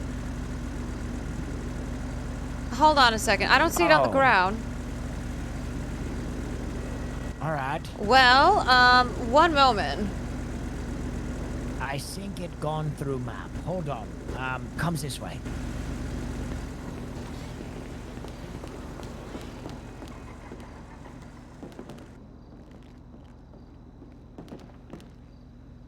Do I need? Oh, I need to. All right, let's try this again. Okay. There go. Now you should have knife. Yes. Now, James, I have a question. Yes? You know my little incident earlier when I was like, oh, I'm gonna jump out of this car like old times. Yeah? I noticed I have a bandage in my pocket. Yeah, just use that. Am I supposed to use that? Okay. It would be good on your wound. Even though I'm All totally right, El fine. Presidente, let's do this. You ready to make some money? Oh, shit. Hell yeah. I'm already feeling a little fucking weak. How do I see what's injured? You mean from famishment? We might need to stop by. Seen your fucking bun? What about a gas station for like donut and shit? Yeah, it's gonna cost extra money, and it is not as effective. I don't give shit. I'm not waiting in fucking line.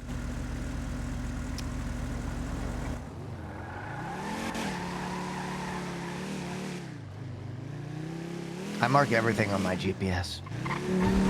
Just for clarity's Smart. sake. Okay. I think I'm fine. All right, let's do this. Oh, yeah. I'm gonna have to stop by a hospital. I think I might get a quick full recovery. Hold on. Bullets? No. 0. Broken? Severity? No.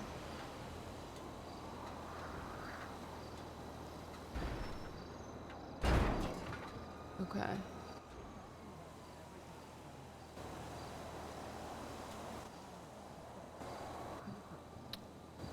God damn it.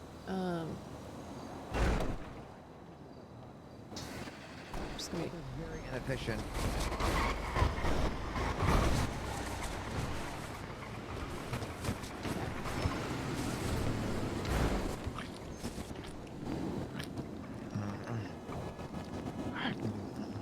That was expensive. That was $300 worth of food and drink that I got. Yeah, scam. Very inefficient. You just spent $300 at the gas station? Yep. Oh, by the way, while we're in the car, What the fuck? Marco, I'd like for you to look at something. All right. Why? So you talked about motivation in cars and stuff like that, right? Yeah. Why can't I? Oh. Well, I went out of my way. I went to an electronics store and I bought myself a tablet. And on a tablet, you can look at your reputation. Check your meters. You can look on at the bottom internet and left. other Oh stuff. shit! I'm starving. I found a real estate website where you can buy individual unique properties. Oh my god. That you can actually go inside and live in. And Wow. there's hundreds of them. What the fuck? Why So can't I you can get actually into this own and buy a car? house. We should buy a house for our gang. What is happening? Here, I'm gonna put it in the glove box. Okay, Take a look at I that. don't And crack that bad boy open. Cracking. know. Okay. Darlings, I think I need to eat something soon. I'm feeling a little faint. Oh yeah. Why we're did you gonna- not buy food while we were in there? Because I didn't know that I was hungry until I saw. All right, hang on. I can get out and give you. You want to get some food? I should probably do that. You know, I did jump out of the All car right. after all. Oh my No, god! it's okay. Hey, these are things you'll get used to. Are stuck in traffic again. are we allowed to? Are we allowed to enter places like that? I don't know why downtown got What? hoity-toity either. Breaking down the doors like that? Get there from anywhere else. Yeah, for sure. Oh, okay. I was checking out a location on asphalt. Big Okay. time. I No. remember, right? An Echo Lodge on How do Asphalt I Ave. fucking buy something? I cut my engine to save gas, but then I had trouble restarting it. Okay, Alt. Let's try this. Sticky Anyway, ribs. what else? I'm gonna go get a cheap shot. I'll call later. Fuck. Ah. But there's some gems in there. James, darling. Yeah. So I accidentally just karate kicked some of the food in there. Hey, are you my boy? God. I put it back in the glove box. How you doing? Significantly better. About to get back on the job, my friend. Okay. That's right. Yeah. Hey, because I remember you wanted to give up. You know, I was talking with my friend. He Purchase said, goods. you know, you just need time. You know, it happens. Fuck, You just do need, I- You know, to you know. Yes, leave it's shit Alt? behind. certainly a little rough. But I'm gonna be showing my friends the ropes over here, and then eventually. Purchase goods. One Okay. of the biggest companies out there. I'm gonna get some water. God, that's expensive. Yes, it is true. I mean, you know, it's a I will very be honest. small, tiny, up and Okay, coming company that water. nobody knows about at all. Alt. Well, sort of. You know, I was working my ass off in this company, and you know, a lot of people come to me and they're like, "Oh shit, do you like Okay. it? Like, is it Oh my great?" god. Alt. I wouldn't fucking say it's great, but it's Purchase decent. goods. Food. Great. Let's get a fuck. Oh, that's Hey, you know what? expensive. One day we're gonna be on the top. $40 for a burger? Wait, what did you Oh say my One god. day we're gonna be on the top. Yes, we will be. But you know what? Okay, If you, alright. you know, if you enjoy God. working, I'm And pretty how do I sure- get some okay, cigs? just don't tell this to anyone, okay? I'm pretty sure I should be able Purchase to drive goods. a very big boy. Smokes, yes. Oh, perfect. Thank So God. if you'll see me, you know, I'll be more than down to, you know. Thank talk with you. God. You do sound like a very, very professional. And Is that enough, or am I gonna have to eat more? The best mannered. Eat? The best mannered. Let's Exactly. see. Oh my So, you know, god. you It remember hardly my is name? doing Misha? anything. Easy, Misha. easy to remember. Very easy. Misha. Fuck, Alright, okay. Misha, well, I'm gonna give you my number. Hold okay? on. Yeah, sure. I'll just send you a message. You know, when I Yeah, have it, shoot me a I'll let text. you know. My number is Alt? 420-684. Purchase goods. 1781. Jesus Christ. Got it. Would Perfect. love to do. Would love to do. some Food, I group guess I'll sex buy business. some donut. Hot dog. Wait, what again? Would love to do some group sex. Pizza. Oh, hell yeah. Wait, did you say group sex? Yeah. Hot dog. Yeah, this Or is, donut. Hey, how do you know? This is our real name. I'll just buy some more pizza. Oh. Okay. Yeah. Yeah. No. $22 for smokes in this economy? My god. Makes sense. What was Just her name kidding. again? Let's eat that. Honestly, that Uchiha pizza looks Jones. so good. Uchi, let's do this, baby. Okay. All right. As you can tell, my friend's very. I gotta eager. get back Hey, in this I car. get I this. gotta Yeah, get yeah. back. Don't I gotta worry, get don't back. worry. No Marco? problem. No problem. You stay safe out there, Okay, okay? how do I get out of here? Alright. Why am I All why am right. I doing I'll this? see what you have. Dunk shit. All right. Good luck to you, sir. Okay. Okay. Oh. He's very nice. He's actually gonna My be- God. He's provided us with a very good future business opportunity. All right. Okay. I'm All right, ready. to the hospital, then we begin biz. Yep. Listen, I know things are very stressful on the first day. I completely understand. Don't you worry.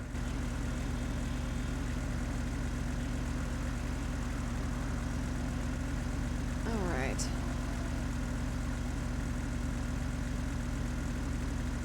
Uchi, hope you don't mind that I'm gonna light up in here.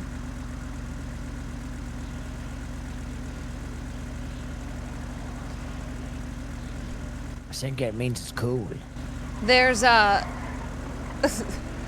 there's quite a lot of ways that the wind can just air out this car, considering that there's no windows, so I'm not worried.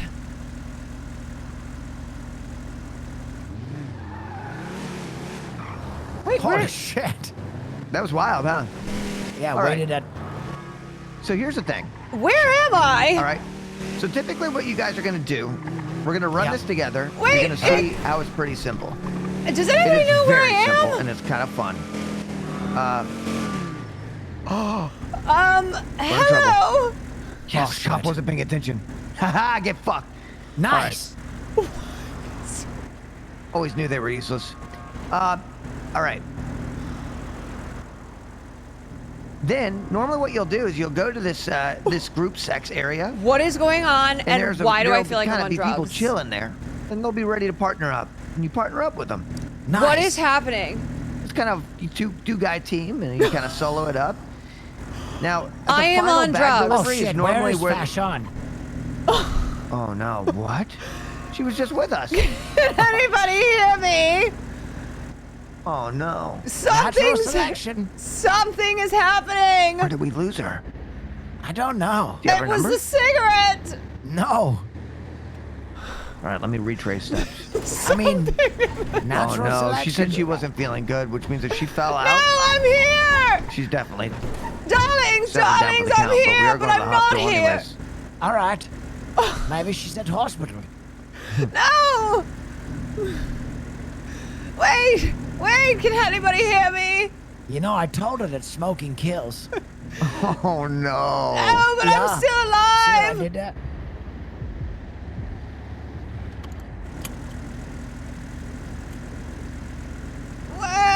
Oh no. Maybe if she All right. can hear me, she should stop smoking. I to can't. come back to our reality. I can hear you, All but right, can you well, hear me? Either she's dead. We'll see, we'll get her on the way back. All right. I can't get out of the car. There is no me. Oh shit! Oh shit! I'm a professional at this now. Yeah, you're pretty good. Okay, hold on. All right, I'll go get us some bandages. How many? Was you that sent? sick or what? Yeah, you're driver, man, and I'm the knife man. I get real shanky real quick.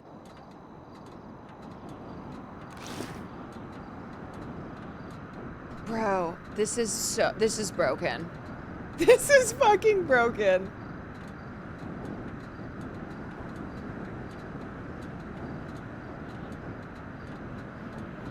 Yeah, I think my game is actually fucked. Like, I'm gone. There's no SHUN. SHUN is gone. This is a nightmare. SHUN is finished.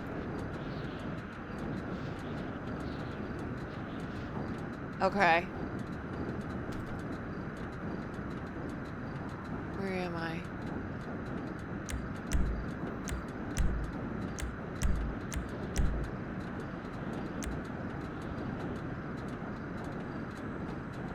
Why is this select?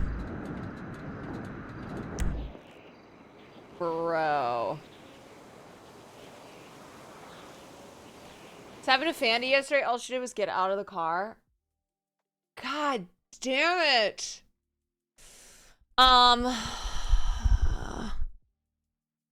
Well, all right. I was probably gonna call it soon anyway. Welcome to No Pixel. Sheesh. What? So, okay, I can't. Is it my PC or was it the game? I don't know.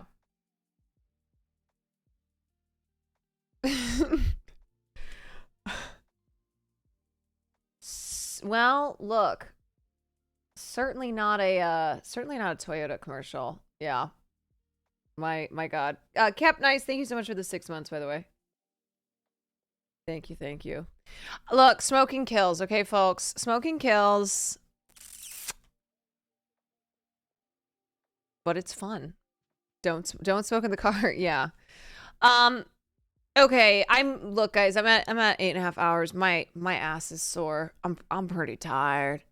I'm sorry. I did do a long stream. We're gonna have to pick this up tomorrow. What a way to end. It was fun.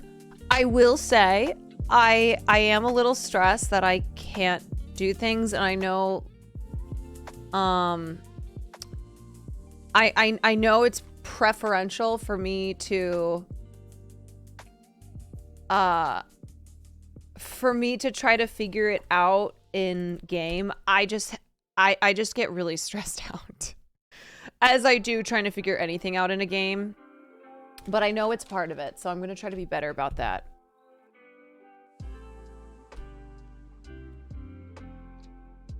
It's a new server. It's a lot of mechanics. It's also me trying to make sure that, like, I'm doing this character and, I don't know, being entertaining. So I hope it's been fun. I hope it's, I genuinely don't know. I don't know. I had a pretty good time. It's a little stressful figuring things out, but dude, my game completely glitched. Are you trying to get back in? No, I'm rating you. I'm gonna call it night. Okay, I was just running to help you. Oh, no. I'm at 8.5 hours anyway, but I don't know. I lit up the cigarette and then I disappeared, but I heard you guys and I was in the car still, but I wasn't in the car. Next time, E/C. We couldn't. It didn't work. Did not work. Anywho, okay, wait, is this raid? You started raid Wilnef. I'm in Chatterino, so I cannot tell when this raid is gonna go. Oh! Illy, thank you so much for the 5. Or 6? Can't even count. 5, yes. 5. Okay, I can't see when this raid is gonna send because I can't tell in Chatterino, so I'll just talk until it goes. Anyway, I'll see you guys tomorrow. Thank you for hanging out for this fabulous, fun stream. We'll do more RP tomorrow. I'm just kind of trying to like ease myself into it. But I had a great time. I had a fabulous time. So tomorrow I'm gonna try to go live early again. I don't know if it'll be at 4. The raid went. Okay, so I'm just talking to myself. Am I? Am I talking to myself or are you guys here? I don't know. I can't tell. I'm gonna have Will help me with a couple things offline. Yeah. I'm just speaking to myself. Maybe not as early as 4. But like 4:35. Anyway, the real one stayed. Anonymous, thank you again for that video. Thank you guys for all the subs. And I will see you tomorrow. And hopefully my Streamlabs and GTA won't freeze. Great. Okay. Good night.